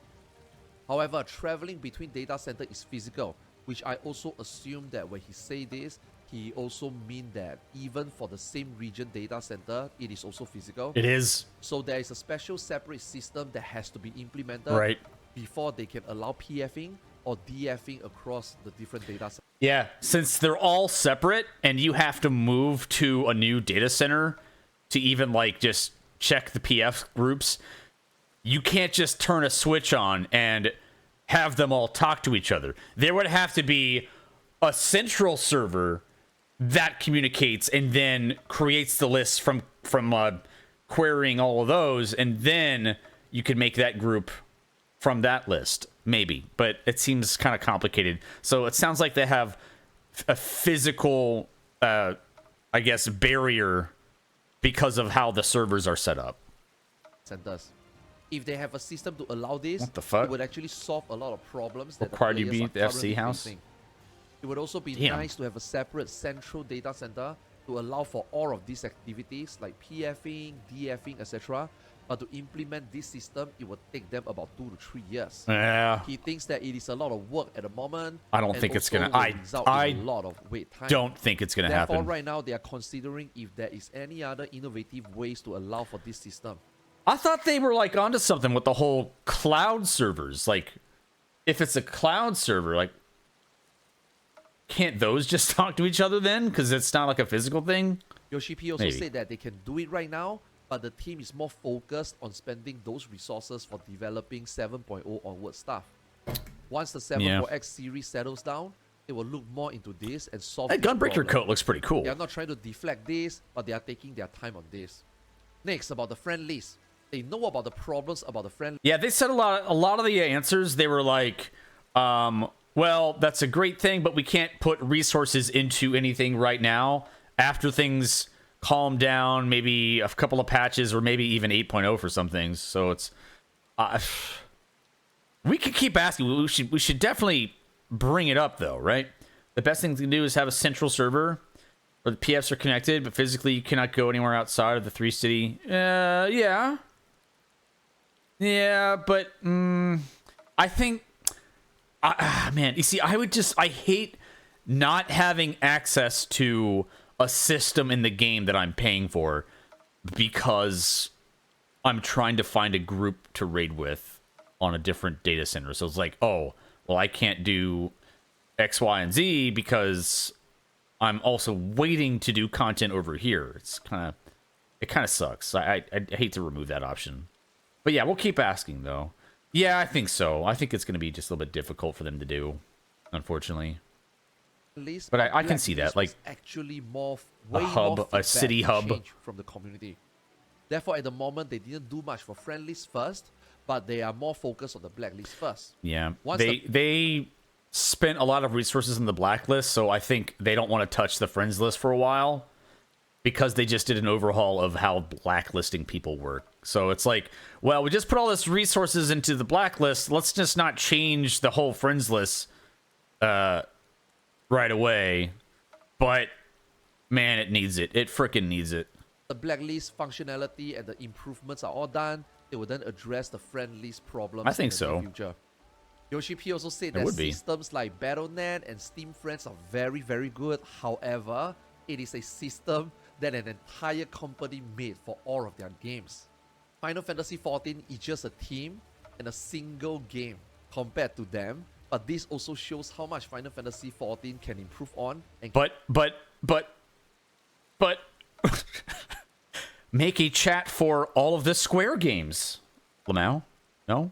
Can learn from these bigger companies with bigger Make a Square Enix launcher. Question number 3, which is asked by or, Zebla. You know, in terms of new play experience, can we see more skills becoming available to players at low levels, as has been done in the past? Yeah. To refresh that starting experience. That'd be fun. Yoshida-san said that in Dawntrail, the level cap is raised to 100, so they already had all the job skills and traits all set, and how to distribute them across all 100 levels. Therefore, they try to maintain the balance of the levels by making sure that these skills and traits are spread out properly. They do, however, not sure if they did enough for lower levels, if they are being very honest. If there's enough feedback about lower levels having the need to pick out the champion from the chat client. Yoshida-san wants Final Fantasy XIV. This Q&A was supposed to, though it is passive. However, not all set, and how to distribute them across. Yeah, nothing about chat, though. You can't... It has a launcher, yes, but there is no chat outside of the game. In fact, if you watch my Dawntrail wishlist video on YouTube, the last chapter in that talks about what I think the friends list should be like. I thought it was really funny. Someone left a comment on there. They're like, yo, what's this mod for the friends list? I need that. Where can I download this mod? And I was like, sorry, man, I just photoshopped that. Across all 100 levels. Therefore, they try to maintain the balance of the levels by making they sure could, though. They could add a little app to the consoles where it's like, use a Square Enix home or something. It's spread out properly. They do, however, not sure if they did enough for lower levels, if they are being very honest. Or just don't play on a fucking console, levels, you filthy console users. To have more skills you can't even alt-tab. In the official forums, for example, they will definitely look into it. Yoshida-san also thinks that it is always good to strike the balance because this is an RPG game. You will gain level and you will want to learn new skills, even though if it's a passive Wait, is that my B-roll? That said, of course, they can add more actions in lower level, but our if there's characters too much are just very similar. At lower level, then there will be too much to do and new players might not be able to cope. No, also, tell them to cope. If you learn everything at low level, then what will happen at higher level? Then what becomes the purpose? We have a phone app. We do. We actually have the fucking phone app. But you know what? it doesn't communicate to players in the game. And I bring that up in my video too. I said, hey, we have the companion app, but can we make it not suck? Because it's only app to app. It doesn't talk to people in the game. And so you don't have access. You can see people that's like in your friends list or your link shell, but they have to be on the app as well. And who's going to fucking respond to that? If they're in the game, they're not going to be like waiting with their app at their desk. So if they can resolve that, communicating from app to game, and then bringing some of the functionality from the app like into the game and have the systems talk to each other, that could be a great solution.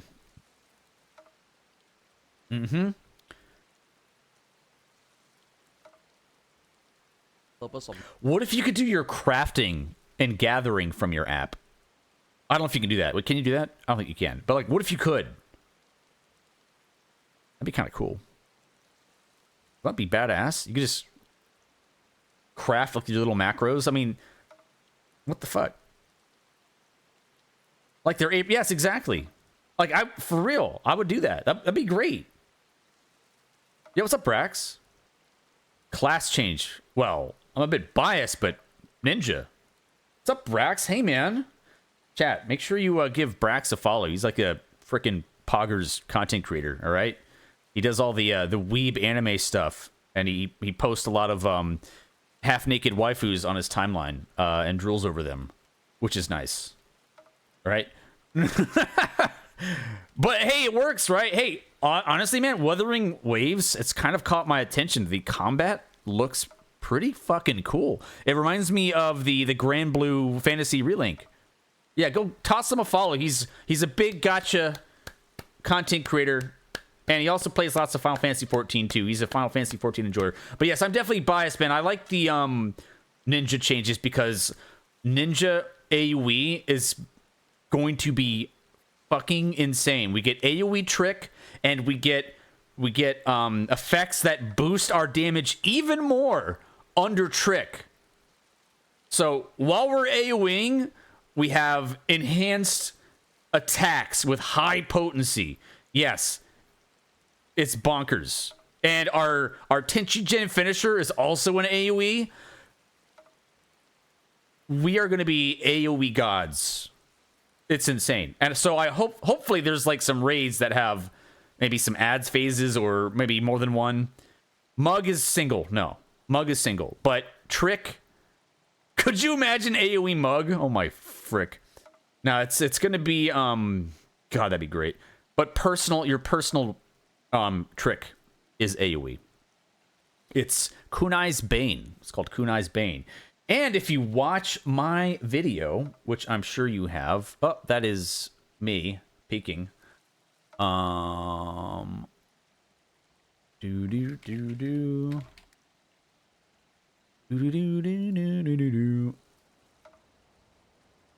have a ninja video. I made 4 videos, but right now Astrologian is winning the popularity contest.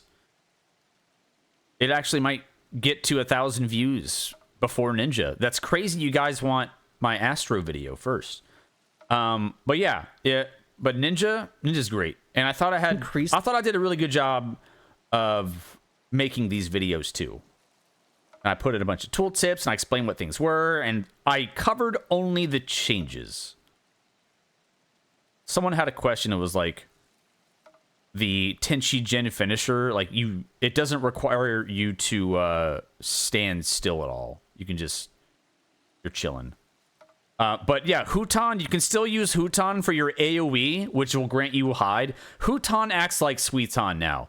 If you cast Huton is the AoE Suiton. Suiton is just how it is. Single target splash, gets your hide effect, then you can execute your trick attack and stuff. But you just have to do Huton if you have 3 enemies or more. 3 or more, then it's a potency gain. If it's just 2 enemies, Suiton one of them.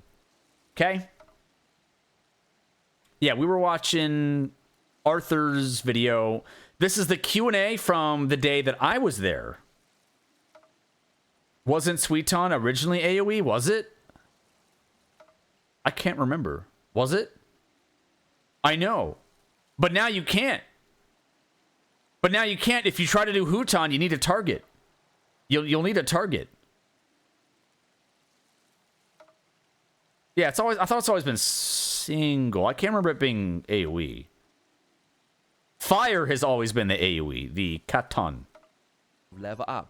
They can't always just add in new skills and more skills. Yeah, if you have auto target, then you do Huton. Good luck. We'll be going to level 100, and they. Well, just think about it. You don't have to cast 6 different mudras at the start of every fight. All you do is just your wind up Suiton running up to the boss, and you're good. Don't want to start to make players feel that they need to do a level squish already right now. I knew what you meant, for example, level 50.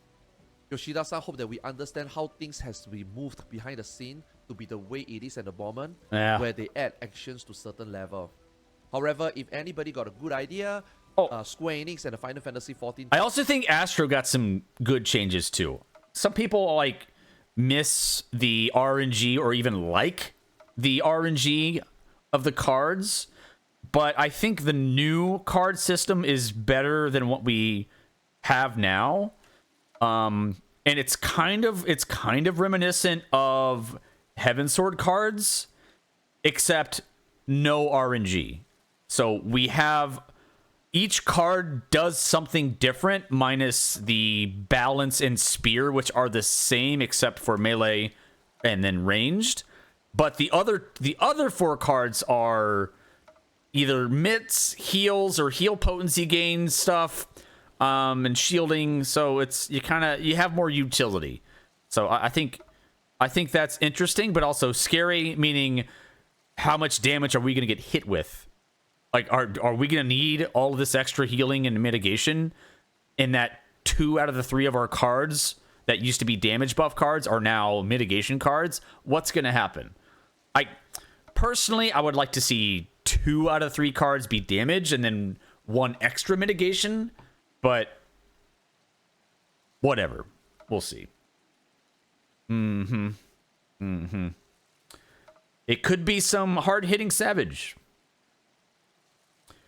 Yeah, you do lose Astrodyne, so you don't have to keep track of the Astro signs, which gave you buffs, actually, when it would give you mana regen and, like, a haste, so that's not going to be a thing, so I'm wondering how the mana regeneration is going to be without it.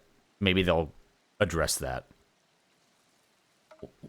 Yeah, Tanks got some really good cooldowns. I do think I even kind of said it in my warrior coverage, but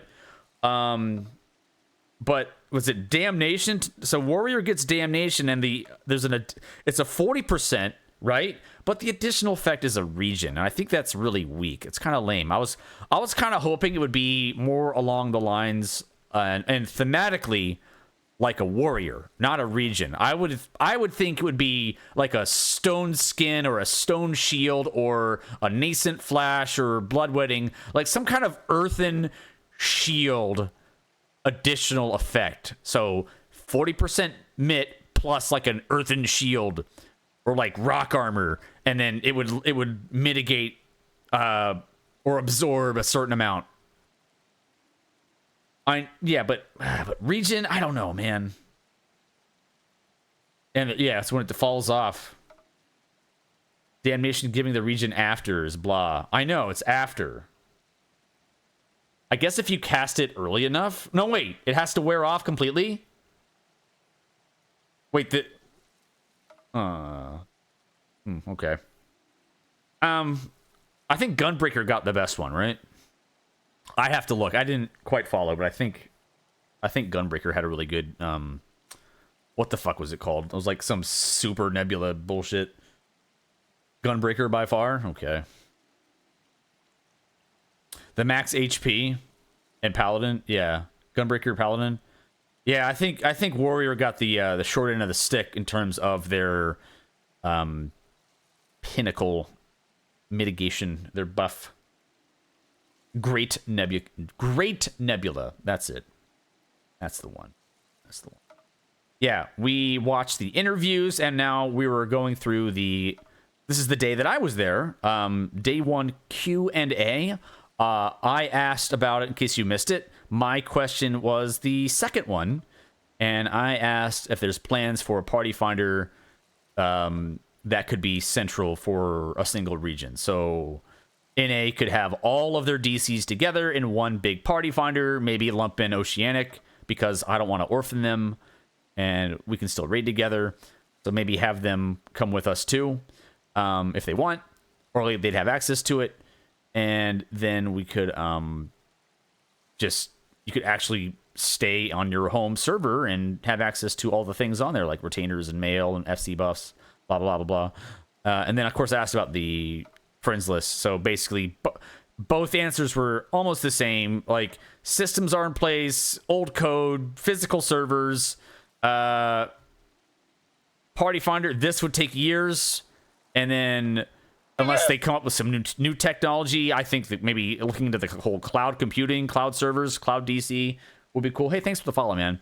And then friends list update. They're like, well, we just did the blacklist, so we don't want to do a complete overhaul of the friends list now since we just worked on that. Maybe down the road. So please look forward to it. Wait for it. Old code. Old code. Now, we actually heard this question in an earlier video. Zeno wasn't happy when he first saw this question on screen because it has nothing to do with Dawntrail. This Q&A was supposed to be question asked for Dawntrail and the development of Dawntrail, so Zeno wasn't very happy. FP Pong. Yoshida answer to this question is that if you are Unreal Ultimates, I think they did. Right? I think they did. Or I think Zeno did. I can't remember. I'm pretty sure that was brought up. Really into Final Fantasy XIV lore, shouldn't you have... I think they were receptive to it, except maybe for Ultimates. But I think that'd be kind of nice to have Unreal versions of old Savage Raids and Extreme Trials. Just more of them. Since we already... I mean, look, we only get one. I wish they would cycle in a few more at the same time. So it's not just the same Unreal over and over and over and over. Like, I wish we'd have more. And then maybe, for me, I would like Unreal Dungeons and Raids as well. And just add those into, like, the roulette. Like, hey, if you complete 4... basically time-walking raids where it's like, oh, it's these old raids, but now they're tuned for level 90 or 100 or whatever, right? Like, that'd be kind of cool. That'd be freaking cool.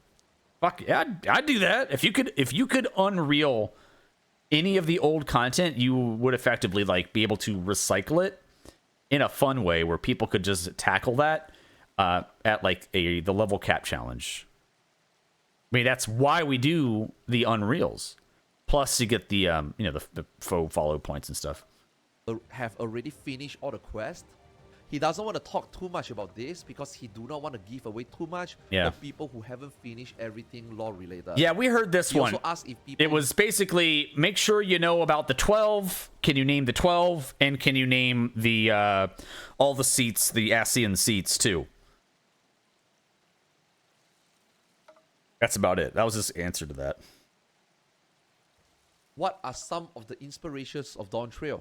South America, llamas, alpacas. The concept of Dawntrail is that it is about a summer vacation for our Warrior of Light. Yes. Endwalker is a finale where we went all the way to the edge of the universe, and in 6.x we even went to the 13th, the Void. It reached to the point in Final Fantasy XIV that it seems like players are able to predict what the Death are thinking and doing. So in Dawntrail, it will be a min item level, yeah. I agree. Minimum eye level is way better. A new adventure. I mean, that would be way better than min eye level. Yeah, Unreal's so much better because you have your full kit. That's why people like it. Encounter, and we will see people with different values. There's a desire there to play it. Start from scratch, and therefore it will feel like you will start from a vacation. With what's happening in our real world, with news that are sad and news like war and chaos going. Imagine doing the Alex Savage raids. Unreal. But yeah, I've got it. If they could do it for Ultimate, holy moly. Because UCOB's become a joke. You can do it with 6 people, or 1 healer, or no healers, or whatever, and then Uwu's kind of the same, right? Except, like, there's, like, moments of the fight where you have to have, like, the right rolls. So you can't quite cheese it as much, but it's pretty chill. Yo, what's up, Jay? Hey, man. But if they had it, like, Unreal, dude, hell yeah. Hell yeah. What's up? Hey, Zesh. What's up, man? Going through a lot of content today from that other people have been posting. We're watching our guy Arthur's. We're going over the Q&A from our day 1 at the media tour. Mentioned in the past Fan Fest that he surprise, surprise! I went. Warrior of Light will not be satisfied with just a summer vacation. Therefore, in 7.0, there will actually be exciting development, battles, and content. Easy question. However, he cannot say anything more. Easy question. Play through 7.0 to find out. Yeah. You'll see. Question number 6. Here's Whoops. By Whoops. This is a very... Whoops had a paragraph just like me and Zeno and Arthur's. You could tell when it was our question because it took up the entire slide on like the projection in the front. So we're like, oh my god. It was in LA. It was in Los Angeles. They rented out a venue, this like kind of warehouse looking thing that I guess they would host like weddings and formal events for. Really beautiful inside. I wouldn't walk down the block no prison can from that hold place me. because there were some homeless people in tents. Huzzah! Oh my god, Jack, we get some huzzahs. Hey, we need some huzzahs. We have readers. Huzzah! Look, even Luke is in on it. Huzzah!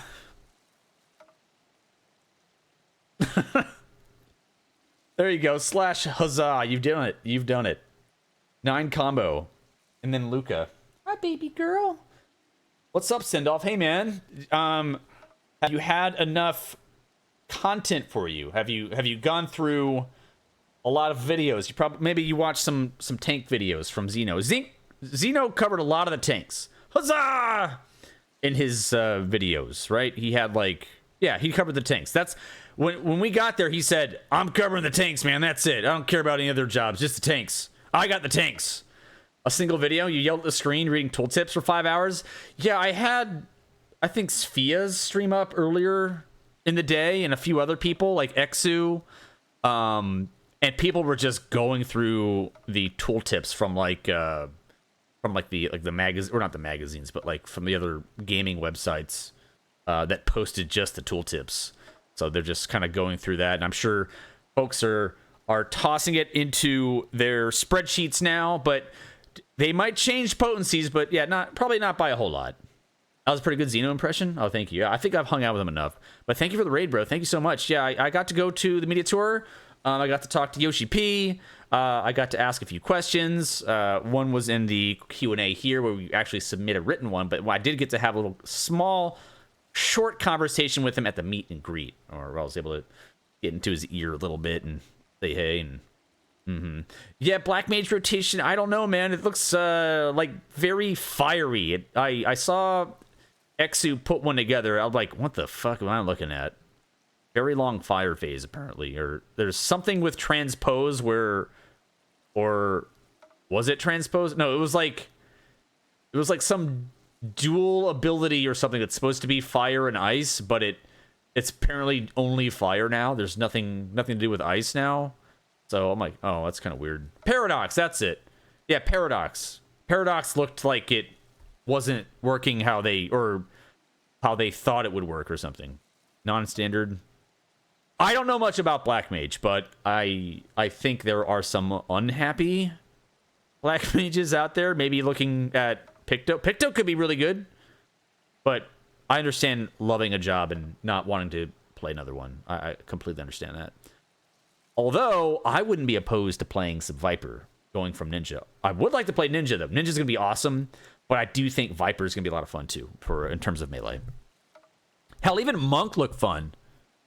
Right, so we're up to Whoops' question. With the introduction of Viper, there are now 6 melee DPS. Ah, yes, the gear. The gear and unable to share the sets for melee. Like, tanks can share all their crap. Healers can share all their crap. Physical range can share their gear. Casters can share their gear, but melee DPS cannot share their gear unless there's like some right side accessories. This question. And then I think he talks about fixing it by being able to put melds on your jobstone, perhaps? Or I think, did he say that here? Yeah, he did. Yeah, if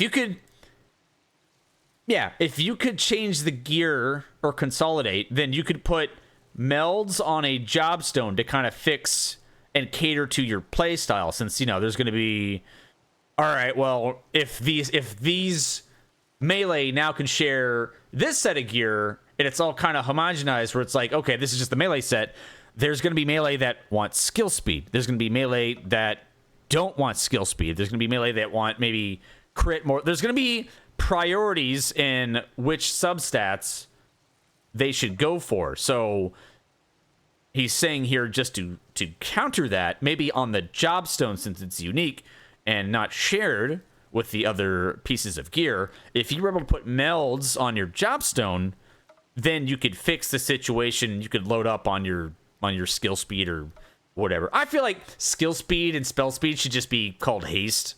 Can we just call it a haste thing, and just then you remove, you know, 2 things of materia and just turn it into 1? Just call it haste. It's the same, man. Please. Anyway, but yeah, that's where he was going with that. It's not, you think? It's different? What if it's speed? I suppose. Very long one. And the answer that Yoshi P gives is also very long. So just try to keep up with this as I go into I'm glad he did this, because I kind of forgot what he said. The introduction of Viper, there are now 6 melee DPS. Within these 6 jobs, they are striking, scouting. Very diplomatic answers, though. Well, like, we could look into it, but it's not going to be for a while because we are devoting a lot of time and resources on the upcoming patches of 7.0 and 7.x. Slaying and aiming, right side accessories. Dude, imagine I actually liked reforging in WoW. I don't know. I didn't mind it at all. I thought it was kind of neat. You could just like, I mean, there was like an add-on for it that made it piss easy, but you could save sets and like reforge all your gear to get like the hit levels and the haste and crit. You would just plug in what spec you wanted and like what style you were going for, and then it would make sure that you hit your hit cap or your accuracy, and then everything else that you wanted. You could weight things the correct way. I didn't mind reforging.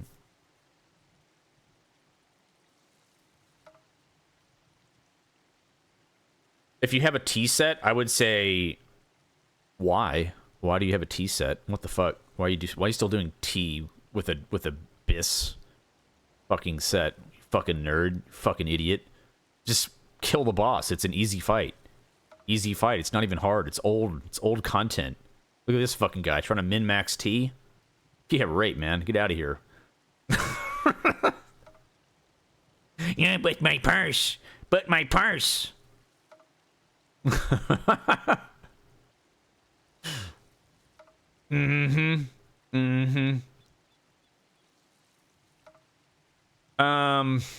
Well, I guess you just have to put different materia on there, huh? These makes. I don't think it would count your materia, right? Maybe. Yeah, I see what you're saying, right? Well, I guess you're just hosed then.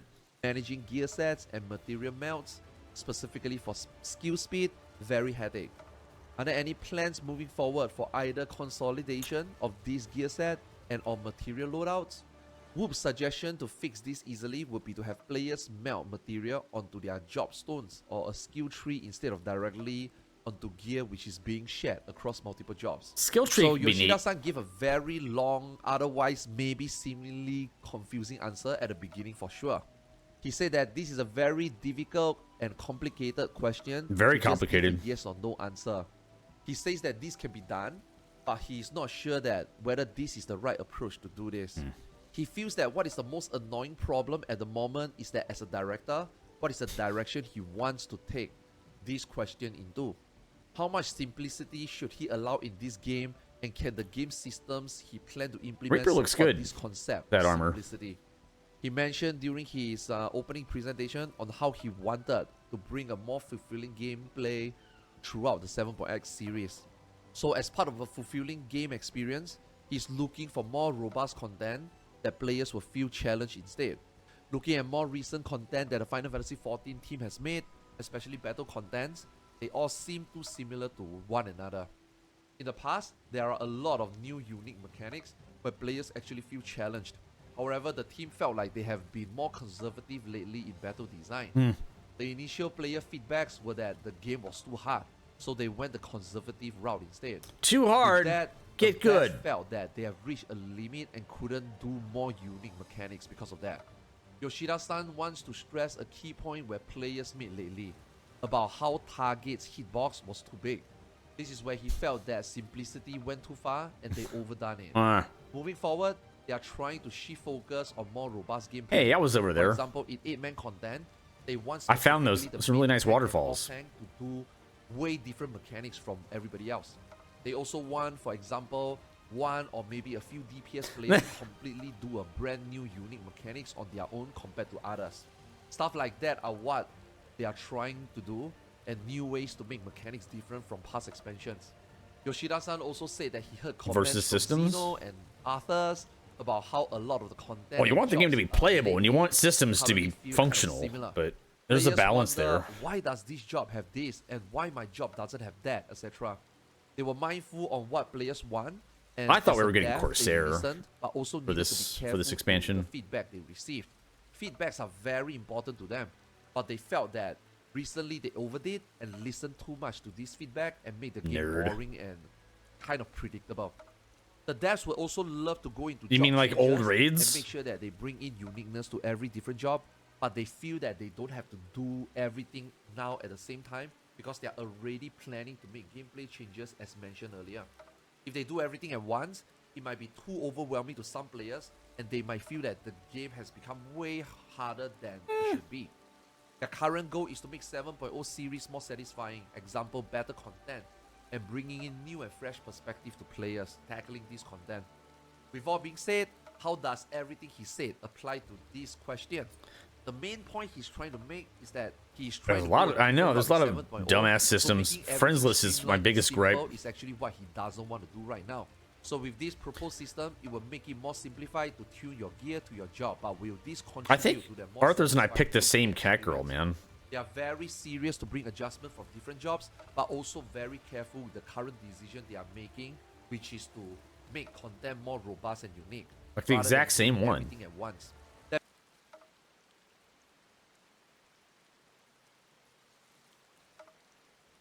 Oh, look.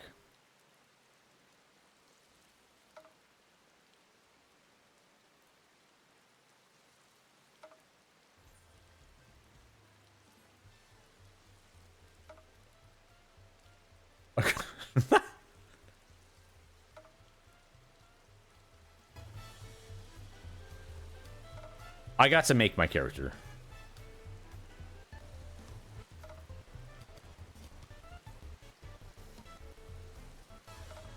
Where's the good face one? There you go. All right, that's mine. That's mine. Okay. And then I think okay, I picked the darker lines. A little bit.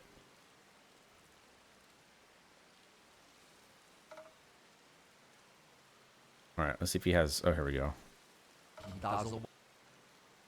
Okay, there we go. There's that. And that. That. My eyes are... It could be the lighting, but I have light purple eyes. More light purple. I know he uses purple, though. Those are purple. I have phase 2. You even... Oh. Okay. Well, I am doing the ninja pose, so it kind of makes you, like, kind of angry a little bit. He's got the hat, like the I'm happy face. Let's see if he has, like, a ninja pose. Oh, here we go. Ninja.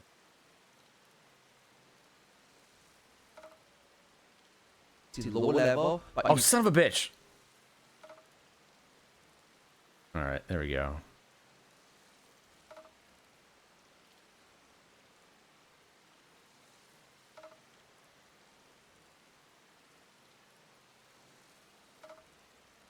What do you think? Pretty close, though. They're sisters. How about that?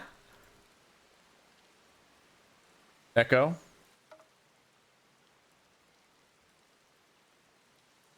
I had to turn the a desktop thing sound on just so you can hear the video.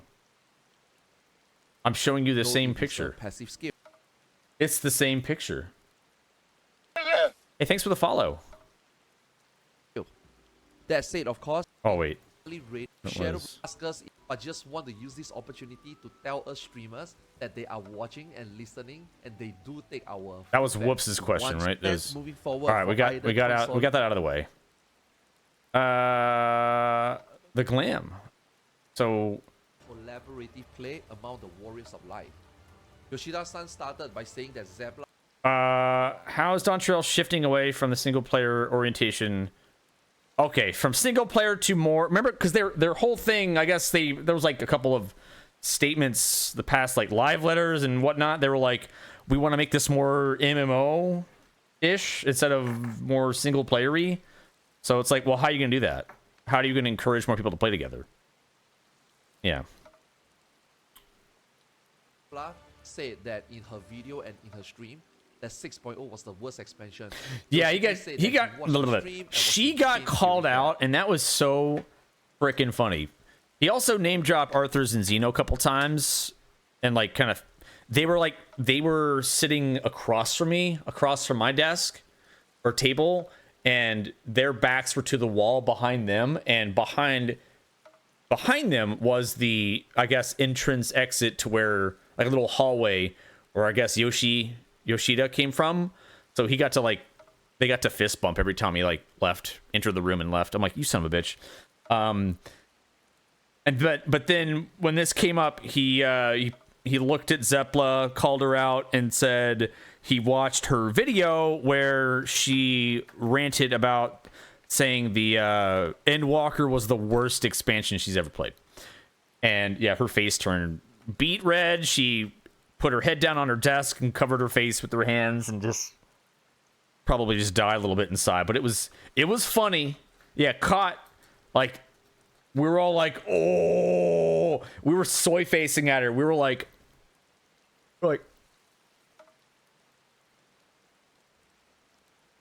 we're all doing that to her.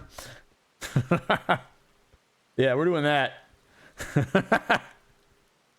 Yeah.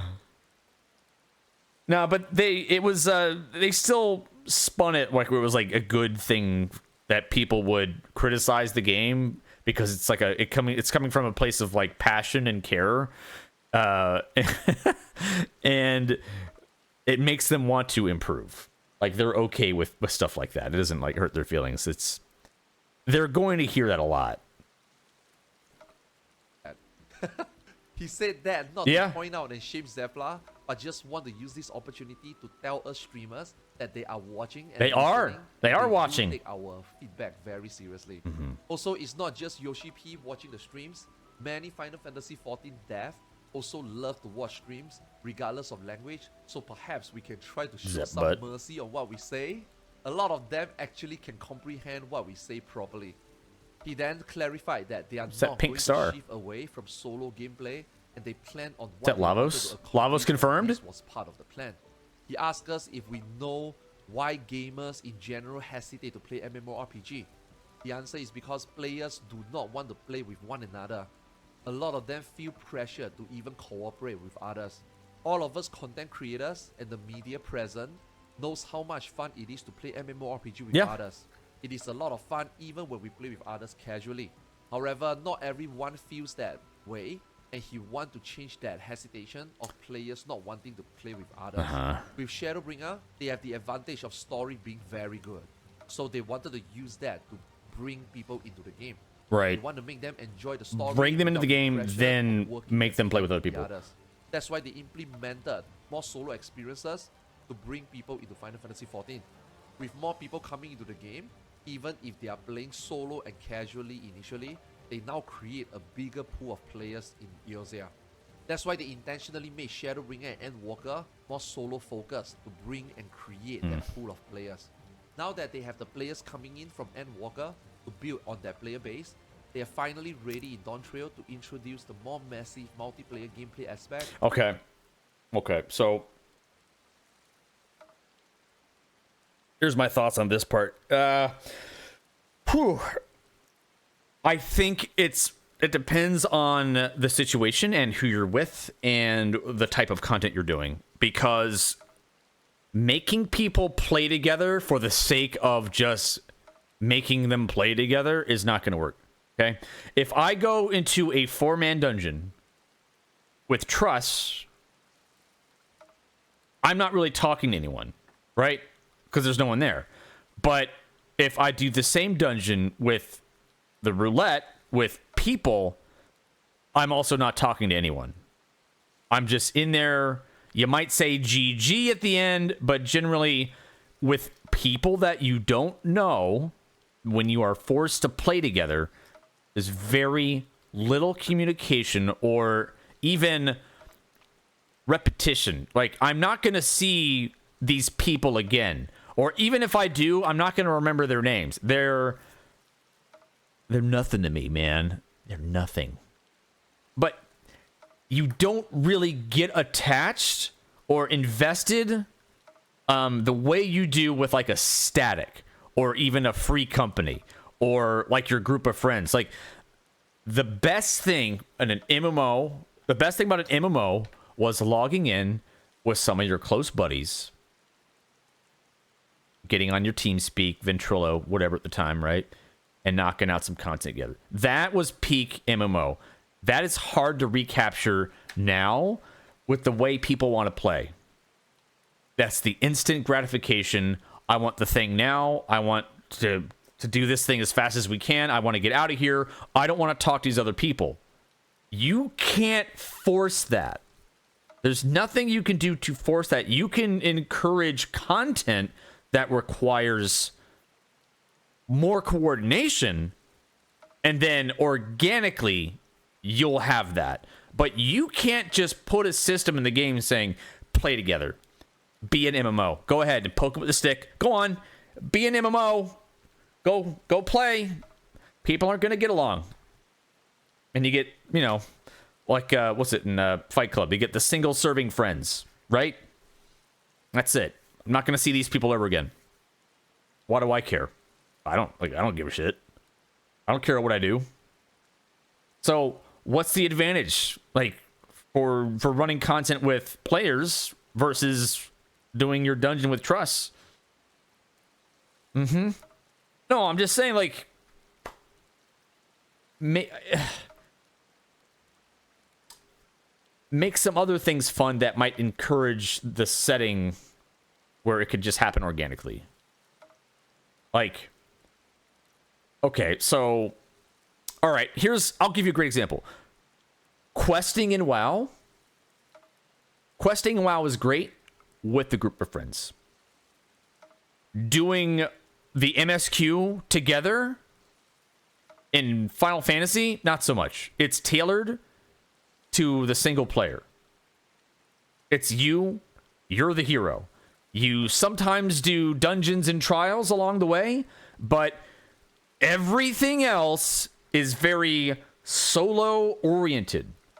So I'm thinking, if there was some kind of balance of like, okay, we can still have like our good story session, but if there was some like cool and challenging quests that required some group play or a bit of danger out there in the open world, that would be fun, because questing together in WoW, it just hit different. Maybe because there was a lack of story, or there wasn't a lack of story. It's just you know how it was, right? But you could definitely just group up with your friends in WoW and go questing together, and that was normal, and it was actually pretty fun.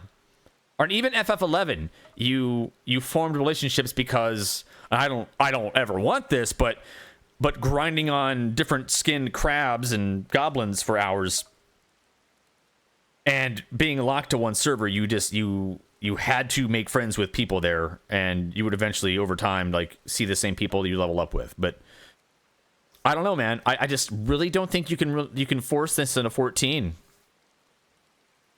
just for the sake of making it more MMO like. Hunt bosses. Yeah, I mean that's the thing. If they had more open world incentivized content for us, like, yeah, faiths are there, but maybe those could be improved. Maybe there's like, all right, WoW's doing like these hidden like kind of exploration dungeons, right, that are randomly generated all over the world or out in the open world. That'd be kind of cool. You're out there and there's like, oh hey, what's this portal? We kind of have treasure maps in a way. That's sort of the same thing. But I think if fates were a bit different and maybe we had something else that made it fun. Like, okay, like some of the stuff in Eureka is super fun. Why can't we have something like Eureka just out in the open world, or a version of that? Just make something rewarding and fun and the proper incentives for people to leave their perch on Limsa Lominsa and go out and play with other people. That's how you get the whole MMO feeling back, I think. Because then people would want to go and do that. Hey, I've got some time. I'm waiting in Party Finder. What can I do? Oh, hey, there's open world content. I don't want to do these hunt trains that are on strict schedules, these bullet train hunts. Nothing wrong with them. They're great. But you're not going to like just jump into that and then, I don't know. It's not like a casual thing. It's like you're on board for the whole thing. But yeah, exactly. But like, you need to incentivize people to go back out to the open world and do stuff there. That, and of course make like good raid content and for statics and maybe some enhanced features for free companies, perhaps. Like if you want to, and I the biggest thing I think for getting people together, and I brought this up in my video, my Dawntrail wish list, but your fucking friends list. If you could see on your friends list what your friends are doing in game, and if there was a quick join button, if a friend is queued up for something or they have a listing or whatever, if you had that information, oh hey, so and so's on, they need a healer for they're farming mounts, but unless you're on a Discord community with them or part of a Twitch community, you're not going to know what your friends are doing in game, because if they're in an instance, you can't frickin' message them because of the shitty chat. So you don't know what the hell they're up to. You don't know. So if you can see on your friends list, hey, my friends are doing this and that. Oh, they just come out of this instance. Now they're requeuing. They're doing mount runs. They're doing treasure maps or whatever. Like, oh crap, I can join right now. I think that connects people a bit better. And if you applied that to your FC or maybe like your crossroad link shells, that'd be fucking awesome. That would, the extra communication and information you have of like all your contacts, like what they're doing in the game and the ability to join them easily, that's also what makes it more like an MMO rather than single player. It will bring people together. And it will reinforce a friendship that you made in game, because there are probably lots of friends if you're not a streamer. With a streamer, it's a bit different. You just have a lot of people that they want to be in your friends list, right? But if you made friends with someone, you're like, well, fuck, I forgot who this person was. Like, because you can't put notes down. So it would give you reason to like run more stuff with them easily. Like, oh, hey, man, we met in the Savage fight the other day. Oh, you want to do this roulette? Cool, let's go. I think it'd be nice. There you go. But yeah, but it won't be resolved by just random or roulettes and random people. That doesn't enhance my experience even more. In fact, the worst people in this game that I have encountered exist within the roulettes, the expert, the trial, the raid. The people that frequent those and that are complete dullards, boneheads, and you don't pay my subbers, yeah, those are the toxic casuals. You will find them in roulettes. I would rather run with trusts than having to deal with these people. Steam Light notifications, yeah, exactly. Again, here, look, I'll show you. Look at this bullshit. Let's go to my channel, which I know you guys are totally subscribed to, right? Look at this. We're almost at 2,000 subscribers. I need 79 more, and I'll be at 2,000. And we almost have 1,000 views on the Astro video. But here, look. Where's my Dawn? Here we go. Dawntrail. Hey, everyone. Let's get right into it. This is my top 10 wishlist updates for Final Fantasy XIV. Look at this. This names to see if they're actually on. Why doesn't it just friends list? Single time. Yeah, this is a mock-up, right? I have last online. We don't even have this information. Last online. Do you know how many friends I could remove because this says last seen like 800 days ago? Mm-hmm. Also, blocking and unfriending should be a two-way removal system. I don't want to be seen. Now, this actually happened. WoW has a great feature where you can see look, see, this is the quick join. Friends are up to in game and even join their groups if they're queued up for something. Well, your friend needs a fourth man for rescue. Now, here's my mock-up. Well, let's jump in and help. Oh, look, you see this? This is a mock-up of what the quick join window would look like as it pertains to your friends list. It'd be another tab, and then any friend that had an active listing or queue, you could see it and then join them. And I think that would be fucking awesome. That'd be incredible. Yeah. Yeah, I try not to change their layout too much. I think that'd be awesome, man. But I totally... Send it to Duty Finder, Party Finder, I totally referenced Steam and Battle.net because you can only request friends when they're online. Like, why can't we have pending requests? We can't. Pending request. And you can and then I think having a status would be kind of cool too. Access your friends version of this with a companion app. Yeah, and this app's bullshit. It only talks from app to app, and it doesn't talk to you in game. Notes and seeing what your friends are doing would be a godsend. We can have some more customization to our friends list, and it should be way more functional and user friendly than we currently have.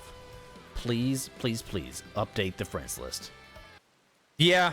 That is my Dawntrail wish list, but this could be 8.0 wish list too. I'm just gonna like recycle this video, and whatever the new expansion is, I'm just gonna update the title, and then repost it until they put everything in the game that I want. I'll have to edit out the blacklist since they did. Out of all of this, they actually managed to add the blacklist, like, or fix it. Hey, good evening. They are. Oh, they are. Yeah, that's like one of my best videos. I almost have 10K views on that. I'm pretty stoked about that for my channel. I have a tiny little YouTube channel. I'm trying to grow on there, all right? I'm trying. If you want to help me grow on YouTube and get monetized, I'm 1,000 watch hours away. And we're less than 80 away from 2,000 subscribers. I posted 4 videos regarding the Dawntrail Media Tour, Ninja, Warrior, Astro, Viper. I've got maybe 1 or 2 more, maybe 3 in the works to add. I just ran out of time. But like, comment, subscribe, help the algorithm out, and just let me know if you like it. If you like my content, just give me some feedback.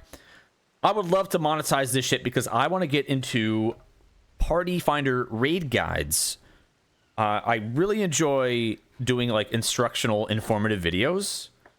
It comes pretty natural to me. So I think if I did some guides and then more videos like analyzing game content and features and what I would like to see, like just kind of giving my thoughts and feedback on that. I think I've got a knack for that type of stuff. I'm not bad. I got a decent start to my YouTube, I think. Yeah. Thank you. Oh, thank you. Guides would be awesome. I think Party Finder guides would be great. Yeah. Well, I don't know if I can make them as good as Tess or even Junebob. They've got some cool animations, but maybe down the road if I can learn how to make those. Because I kind of like the diagram look, but I also like to explain things my own way too. Yo, what's up? Hey, what's up, CD Barnes? CD Barnesy, how you doing? A better and more fulfilling MMORPG. CD Barnesy. Like Zepla said in her broadcast and content, the game is going too much into solo in Shadowbringer and Endwalker. Yeah. He also heard that from every other. Yeah, this is back to the whole solo and MMO discussion we were having. It is a good indication for them to finally conclude the solo player experience system. I can't turn it up any higher. They can finally move into Dawntrail with more multiplayer aspects. Arthur's just had it kind of quiet. Namata then also asked about improving stuffs like Hall of Novice, so these players can step out of solo and transit better into the multiplayer experience. Yoshida-san says, you learn more from watching me? Yeah, I've had people say that too. So it's like, I think I can. And Arthur's just quiet. He's not doing his loud ranting voice. I'm gonna have to tell him. I'm gonna give him some feedback. I'm like, hey man, next time you do guides or videos like this, use your angry streamer voice. Yeah, you need to rant a bit more. You need to record your video as if you're reacting to something.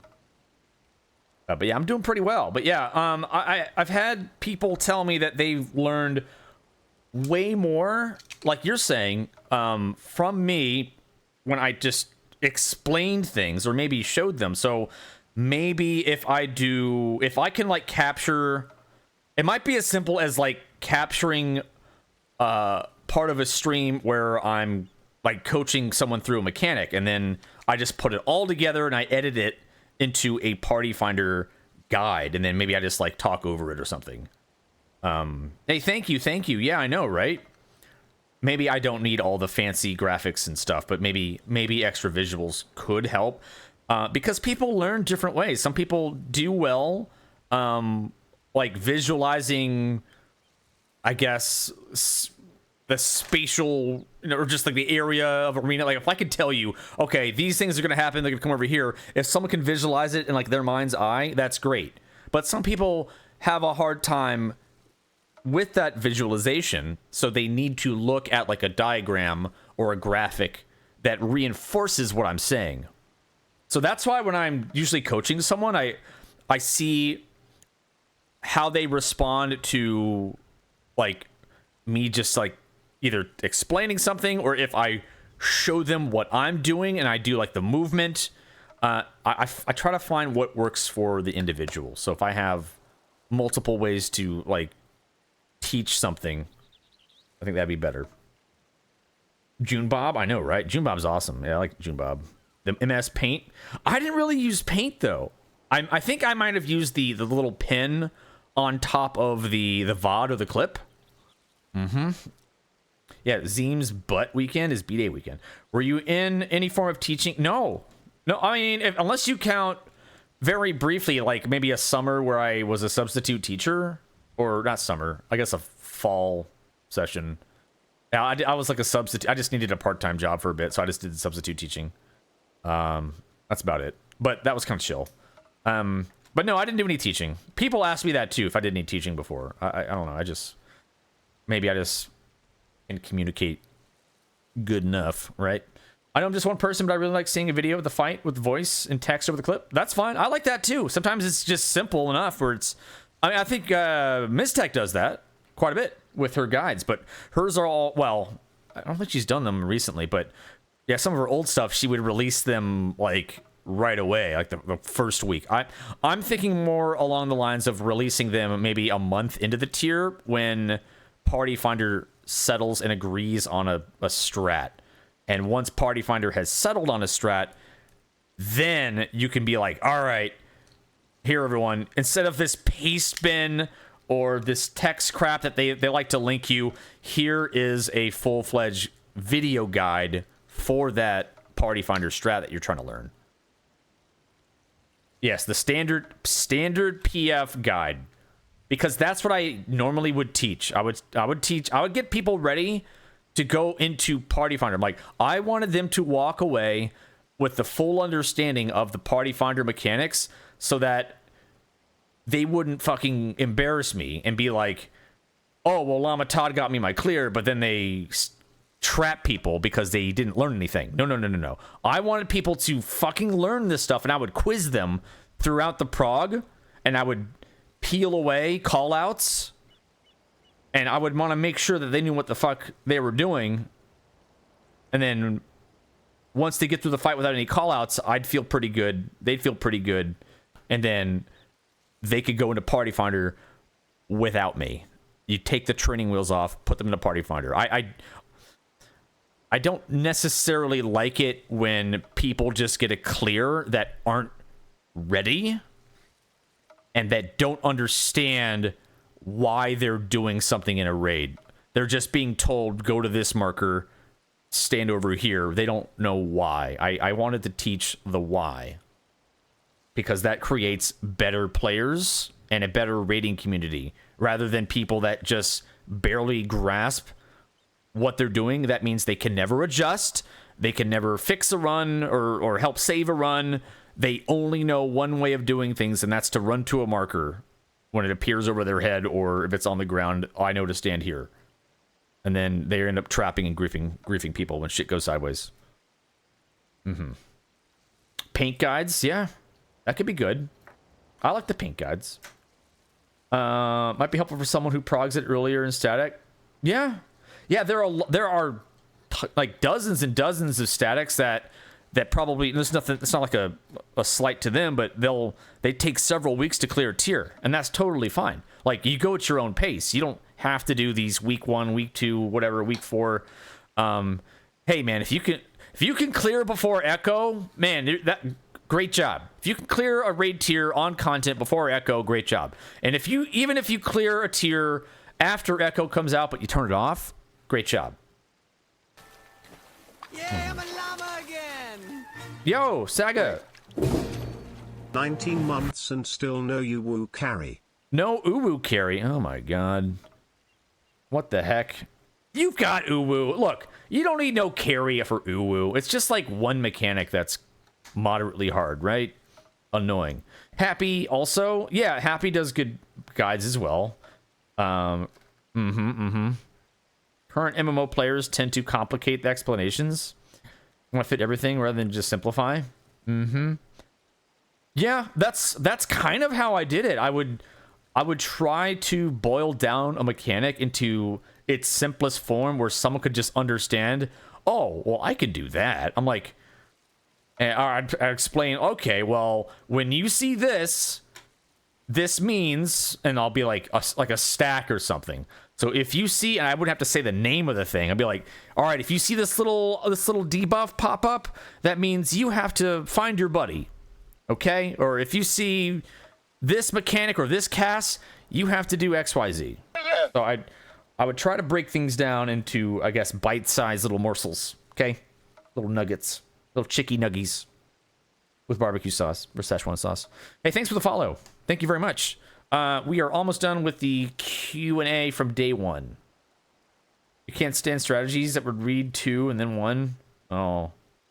It's not necessary because people will find out that Final Fantasy XIV community is so kind. I'd say everyone that I've helped had a very positive experience.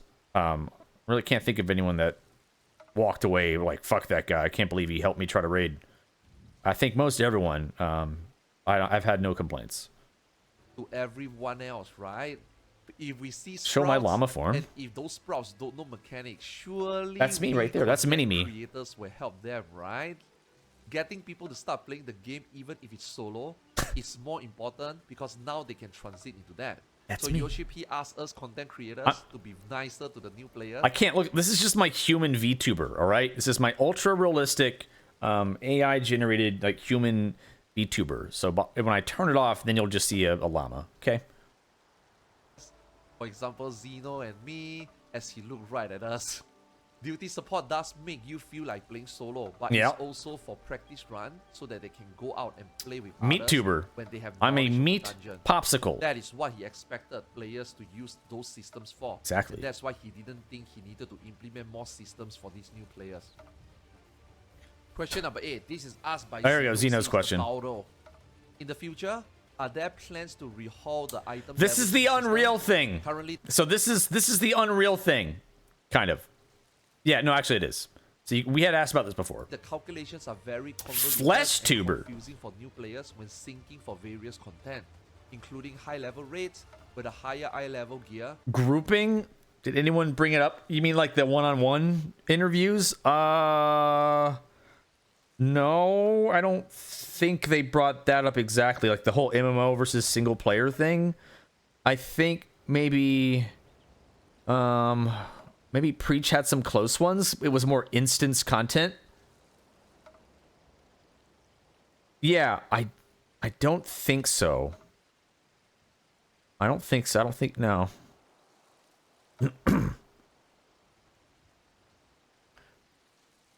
No, I guess not.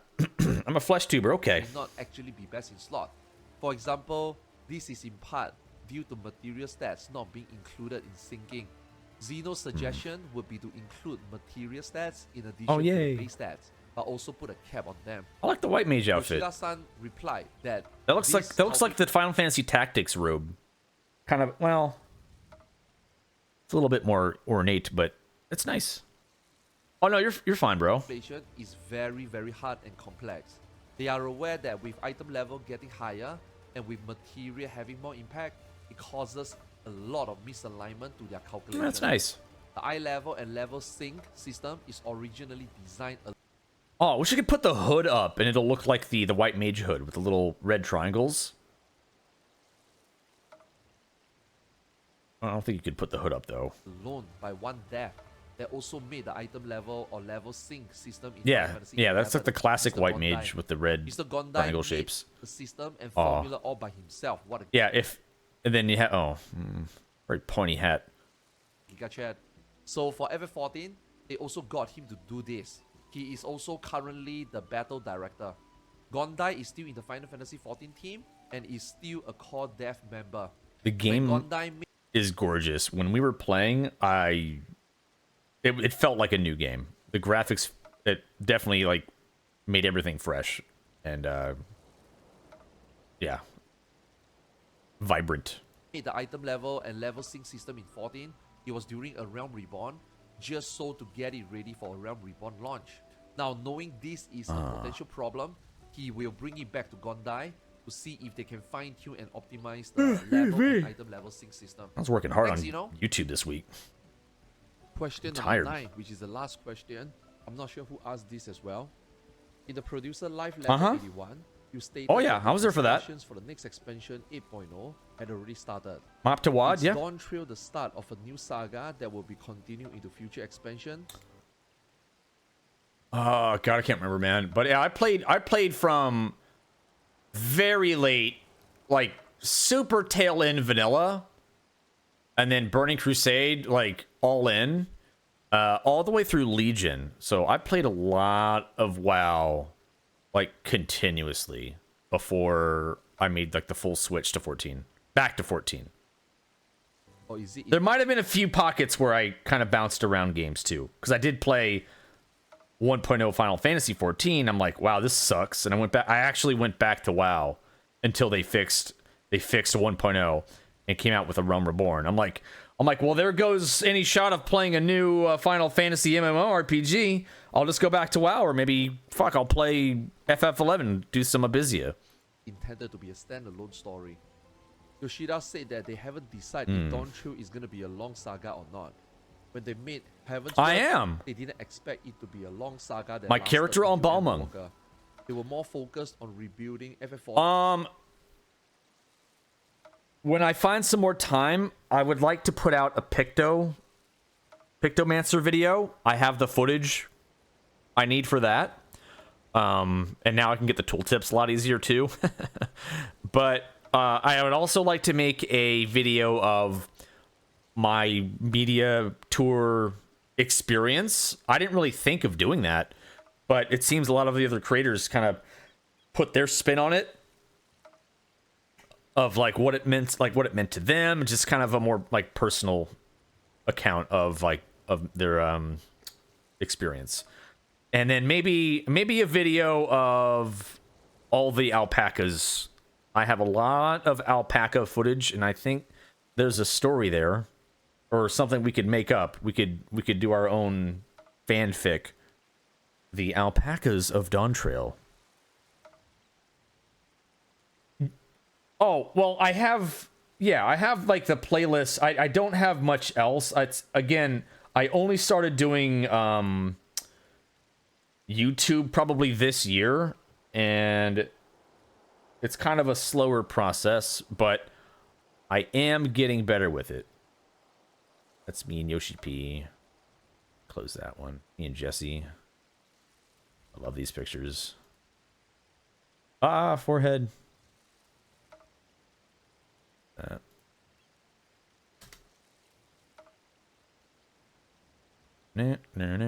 Oh my god, that Primus video. Holy shit. Yeah, so I've only got like a couple where I started. Yeah, not too many videos. I've got some. I started practicing with the shorts and stuff. You don't have to watch all that stuff, but basically maybe a little less, maybe about a year ago or less, I started learning and teaching myself how to edit videos. And I learned by making these damn shorts. And then from shorts, I started jumping into longer form content, which is something I'd like to stick with. I'd like to stick with more long-term or long-form videos. And I have some old stuff, but it's just kind of there. But I'm going to do more regular YouTube content going forward. It's my project. I feel very passionate about it. I enjoy doing them. And it feels good. It feels good to get them well received too. Yeah, it is a process. It takes a while to get off the ground with YouTube or with anything really, with social media and just content creation. It's gonna pay off though, but it's not instant. You don't just get 1 million views and shit, but overnight. At the start, and just wanted to make sure we'll get there. The game will be I want to be counted as one of the better YouTubers eventually. Within the category. It was one step at a time process. Where if someone asks, does Llama have a YouTube? And they're like, fuck yeah, he does. Whereas if someone asks, does Llama have a YouTube? And they're like, huh? Who? Omega lol, who? They didn't think about how this will go up to 6.0. Therefore, if they say that to the higher ups during that time, that they will be going all the way to 6.0, the higher ups will be like, are you insane? At about end of 4.0 is when they started to think about Shadowbringer's story. Wait, what did they say? I met the Grinding Gears guys. They were nice. I actually had dinner with them and Jesse, and there was drama? I'm unaware of any drama. Like, is there like a video of them saying that, or? I don't know. I was oblivious to that. At least I didn't catch on anything. Unless there was like something that has to do with some of the journalists, because the journalists and the content creators basically kept to themselves. It's not their story to tell. Oh. Well, fuck, I don't know, dude. I have no idea. I don't know. It wasn't me. It wasn't my story. I couldn't even speculate what that was. Maybe Arthur's or Zeems knows. Yeah, but yeah, I was too busy playing Ninja and doing dungeons and stuff.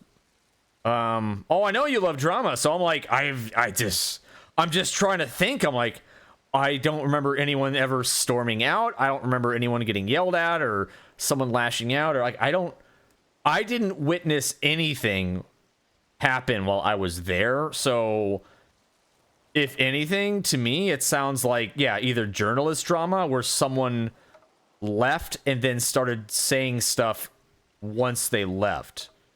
Now, I do know there was like a journalist or two that left early. They played maybe a half an hour or maybe an hour or two at most of Dawntrail, of like the beta server that they were allowing us to play on. Maybe it had something to do with them, man. I have no idea. But I don't know. No, I couldn't tell you, man. I don't think it was triggered there by anyone. I didn't witness any arguments. All the content creators no, they put all the content creators near like the front of the room and all the journalists in the back, but there were a lot more journalists, I think. Oh yeah, Jesse would. No, he'd whoop your ass too, man. Absolutely. Jesse's just fun, man. He's a fun dude to hang out with. I couldn't wait to just see him again, man, because at FanFest, I only got him for like a little bit. He got to party with us, and when I learned he was going to a media tour, I'm like, oh, hell yeah, let's go. Yeah, Jesse's a great guy. And he's just so easy to talk to. He's just a very gifted individual in the area of just communication. Like, he makes you feel very welcome, and he's just very friendly and approachable, and you just want to chat without anything. And he feels like he's just in a good mood. He's just happy that you're there. Yeah, he is a great fucking guy. And he also gets my old man references too, because we're about the same age.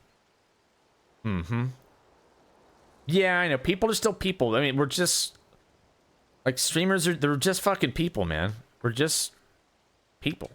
We have thoughts and feelings, good days and bad, and we don't always have it all together. And what you see on screen isn't always what you would actually experience IRL.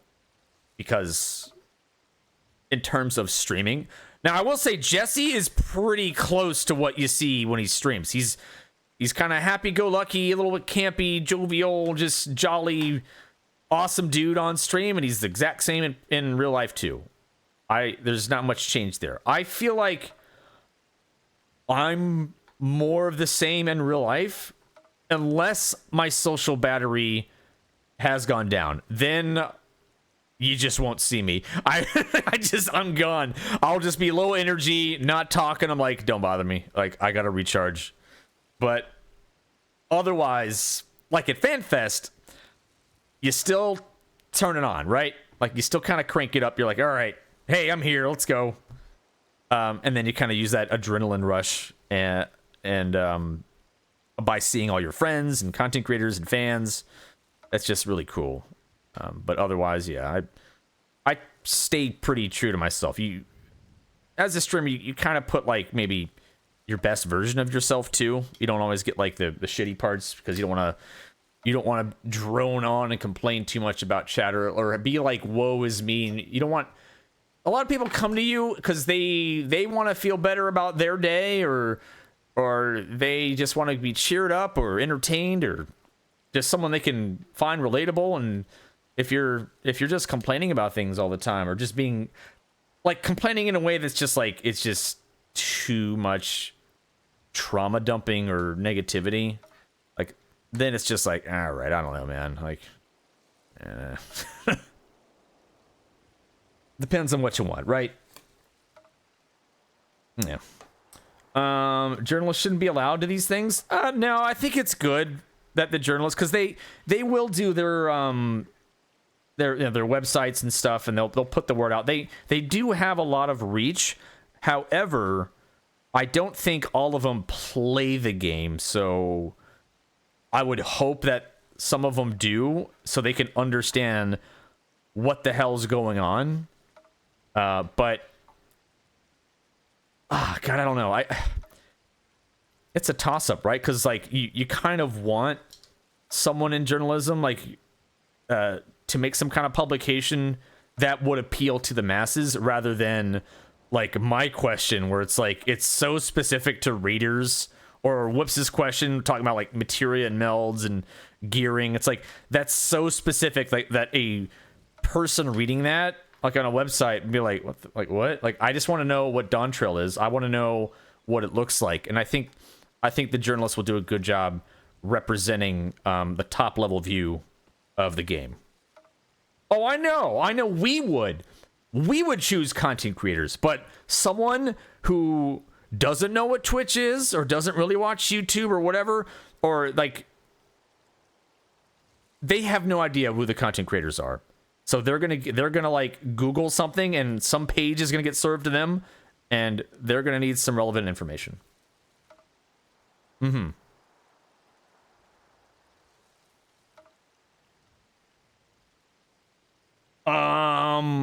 Would be like, who plays this?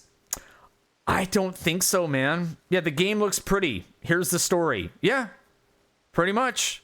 I think it's just an added bonus. There were a couple of them that, well, I mean, the Grinding Gears guys, they play the game, right?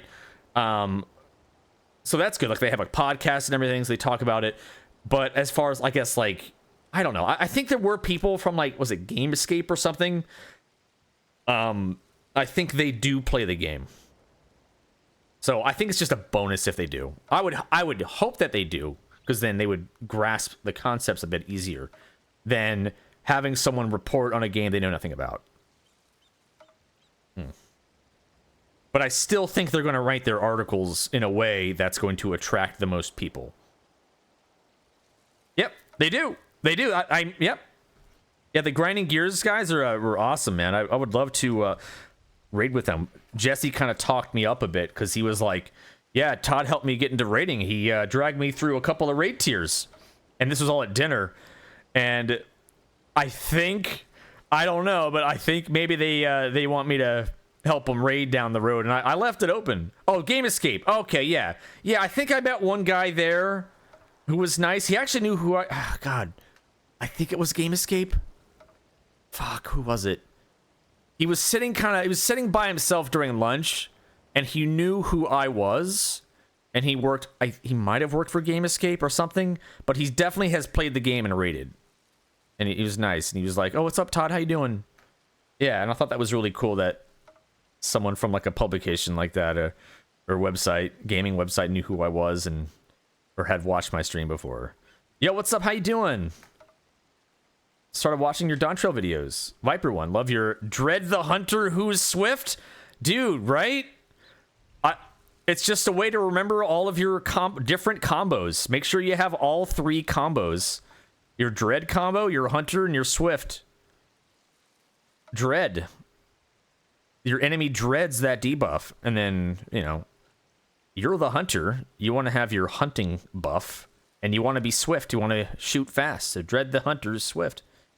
Well, how was the tour? Did you meet a lot of streamer friends? I did, actually. I met a few that I have never met before. I got to meet some new ones I didn't get to meet at FanFest. I got to meet Cider Spider. I got to meet June Bob. Quasi. That was a huge bonus. Another huge bonus was, now he wasn't at the media tour, but a bonus nonetheless, and it was a fucking phenomenal night. But Maximum from Team Liquid, he was there. We got to go to his the Team Liquid facility, and he took us all out to probably the best steak dinner I've had in an incredibly long time. Cider is pretty tall, yes. He's a tall guy, yeah. He's pretty tall. I also met a lot of the Square Enix staff. Some of them they definitely knew who I was and have watched my streams, or they were fans or something. And I was like, oh my God, you guys are nuts. And I told them, no, I'm a fan of you. I'm a fan of you. Thanks for hosting us. You guys did a knockout job putting this together. Yeah, I'm alive again. Yo, Playback. Dude, thank you for the 10 months, man. Some of us journalists watch you. Was a pleasure to meet you at the event. Oh my goodness. Yo, thank you, man. Thank you. Yeah, it was awesome, dude. Thank you so much. Thanks for the 10 months. Yeah, the journalists I did get to meet and talk to were super nice, man. I'm stuck with names, though. I'd have to remember their names. I wish people had name tags, the ones I didn't know. But thank you, Playback. Thank you so much. What was I saying? So, oh, right. Cider, Oh, Sarah Key. I got to meet Sarah Key for the first time, and we helped her raid long ago. And she said that after I got her into like the extremes and she cleared her first extreme, she continued her path and got into Savage, and she has a group. If you remember Ethan Wandering, great guy, but they have a group together, and they still do like the raids and stuff, and she plays on Scholar now. So it was super cool meeting her. She's very sweet, very kind, and she loves Kingdom Hearts. Super fan of Kingdom Hearts. Let's see who else that was new content creator. I think that's it, because everyone else I had met before. Jesse, Crystal. Oh wait, I guess Haps. It was the first time I met Mr. Happy. Very first time. Yeah, that's right. Happy was never. He did not go to FanFest. So I was like, hell yeah, I get to meet Mr. Happy. Let's go. And just to think, he did all that working out and weightlifting and dieting just to meet me, just to make a good impression. I'm like, damn, dude. Just because you're gonna meet little old me? Oh. He shouldn't have. He looked good though. He's pretty jacked. He's pretty ripped. Whatever he's doing, it's working really well. I should get on that. I had a question earlier. It was, so how you liking the move to combo skills? Here, I can probably show you a little bit. Viper dummy.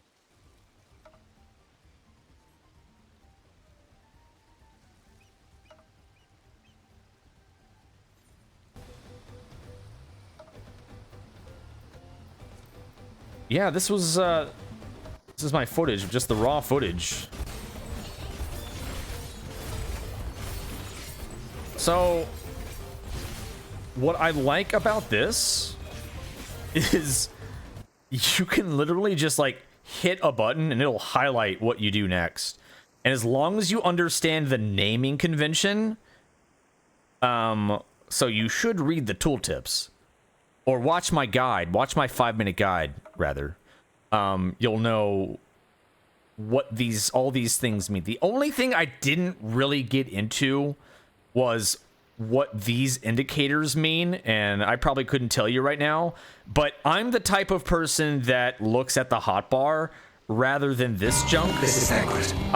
But however, these red diamonds equal these two buttons here, the your two weapon skills that you get 2 charges of, right? The Dread Winder and Pit of Dread.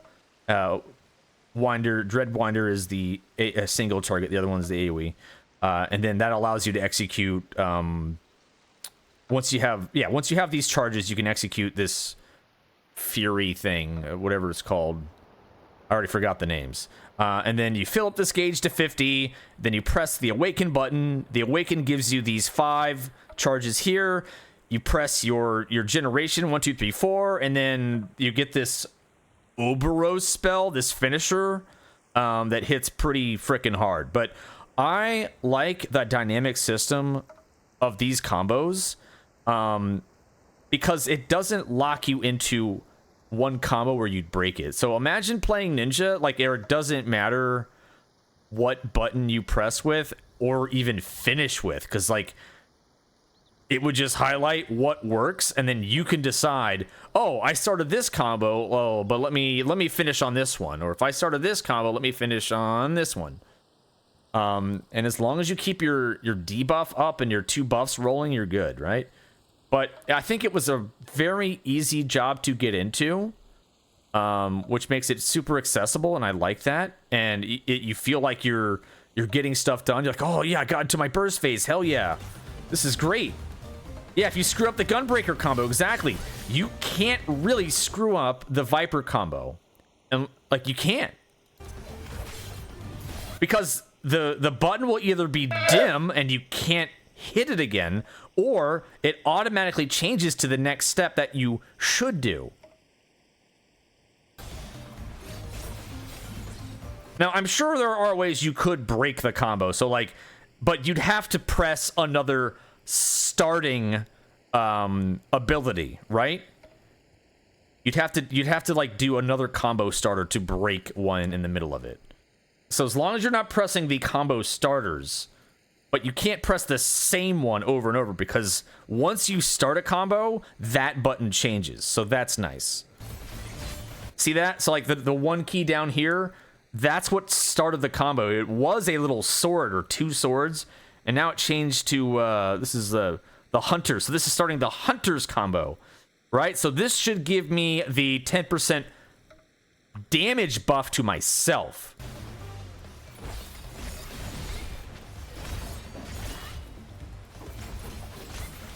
And there's the dread. I saw a dread combo there, so that reapplied the dread debuff. And then your swift. There's swift scaled, so I got swift refresh too. Dread the hunter who is swift. Those are the 3 combos that you need to execute and to maintain all 3 buffs and the debuff to your target.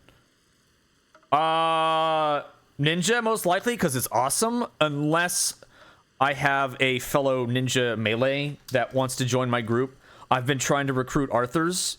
He is very, very tempted to joining our casual raid group. And then he and I could do Ninja Viper or Viper Ninja. Like one of us plays the other, or we alternate because the gear is shared. And we can just, any given day, we can just switch who plays Viper or who plays Ninja. That'd be kind of cool. I'd like that, actually. I think that'd be kind of fun. If I had a choice for a caster, I would definitely get into Picto. Picto seemed really interesting. Oh yeah, I'll play Ninja, but trust me, Viper looks fun. If I got Arthur's to join my team and he said, Llama, I want to play Ninja, I'd be like, okay. I'd be fine with that because he's a great ninja, and then I get to play Viper. Which is why I'd suggest if we could just alternate, and we could just trade off, like, who gets to play Viper once or something, or Ninja. Exactly, that's what I'm saying. You have the gear, so why not? It won't hurt us any, other than, like, the main weapon. Yeah, once this gauge gets to 50, then you can go absolutely ham. Llama 79, is it gone? Oh. Oh. Oh, right. True. All right, so now it's turned blue, so that's when you get the awakened. So you heard that? Boof. So it's right here. Actually, it's now highlighted. And then as soon as I press this key, I'm still doing combos. I think. Oh yeah, I think I refreshed all of the buffs and debuffs, so I can go into my reawakened state. And now I can do my 1st through 4th generation, and hopefully the finisher Oberos if I did it correctly. But this is super fast, and literally it's just like hit all the pretty blue buttons that light the fuck up.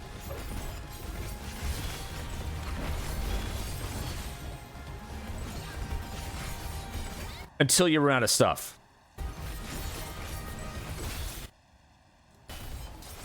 Oh, did I? Oh, there it is. There's the Oberos. Wait, so did I press something for Oberos? Ouroboros.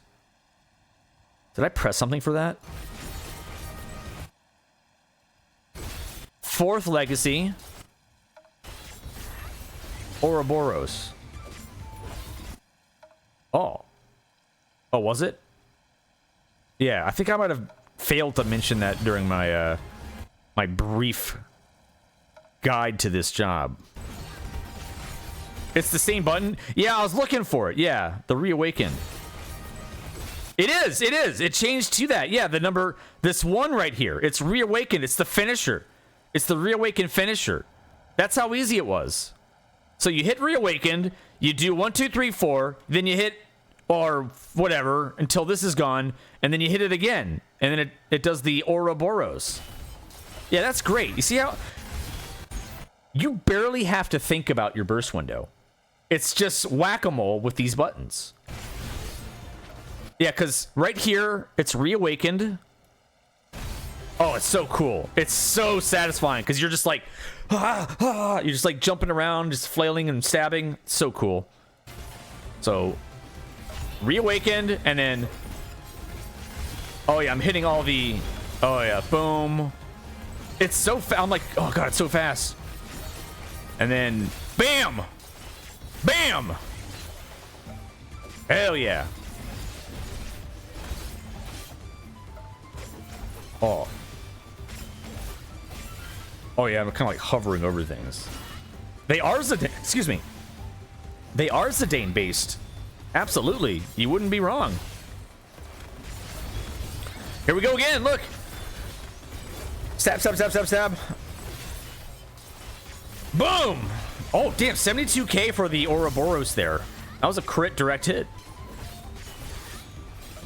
All right, Hunter, Swift, Hunter. All right, I could use the Fury thing, right? Death Rattle. Uncoiled Fury, that's it. Oh, you know what? If I think I was hovering over. Oh wait, let me see. Let's see if I hover over something. I thought I saw myself hovering. It's 2.44 without the Swift skill. That's the buff. That's the 15%. So it's probably gonna be like a 2.1. But let me see. See if I hover. Because I did click on some things. Oh, I was close. 2.07. 2.07. I was very, very close with that. Yeah. Just under 2.1. That is when you maintain your 15% haste. Or, sorry, skill speed. Or, yes, yeah, skill speed rate. 6 positionals. Yes, but they're all named hind or flank. So you know flanks on the flank, on the side. Hinds on the butt. It's the hindquarters, which is nice. But true, they do. That's why you like to hover right here, where it opens up right on the edge. So then you just tiptoe back and forth. So you can get the rear and you get the sides. Hind and flank, hind and flank. They are all named. They have they have keywords in them. They have hind for anything on the back that hits by the rear that you should hit the rear, or flank. If it has the word flank in it, then you hit the flank, you hit the sides, or just true north.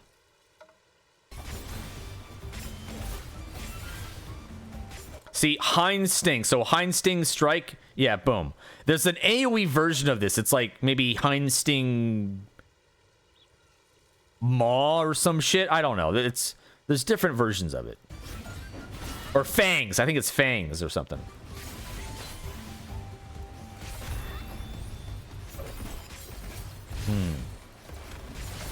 Oh, right. Ninja felt really good to play. But this felt awesome, too. Monk was very fast. Monk was super fast, yeah. There were, I think, weren't there monks that had, like, less than 2 seconds at one point? Let's see if I have my Picto. Did you guys see the Picto LB3? Oh, this is a Viper.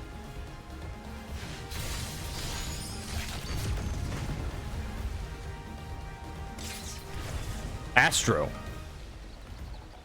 was really good, I think. Isn't this fucking badass?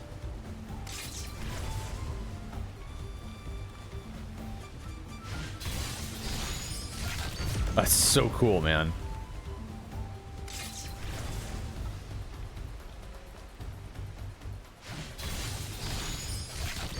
Oh. And then...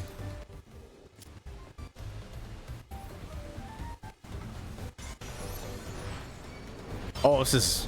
Wait. Do I do... Oh, that's the LB3! Have you guys seen the LB3 at all for this?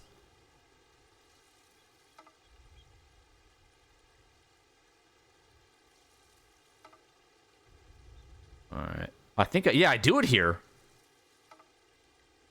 All right, well, spoilers, but yeah, here we go. LB3.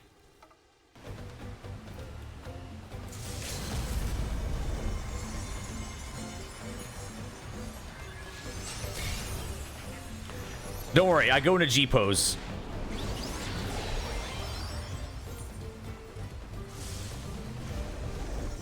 I get different angles. It goes so high in the air, too. I was like, where the fuck is it? I had to find the right angle for this. Oh, there it is.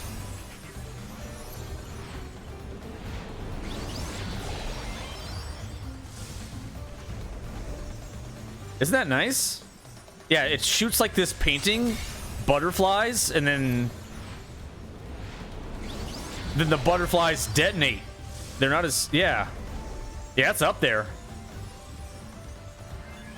There we go. That's good. That's a good angle. Boom! Butterfly confetti. And then I got close to the, I wanted to see the little brushing animation. A little bow.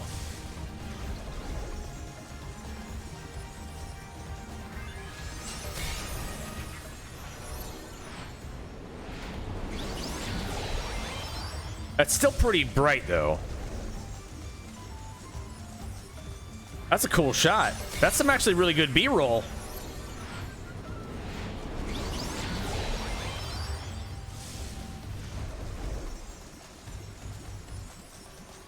Dude, I can make a very quick YouTube video of just Viper LB3, Picto LB3, and just put this big chunk there, and like the G pose is the different angles.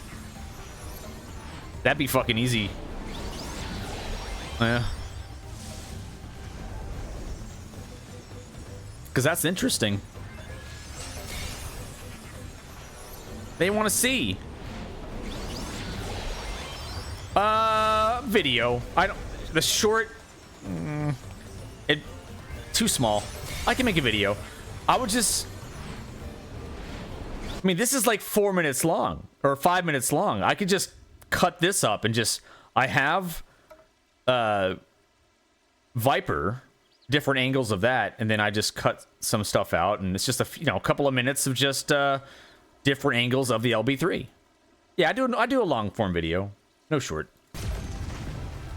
or maybe both. Yeah, it's like little butterflies.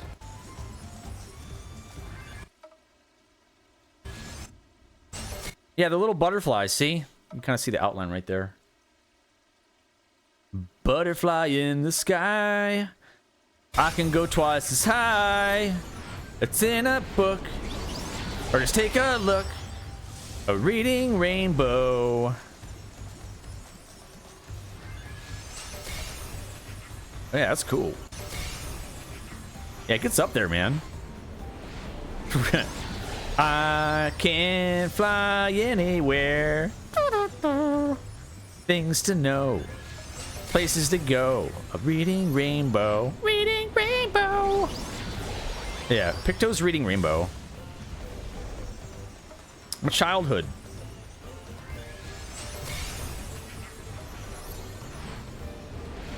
Butterfly.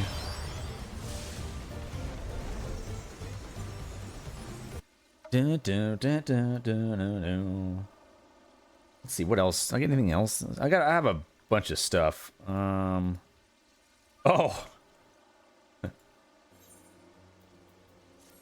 Magic School Bus, or maybe picture pages. I have a bunch of B-roll from llamas. Well, I got the ninja stuff. This is cool. I like this.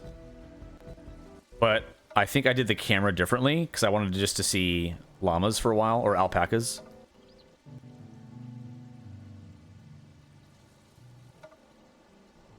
Oh, that's a good shot. Look at them. They're so fluffy. Very peaceful. It was funny because the staff would come by. They're like, "You're getting a lot of footage of alpacas, aren't you?" And I just pointed to this. I'm like, well, you know, there's a reason for that. Where's the ninja? Right here. Right here. It's right there. Ninja.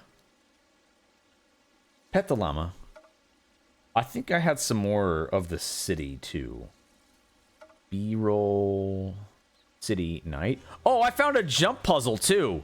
But it wasn't fixed. It wasn't complete. It was like, I could only get so high. I could make... Or, I know it's a jump I could make easily, but there was something blocking me. But it's in the city. It's like, from this platform, like, back to the right.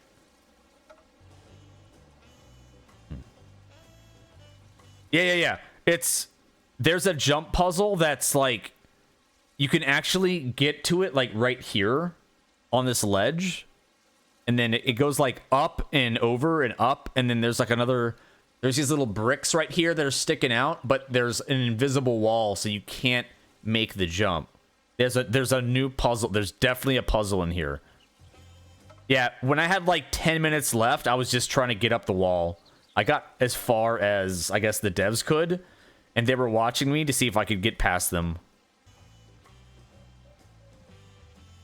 Yeah, you can definitely get up here all the way, but you get blocked like right here. Yep. Oh, it definitely will. They have little pegs and stuff sticking out in spots, so it's clearly a jump puzzle. Maybe he didn't see it, man. Maybe he didn't know. Tell Pint. I gotta tell Pint there's a jump puzzle. Oh, look at these little guys. Oh, this little guy. He's like bouncing on the post. Oh yeah, of course he did. It was funny though. It was a good joke. He called out Zeppla saying, I watched your video where you said Endwalker was the worst expansion.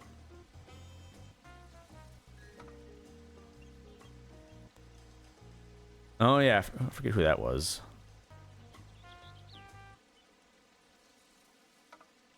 Oh shit, what I hit. No, stop. What I hit.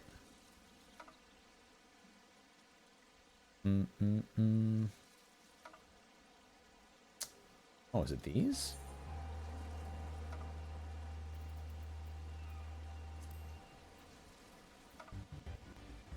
Oh, doesn't she look great? I love this outfit. The realm outfit. It's so cool. So cool. How would I react? I would just probably die inside. I would feel very embarrassed. I'd probably react the same way she did. Face turn red and just hide your face in your hands. Oh, yeah. Oh, shit. Oh, I got the music from the town? Oh, man. Look at this. There's a whole frickin' area, a stable of alpacas. If these aren't a mount, I'm gonna riot. Look, it's ... It says something. What does it mean? Paint me like one of your French alpacas. Yeah, I got even more B-roll.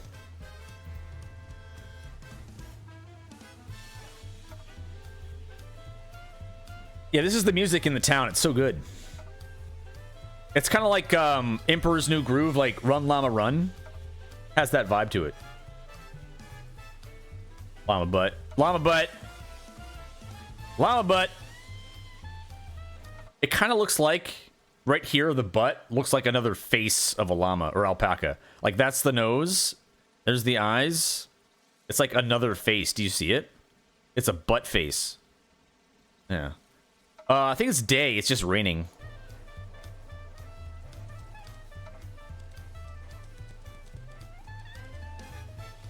But look at the texture. This is what I got to see, though. Hey, what's up, Bedside? Thanks for the follow. You can see, like, the rain. Like, the moisture on it. It's, like, it's so cool, man. And, like, the bricks... You can see the wet on the, like, the wetness of the ground and the... how that looks with water on it. Yeah, wet textures.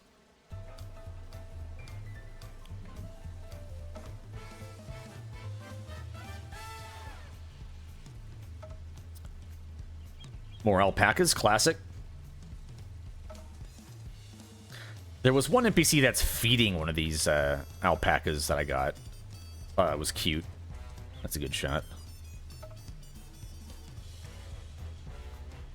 Oh, there. Oh, no. Never mind. Wait. He's just staring right at us.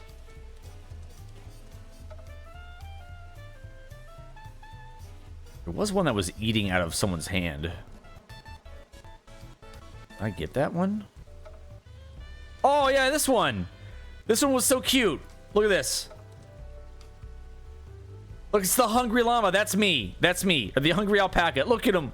He's getting his food buff. You get your food buff. Aw. No, I didn't mess with the dye system at all. I think Zeppelin did next to me. Have to work. Okay, hey, thank you, man. Thank you. I'm watching your ass changes video, and I just finally understood how the new buttons work. Oh, yeah, it's actually super easy. I'm glad you liked my video. I'm so glad you liked it. Yeah, you just put the three different play cards, or play buttons. You're set, man. It changes automatically. It's really nice. Thank you, man. Thank you so much. I'm glad you liked it. Good response for my Astro video. Yeah. Yeah, Jesse asked if Lalafels could ride other people. I'm like, you are such a goober. Yeah, for each job, I tried to find like a backdrop that would kind of match their personality. So with Picto, no prison can hold me. With Picto, I found a nice, colorful area near the water. Oh my goodness! Speaking of Astro enjoyers, Astrologian. No, you don't need all the cards. You only need play 1, play 2, play 3. They automatically update to whatever of the 6 cards you need. So they're grouped together. Rika, thank you. Thank you. Hey, yeah, huzzah in chat. Huzzah! Huzzah! We have a raid.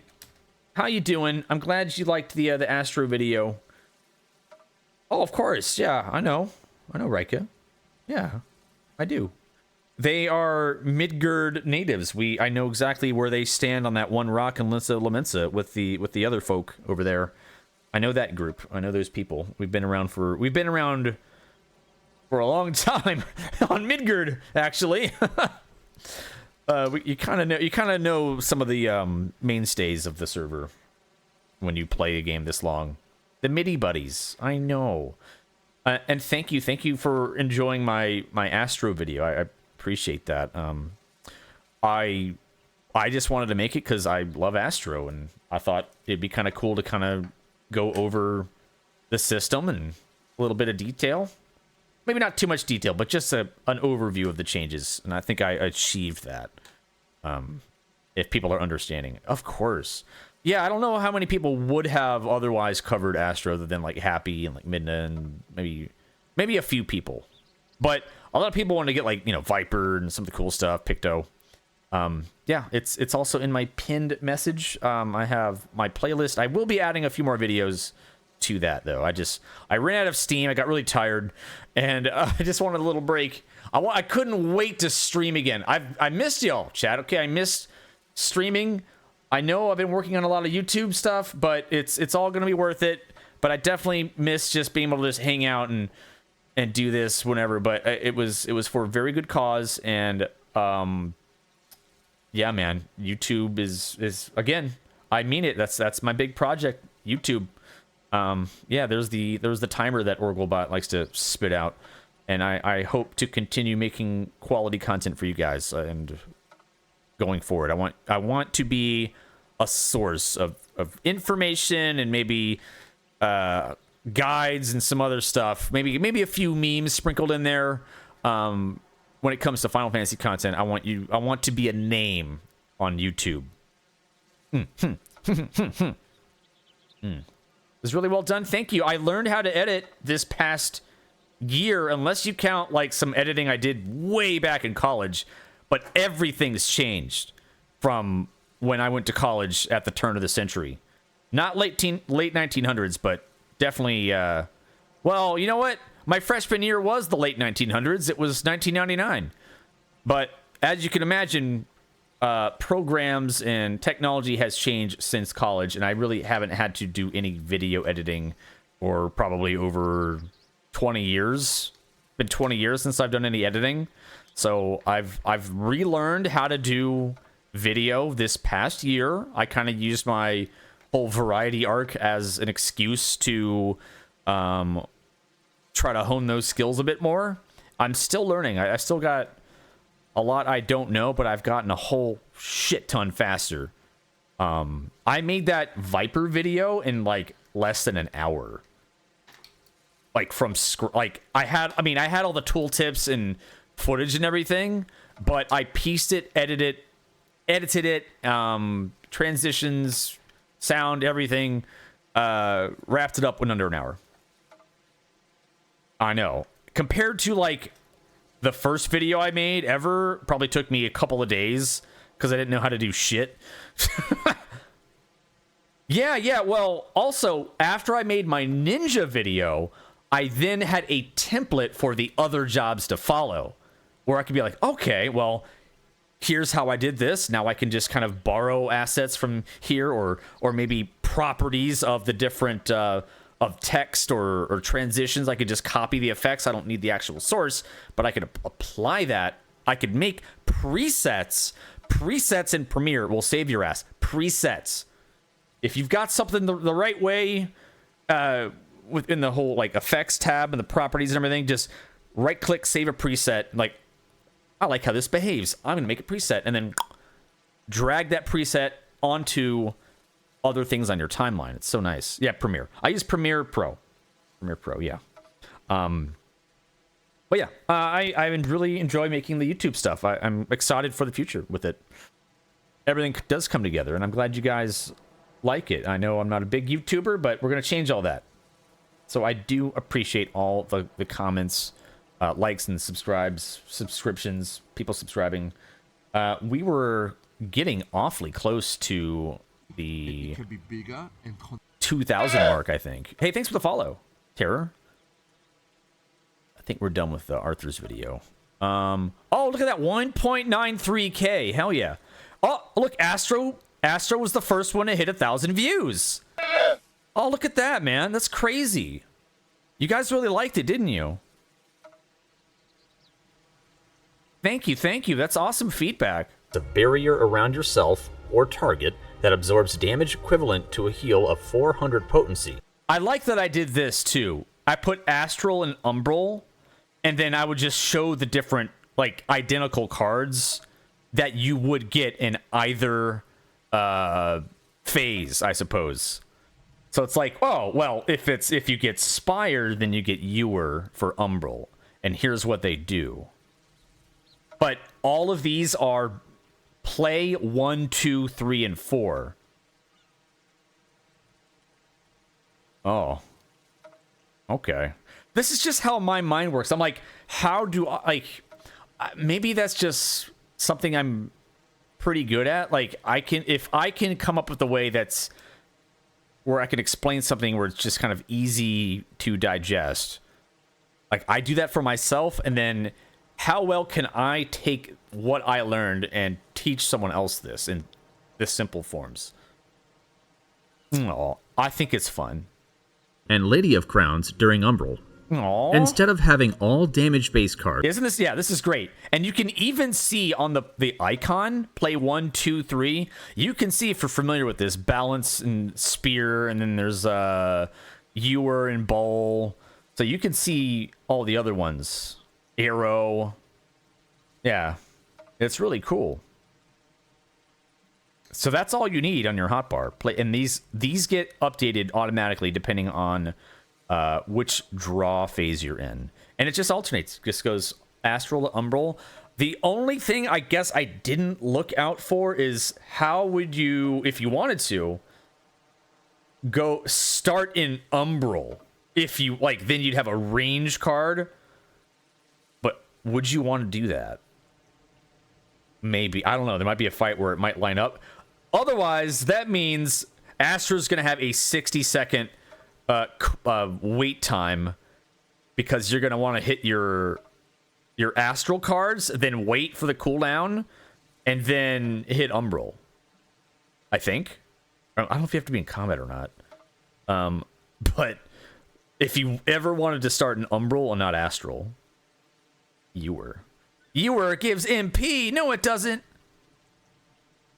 Yeah, but I thought it's pretty cool. Like, it eliminates the RNG, so now you can really plan and plot out your card uses over time. Like, okay, like, I know I'm going to be an Umbral at this phase. I know I'm going to have these cards because I'm an Umbral. So, during this time, this mechanic is going out. I can assign the Mitt card here, the healing card there, and then the DPS gets the DPS card. So you could really spreadsheet the fuck out of your cards now since it's not random. And if you like that, great. Also, I notice I'm hovering over Sinistry, and thank you, past self, for hovering over that, because I often forget that it exists or to use it ever.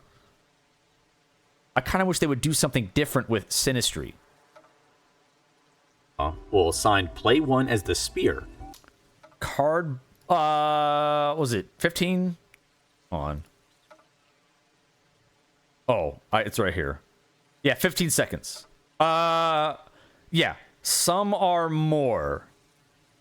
It's okay. So like the barrier here for Spire is. Oh, yeah, Spire and Ewer. There's Bowl and Arrow.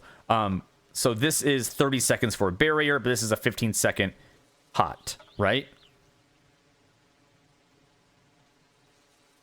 Here. Yep. Minor Arcana, which heals everyone around you for 400 potency. Umbral Draw then changes back to Astral Draw, and the cycle repeats.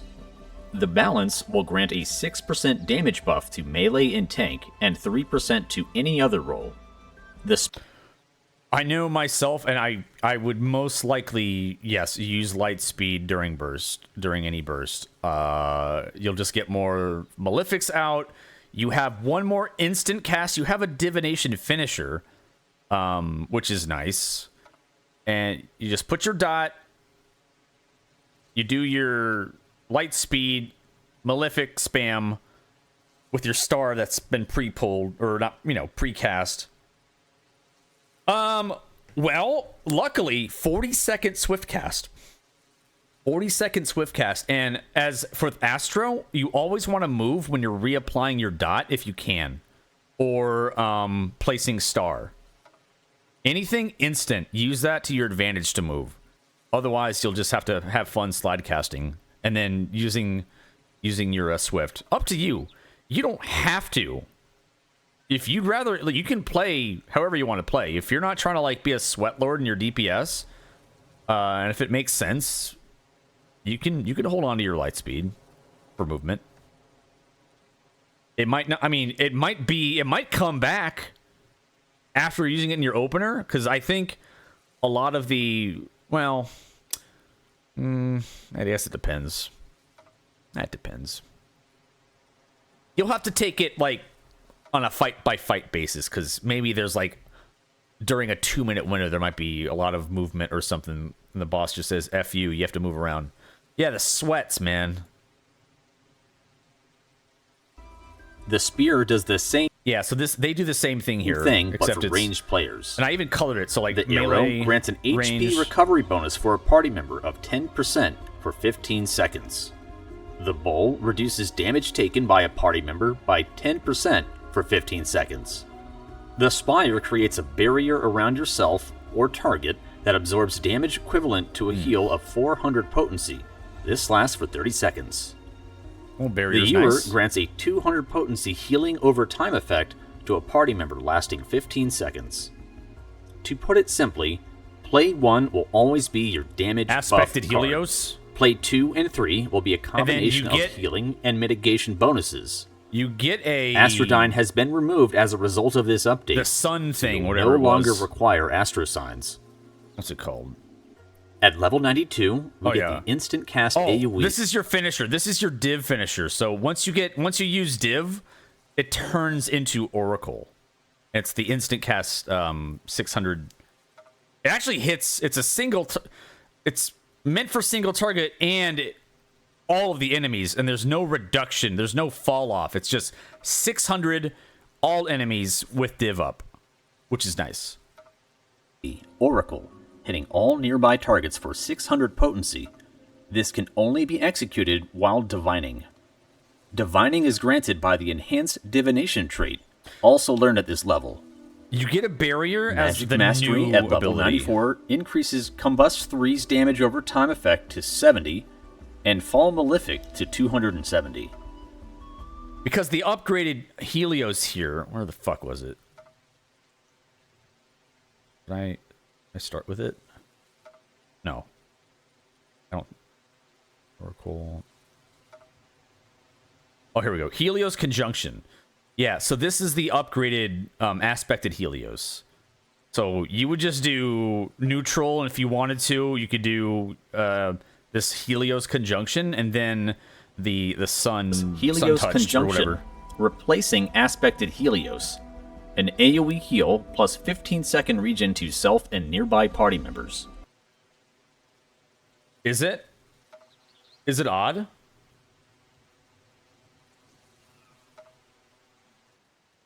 Do I have to mute? Oh, is it echoing the game?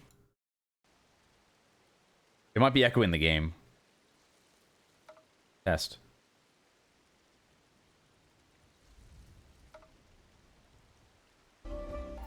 At level 98, we get our third charge of Essential Dignity. At level 100, we get Sun Sign. That is a follow-up spell after using Neutral Sect and gaining the Sun-Touched effect. This allows you to cast a party-wide mitigation ability. Sun Sign, here we go. 10% damage reduction, lasting 15 seconds. Sorry, in order for you to hear videos, I had to turn on a desktop audio input. But when I played the browser, since I already have a browser audio capture, it was giving you double the sound. No. Seconds. That's just me being a bad streamer. Sun-touched at this level with the enhanced Neutral Sect trait. No, you're fine. I'd rather changes. fix it, you know? Astro's Opener and Burst will be far less hectic due to only having one damage buff card. No prison can hold me! Adventure awaits! We got a huzzah at him! We got a huzzah! Huzzah! Yeah, what's up, man? How you doing? What's up, Saya? Hey, bro. What's good, man? I'm tired too. I'm very tired. I've been working my butt off. Thank you for the follows, you guys. Thank you, Lillian, Terror, Zinnia. Thank you. I'm great. We're just showing off some of the videos that I've done from the media tour. Yeah, one damage buff card. Yeah, one card, man. One. Pyros, what's up, man? Thank you. I thought it would be nice to have at least 2 damage cards, but alas. Yeah, I can see me do neutral and sun sign here. Be more selective on which DPS. Oh, did I just cast it? I think I just cast it. Astros open neutral 15 seconds. We get access to Sun Touch at this level with the. This allows you to cast. Oh, yeah, here we go. I know 3 weeks. Wide mitigation ability of 10. Yeah, there it is. Sun touched. 10% damage reduction, lasting 15 seconds. We get access to Sun Touch at this level with the enhanced neutral. So that's pretty nice, though. I mean, you'll have what, a 10% shield? Kind of? Yeah, 10% mitigation. Not a shield, but like I guess 10% mitigation. And then with neutral rolling, you'll have your regions going off too. 10% mid, yeah. Oh my goodness. No prison Sorry, can what'd you guys hold do me. tonight? Adventure awaits! Oh my god, we have more people to huzzah at. We have to huzzah at Ike now. Huzzah! Lots of team. You guys doing that together? Huzzah! 4T clear. Wait, like clear for 4, or you cleared T 4 times and then you cleared DSR once? Probably 4 T clears, right? You're doing 16 and then you You were doing top? I'm sorry. That sucks. Oh, clean tier 4 times. No, you're not dumb. You're not dumb. You stop that. You stop that right now. It's DS. Oh, is it DSR? Oh, it is. It looked really dark for a second. I was like, why can't I hover over that? Oh, there is DSR. Did I remove top? I think I removed top because I hate it so much. Oh, you don't have a gearing video for Astro? Oh no. You mean like current gearing? No. I don't have that, no. That could be something I do down the line though. Like, I guess gearing up for raids or something, perhaps? Keep it removed. Yes. Screw that. Hi, Luca, baby. Girl. Yeah, what I don't have a whole lot on my YouTube, but I'm working on it. I'm working on adding way more videos. I'm actually going to be doing a series, a YouTube video series called Hall of the Raider, and my first video will cover the tank roll, and it'll cover tank swaps and busters, and then my next video will cover the healer roll, and I'll figure out some sort of fundamental healing or healer exercise or training that you should know. What should you know as a healer before stepping foot into extreme content and savage content? Maybe, God, I don't know, like just an explanation of how shields and regions work? I mean, you got to think of like basic stuff, right? Luca, what are you doing? Are you trying to scratch my new chair? Probably. So I'll think about what to do for the healer video, but that'll be next.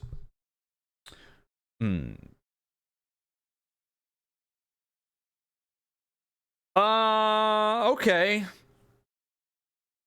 Oh. I see, like a PF etiquette. Like actual, just like, not even like a guide, but just like, oh, well, I think there's been videos like that where it's like, here's how PF works, here's what all the acronyms and the weird codes and the descriptions and what they mean. I could see doing something like that too. I think that would be helpful. I could maybe even like tie it into specific guides or something. But yeah, they assume that you know what the hell to look for and what you're doing. I get that. Yeah, that would be new player friendly. Trying to catch up since you're new to healing? Oh, I think most people use, shoot, man, I just Google like Astro Gear or some shit, and it's like you get linked to best in slot, like Astro Best in, there's something on Icy Veins. I don't know if how accurate that one is. Is Icy Veins good? Best gear or best in slot? Usually there's a link to the Etro site.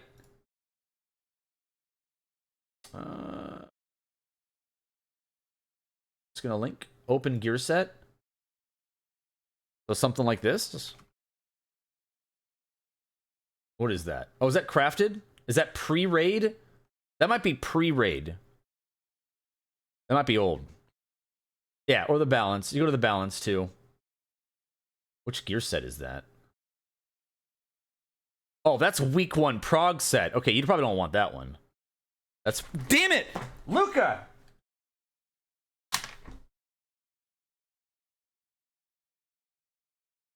Oh, I can hear the claws go into the chair. I love you, kitty. You're gonna.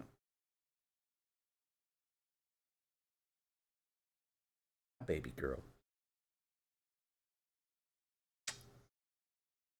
She just wants to be fed, that's all. Just a little baby. She doesn't know any better. She doesn't know any better. She just knows there's a new chair. I'm going to jump on it because that'll get your attention. Now you got to pay the cat tax. No prison can hold me. Adventure awaits. Huzzah! There was a reason that I had my jacket hung over, draped over the...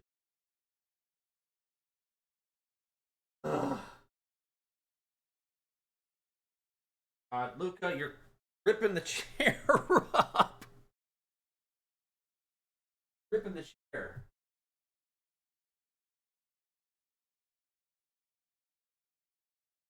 I don't have a cover, so I'm going to put a jacket over That'll help.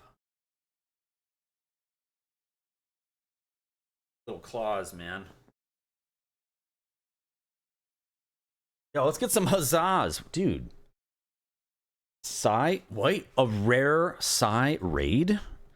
Psy doesn't raid people. What is this? Mid-sentence? To what do we owe the pleasure? Usually Psy just logs out. He's just gone. You bullied him too? Nice. You had to remind him? I'm gonna have to, my cat's gonna remind me to feed her really soon. He's a changed man. What's up, Ponto? Hey, bro. Tinkle time? Oh my god. I have to what was Psy doing tonight? What's was he doing uwu? Was he getting through that? Sect trait. Yeah. Rotation changes. Giving Astrologian even more utility at the expense. Yeah, I thought I had a nice little video for Astro. So thank you everyone. Oh my goodness. And this right here, barrier around yourself. This little number right here on the top left, I have this tracker. This updates, it takes a while to update, like maybe a week or so. But, oh, it's not until Tuesday, Tuesday. But if I hit 3K, I'll get the first level of YouTube monetization. Then I could just start earning like a few cents. Oh, man. Hey, what's up? Hey, thanks for the follow. Thank you. I think it's right here. Earn. Oh, yeah, here we go. Look at this. Luca, don't jump on the back of this chair, please. Right here. So we are... It hasn't updated yet, but once we hit 3,000, then I can start earning a little bit on YouTube. This is my main YouTube, yeah. I have this channel and a VOD channel. That's it. But I added the media tour videos. I'm going to be working on a few more. I'm going to add to this playlist. Big follow coming. Yeah, it's right here, man. I also have it pinned in chat, but thank you very much. Thanks for the raid, bro. So what'd you guys do then? Was that, were you finishing MSQ or Eden? I see a cat and I follow. This cat lets me, she bosses me around. She wants breakfast, and she's going to tear up my chair. My brand new Secret Lab Final Fantasy chair. Already dug her claws in the back a couple times. Come here, baby. Come here, baby.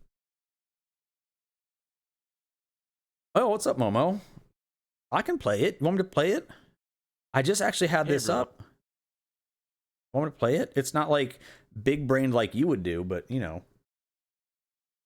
Not baby. But I really like playing Astro. All right, I'll play it. All right, chat. You can watch my Astro video together. In this video, as Momo requested. Astrologian updates for Final Fantasy XIV's expansion Dawntrail. Keep in mind that everything here is subject to final adjustments and changes. Let's get right into it. Astrologian is a pure healing job that buffs the party with its card drawing system and uses strong, timed healing spells to keep the party topped off. How cards are handled received a drastic update in Dawntrail, removing a lot of the RNG attributed to the job. Changes from 6.0. The card system now alternates between Astral Draw for melee and tanks, and Umbral Draw for ranged player bonuses. You will now have to place 3 play card buttons on your hotbar, as each draw automatically gives you 3 cards to choose from, plus 1 Arcana. Lord of Crowns during Astral, and Lady of Crowns during Astral. Umbral. Yeah. Instead of having all damage-based cards, we will now have ways to gain more. Oh, is it supposed to be with Umbral? A mitigation buffing card, as well as healing boosting cards. Astral Draw will always assign Play 1 as the balance, Play 2 as the arrow, and Play 3 as the spire. Hold on. And the Lord of Crowns, dealing a 400 potency unaspected attack to all nearby enemies. What if I had the raw footage? Would you like that? Luca, jeez, she's going ham. Astro Dummy.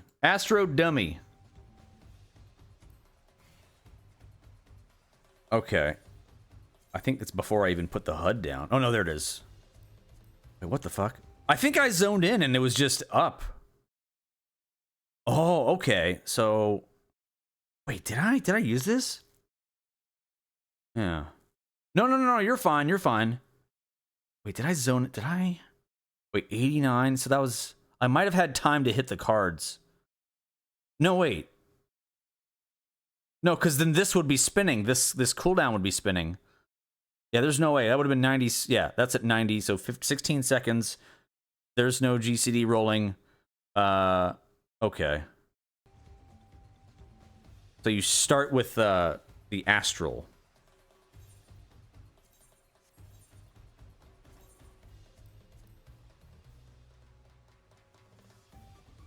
Maybe it had to have loaded with it, right?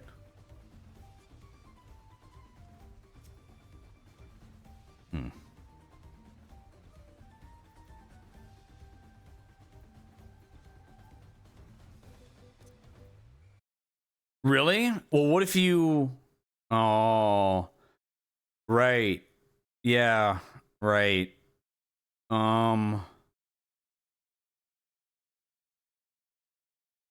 True. Otherwise, you wait for the entire cycle. You'd have to let it... Yeah, go... the whole cooldown for it to come back. Sorry, chat. Can we have a pre-pull 60-second timer for Astro? Can you put the countdown at 60 seconds? It's like Old Warrior.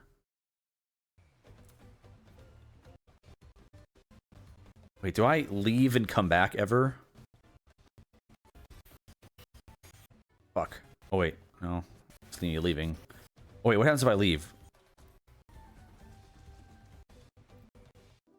Exit? Okay. Oh, I changed to Viper. Yeah. Oh, in the duty it starts? Okay, in the duty. Maybe... Okay. So maybe it was because we were in a combat duty instance, so I started with the Astral. Range... Yeah. I kind of wish they had 2 out of the 3 cards be damage buffs. I don't know if we're gonna need that many mitigation cards or healing cards, right? I mean, our kit's pretty good, right? I mean, Celestial Intersection, we're gonna have 3 charges of ED. What, Exaltation, right? Wait, was that still there? I feel like we might have enough. Light speed for our 2-minute burst. Oh. Oh, man. 3 ED? 3Z? Maybe I didn't notice.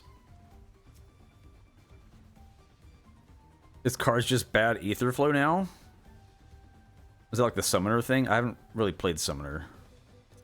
But basically, it just alternates between Astral and Umbral.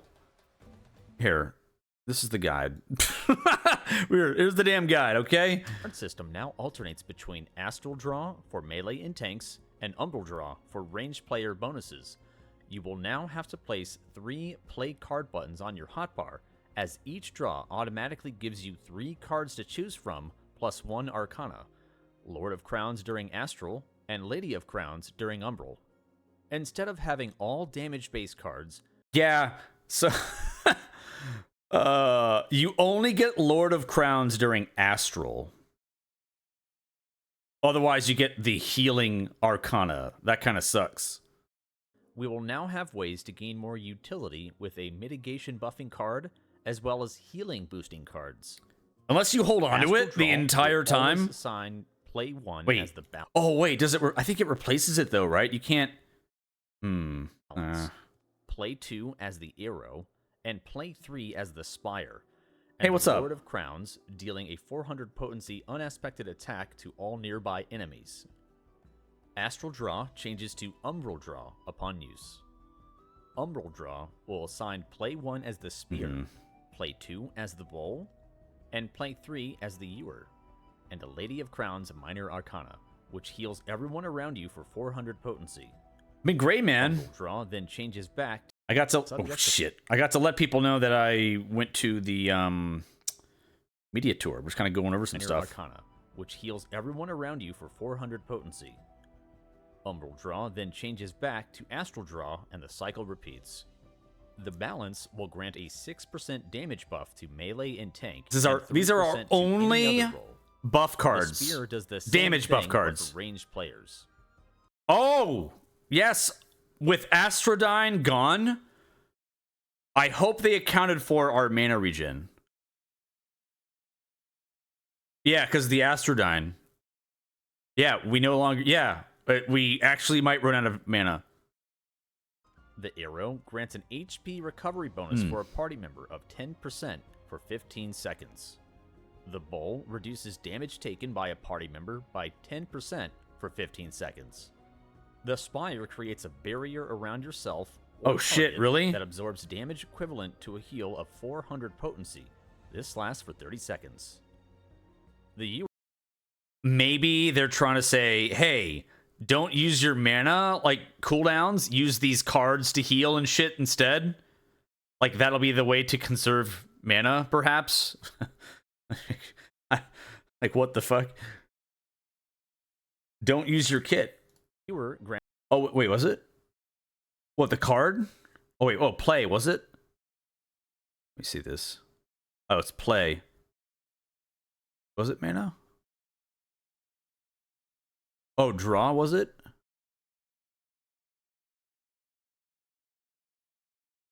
Oh. Okay, it was what gives the mana. Okay. Gotcha. It won't say on the tooltip.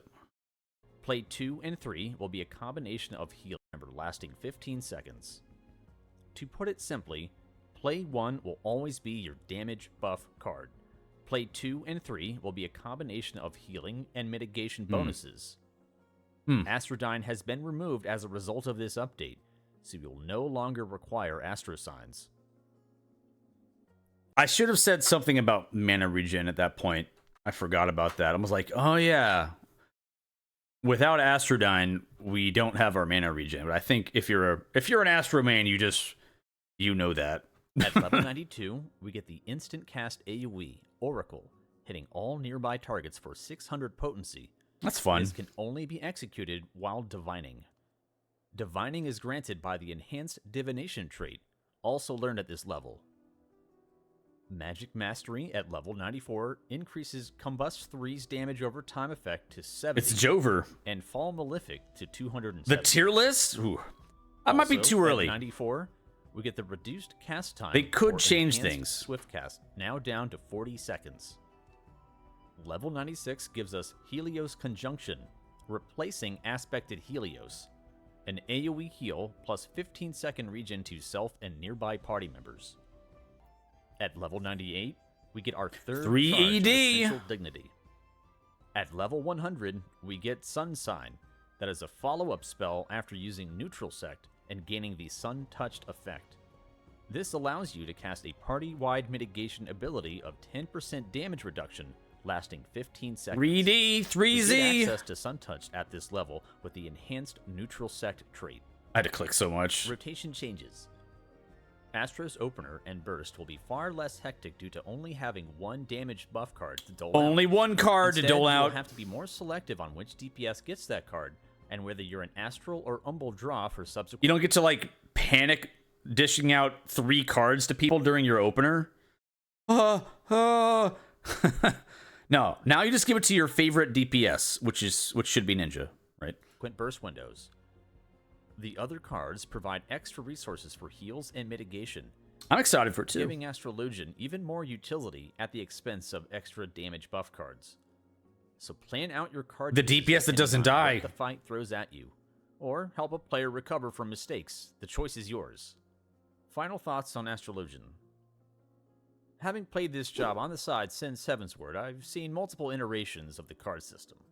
This current one simplifies things and removes the RNG that many players either hate or love.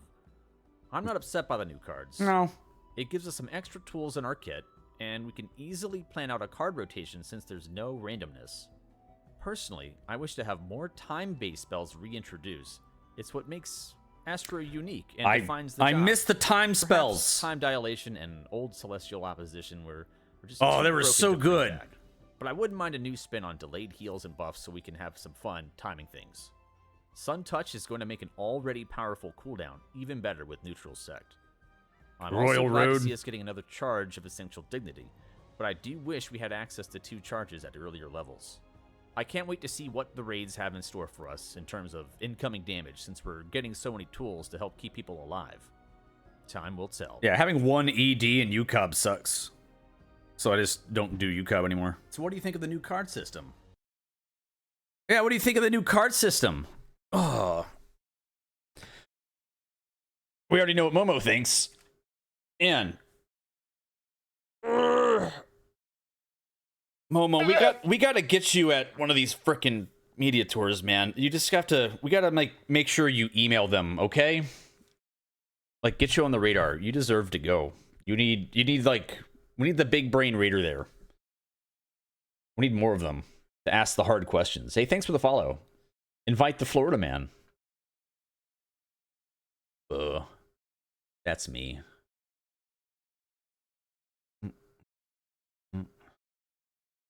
I'll make a Picto video and then some other stuff, maybe a few extra things that revolve around the media tour. But it was a wonderful, amazing experience, and yes, it was not just Zeno's birthday. Although we did celebrate his birthday in style with going to all the amusement parks and everything, and of course eating amazing food almost every frickin' night. Sure. Your cat? Hi, Moo Meow. Oh, hold on. I have the other cat here. Hi, baby girl. Oh.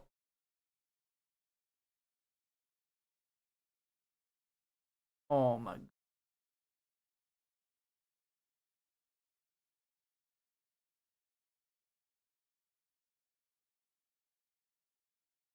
Moo Meow. Hey, Momo, this is Moo Meow. Yeah, my wife calls her Moo Meow. It's really, I call her Ayla, but my wife calls her Moo Meow, so we call her Moo Meow. She's a sweet baby. But she doesn't like to be handled that much. Moo Meow. Moo Meow. How mad she is right now. Yeah. Moo Meow.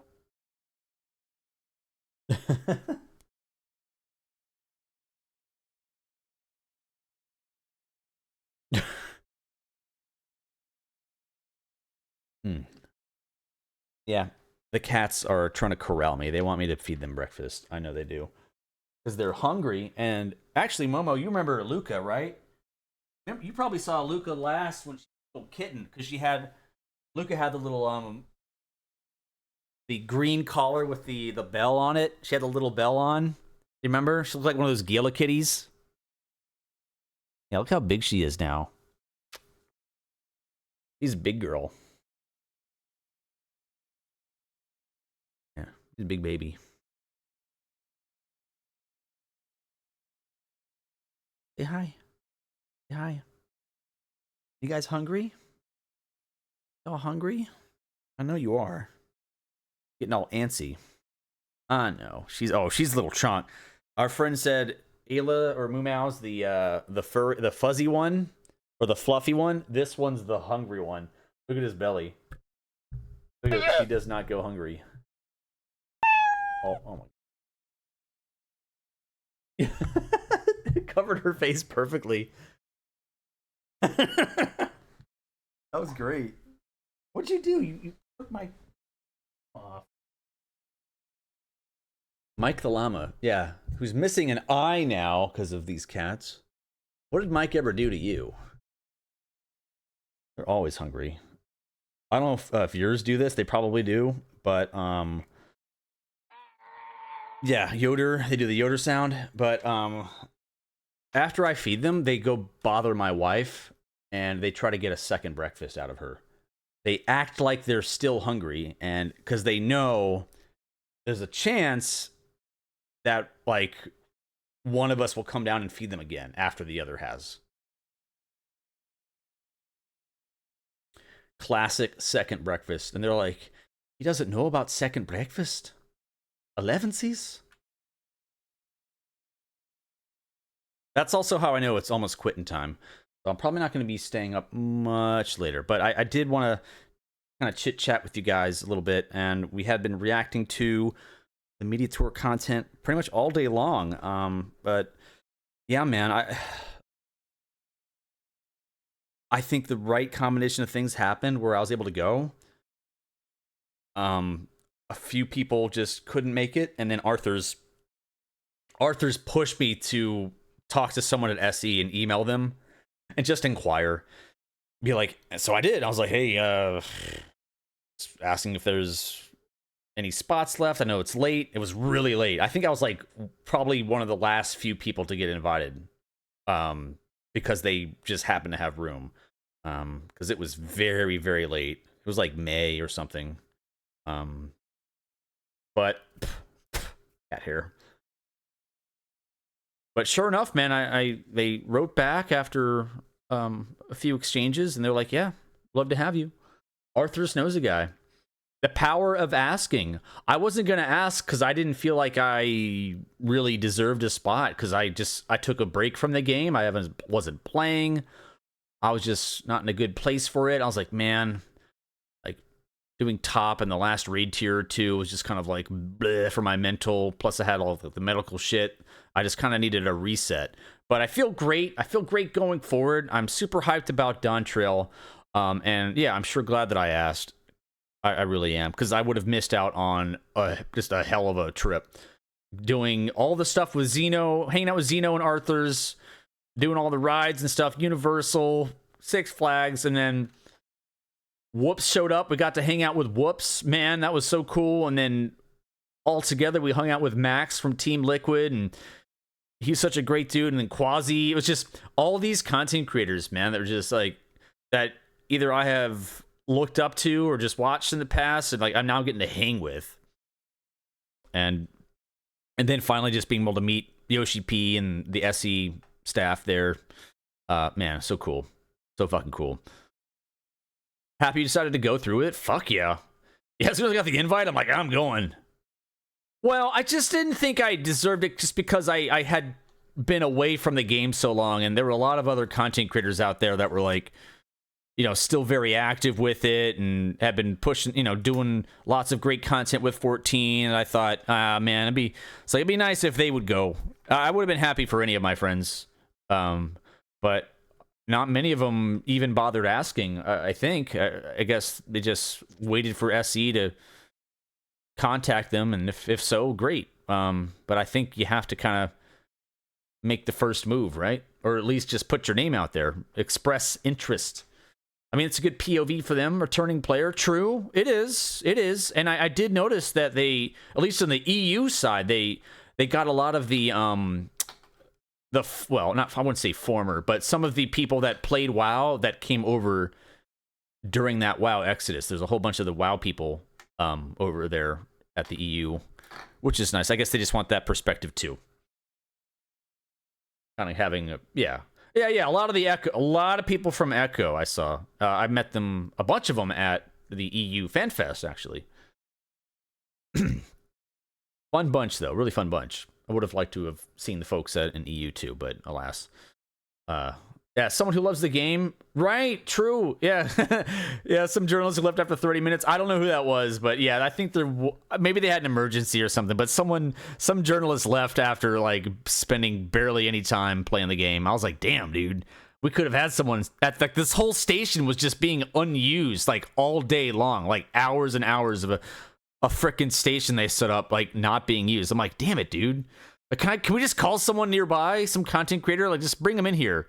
Like, oh, man. I don't know. It's okay. I guess they got enough. They're like, yep, that looks like a Final Fantasy game. I'm going to go report on it. Luca? God. I know. I just feel like, God. It just sucks, dude. I just... You like to see people... Even if they're journalists, right? Like, you want to see that they enjoy playing the game or they know what the hell they're talking about. Probably was hard to play. This game is for babies. It's for children. Okay? You know that? Let's see. Age levels of FFXIV. It's rated, or what was it? Rating 13 and older. It's rated for 13 and up. Did you know that? Yeah. 13-year-olds can play this game with ease. They can do all the ultimates. Mm-hmm. You're gonna tell some kid that was oh my god, 13 born in 2011? What the fuck, dude? I had a full ass life before that kid. This is crazy. Gross. These fucking kids, they had to learn about 9/11 on a TikTok reel or some shit. They don't know. They don't fucking know anything. What do they know? They just know skibbity toilet and whatever else. I don't know. Just jingle some keys at them. We're getting old. Damn kids with their skibbities. I don't know what that is. I hate that I even said it. But I do have nephews around that age. And I'm kind of like the cool uncle who does content creation. It's a shame that people still felt the need to take cell phone pics. Oh, did they? Oh, wait, where? When? What pics? I think they were pretty good with we didn't have any leaks this time. I think I saw maybe a couple of days ago someone started leaking a weird tooltip, but it was like cut up like a level in Tetris or something. They were sending leaks out, but that was just a couple of days ago. I didn't really see anything. I just saw a scrambled ass tooltip, but I felt like I didn't really see or hear much else. Yeah, I think I don't know. That was all right. It was like one tooltip, right? Or was it a bunch? I have no idea. Was there stuff on the balance? Did stuff get leaked around? 4chan? It was probably a meme. Who goes to 4chan? Well, it doesn't seem like stuff spread very far then. Had staff? Wait, how do you know this? What do you mean? Some people had to have staff come over? What, the phones? Oh, they were accurate? Oh, really? An actual recording? Oh, shit. What? Isn't 4chan for us old people? I think it is. 4chan, that's like... Dude. I don't know. Is it... Dude, I can't even... Oh, it's the kick stream? What the fuck? Oh, who goes to 4chan? Lionel? Probably. To defend himself. Funny that guy defends himself on fucking 4chan anonymously, but when it comes time to actually defend himself in court, nah. Not gonna show up. Bozo. Good luck, pal. Why don't you go make some more death threats to someone? That really is working out for you, doesn't it? From what I heard, it was streamed on Kick. Okay, yeah, I didn't know about that one. Streaming on Kick. Yo, what's up, Bit? Hey, man. Bozo needs to make a comeback. We got Bozo. We got Rip Bozo, right? It's a great emote. Rip Bozo. Yeah, we use that one a lot. I've been to 4chan before, but it's like it's maybe I'm old. Maybe I'm because I'm older than 4chan, right? Hard to navigate. You ever like try to navigate anything on that? It's like you have to click the numbered links, and it's like it kind of matches to the parent thread, but then I don't fucking know how it works. But then you try to reply, and it's like this thread you can't reply to it anymore. So I guess it's only stays in the system for a little bit. Yeah, there's only old people in 4chan probably. I don't know. Reddit's kind of full of assholes too, just curmudgeons. Hey, thanks for the follow. There's grumpy people on 4chan and Reddit. Just the way it is. It's the way she goes. I used to hang out on Reddit quite a bit, though. I did the Photoshop battles. Photoshop battles were my jam. I love that. I miss that. I miss that thread, the subreddit. I barely know how to navigate 4chan. I just click around. It's a dumpster these days. Damn Reddit mods, probably.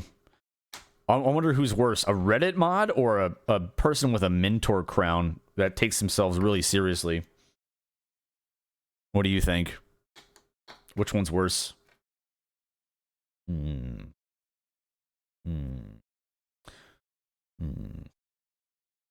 would you rather spend a week on a deserted island with? A Reddit mod or a mentor crown enjoyer?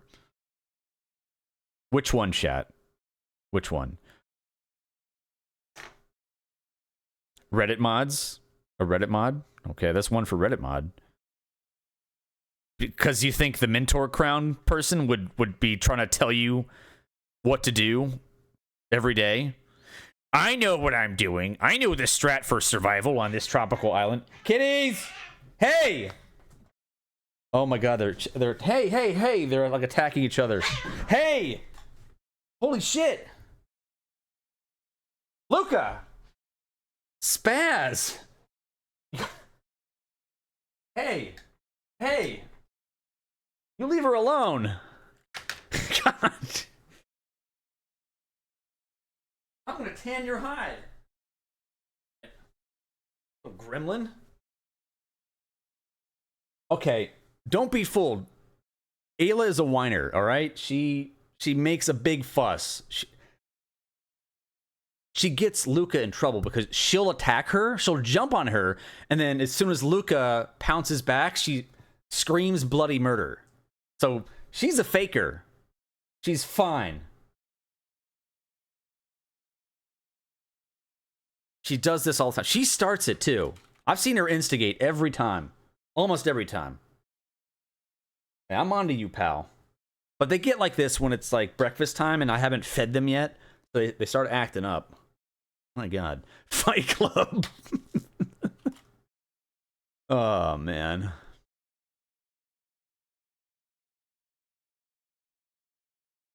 Your cats do the same thing? Oh, God. Mentor cringe? All right. Reddit mod or Novice Network regular? Not someone new to the Novice Network.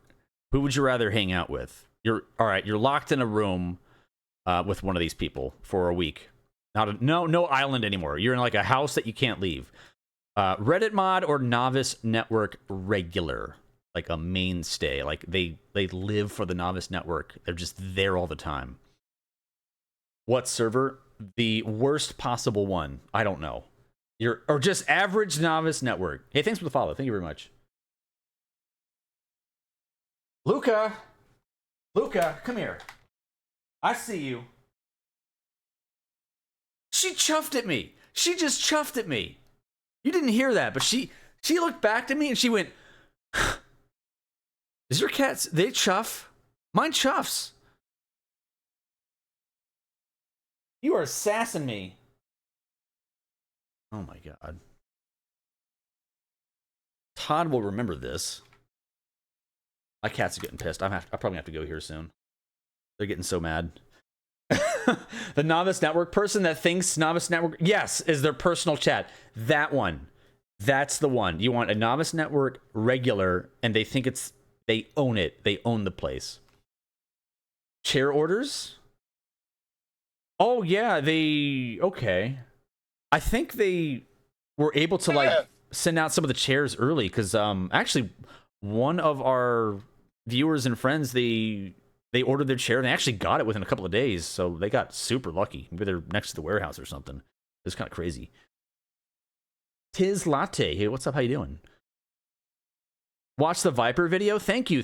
Yeah, I have a pinned link of my playlist, my media tour playlist. I have a couple of videos. Which chair? The one behind me, or the one I'm sitting in that Luca keeps scratching. Yeah, I actually got partnered, well, I partnered up with, or collabed with secretlab, and I've got the chair here. So I was trying to protect it with my jacket, because Luca kept jumping on the back. Oh, where's my, oh, there's the patch. There's the patch. Hey, you're just leveling crafters? Nice. So yeah, we have different patches. So that's unique to this chair. So you can put up the other ones if you want when you're feeling it. Yeah, it's like kind of the leatherette chair. Oh, knock this off again. And lumbar pillow. Yeah, there's an alpha one too. So if you want, you can get the alpha one. No, I actually asked them if they would do Jobstone patches as well. Maybe someone on Etsy can make that. Yeah, the chair is gorgeous. Everything's embroidered, so like the blue, well, that's embroidered. It's all stitched in. This gold trim.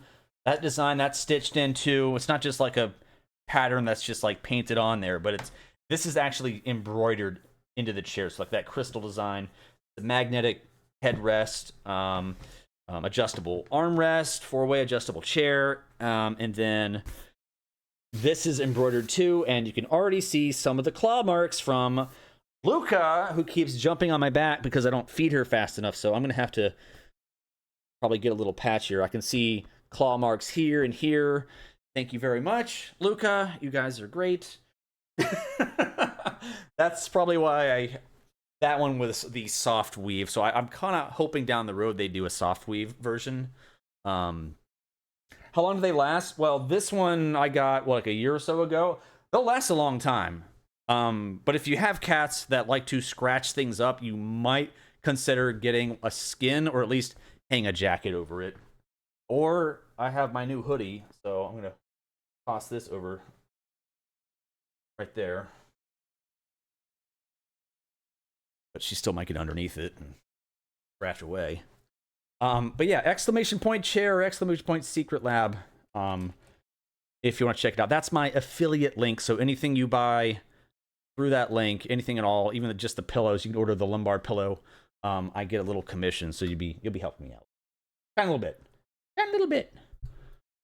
It's the spring. I switched from this dinky office chair in the back to the secret lab, and it saved, I swear, it just made a huge difference in like my posture, my back and shoulders, and my lower back just hurting in general. But it's very comfortable, super, super comfortable. So I have no regrets over getting a secret lab chair. They sent me this one, and it's awesome because it's Final Fantasy, so I couldn't say no to that.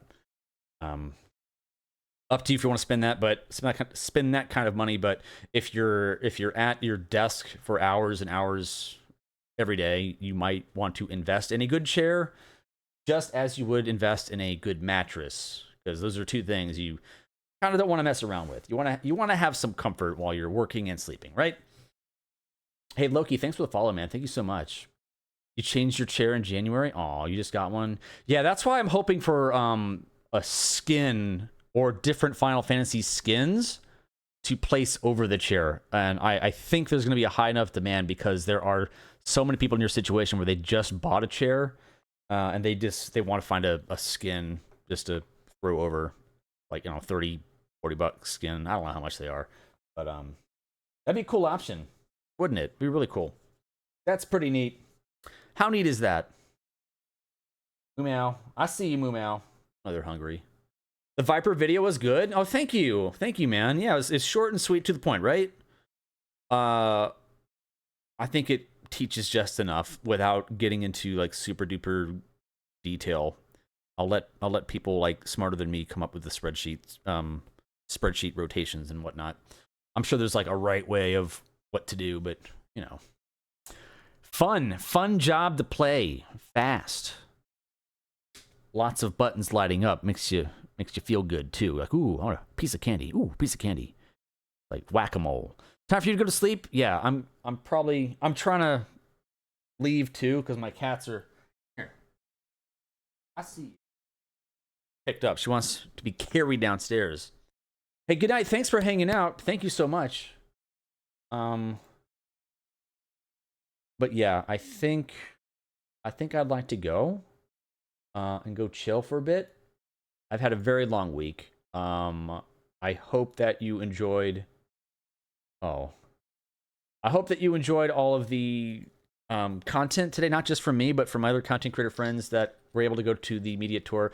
But also look out for folks that are just, you know, that didn't get to go, that are putting out content too, because I'm sure they're going to be taking all that information and making some videos out of it. But I've got a few more up my sleeve.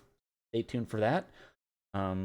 Otherwise, I would greatly appreciate you guys checking out my other videos. YouTube's going to be big priority for me this year. I want to grow on YouTube. Okay.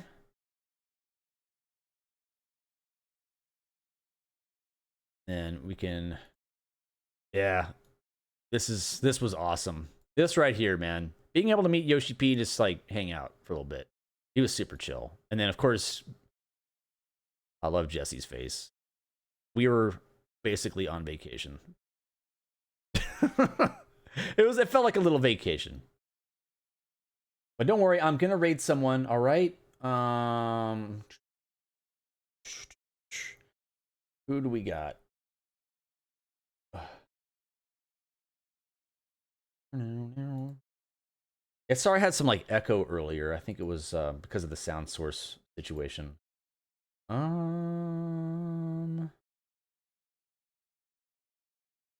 Hey, good night, Fox. Good night, Fox Gamer. He can go. Ooh, let's see. We got them before. We got them recently. Fantasy's right.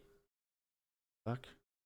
You scroll down, then all of a sudden you start seeing these blurred out thumbnails. May contain sexual themes. Interesting. Is that new for Twitch? What the fuck is that? Are we the hot tub community now? What's going on? Are we hot tubbing it?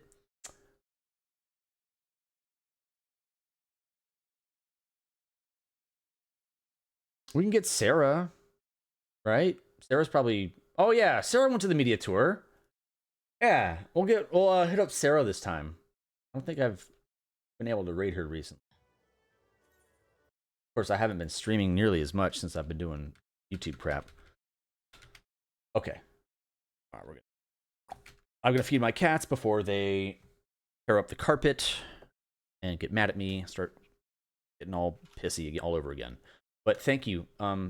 Thank you for your support, chat. Thank you for like stopping by. We had a whole bunch of raids today, so if you stuck around from the raids, you're awesome. I hope you come back and see us sometime.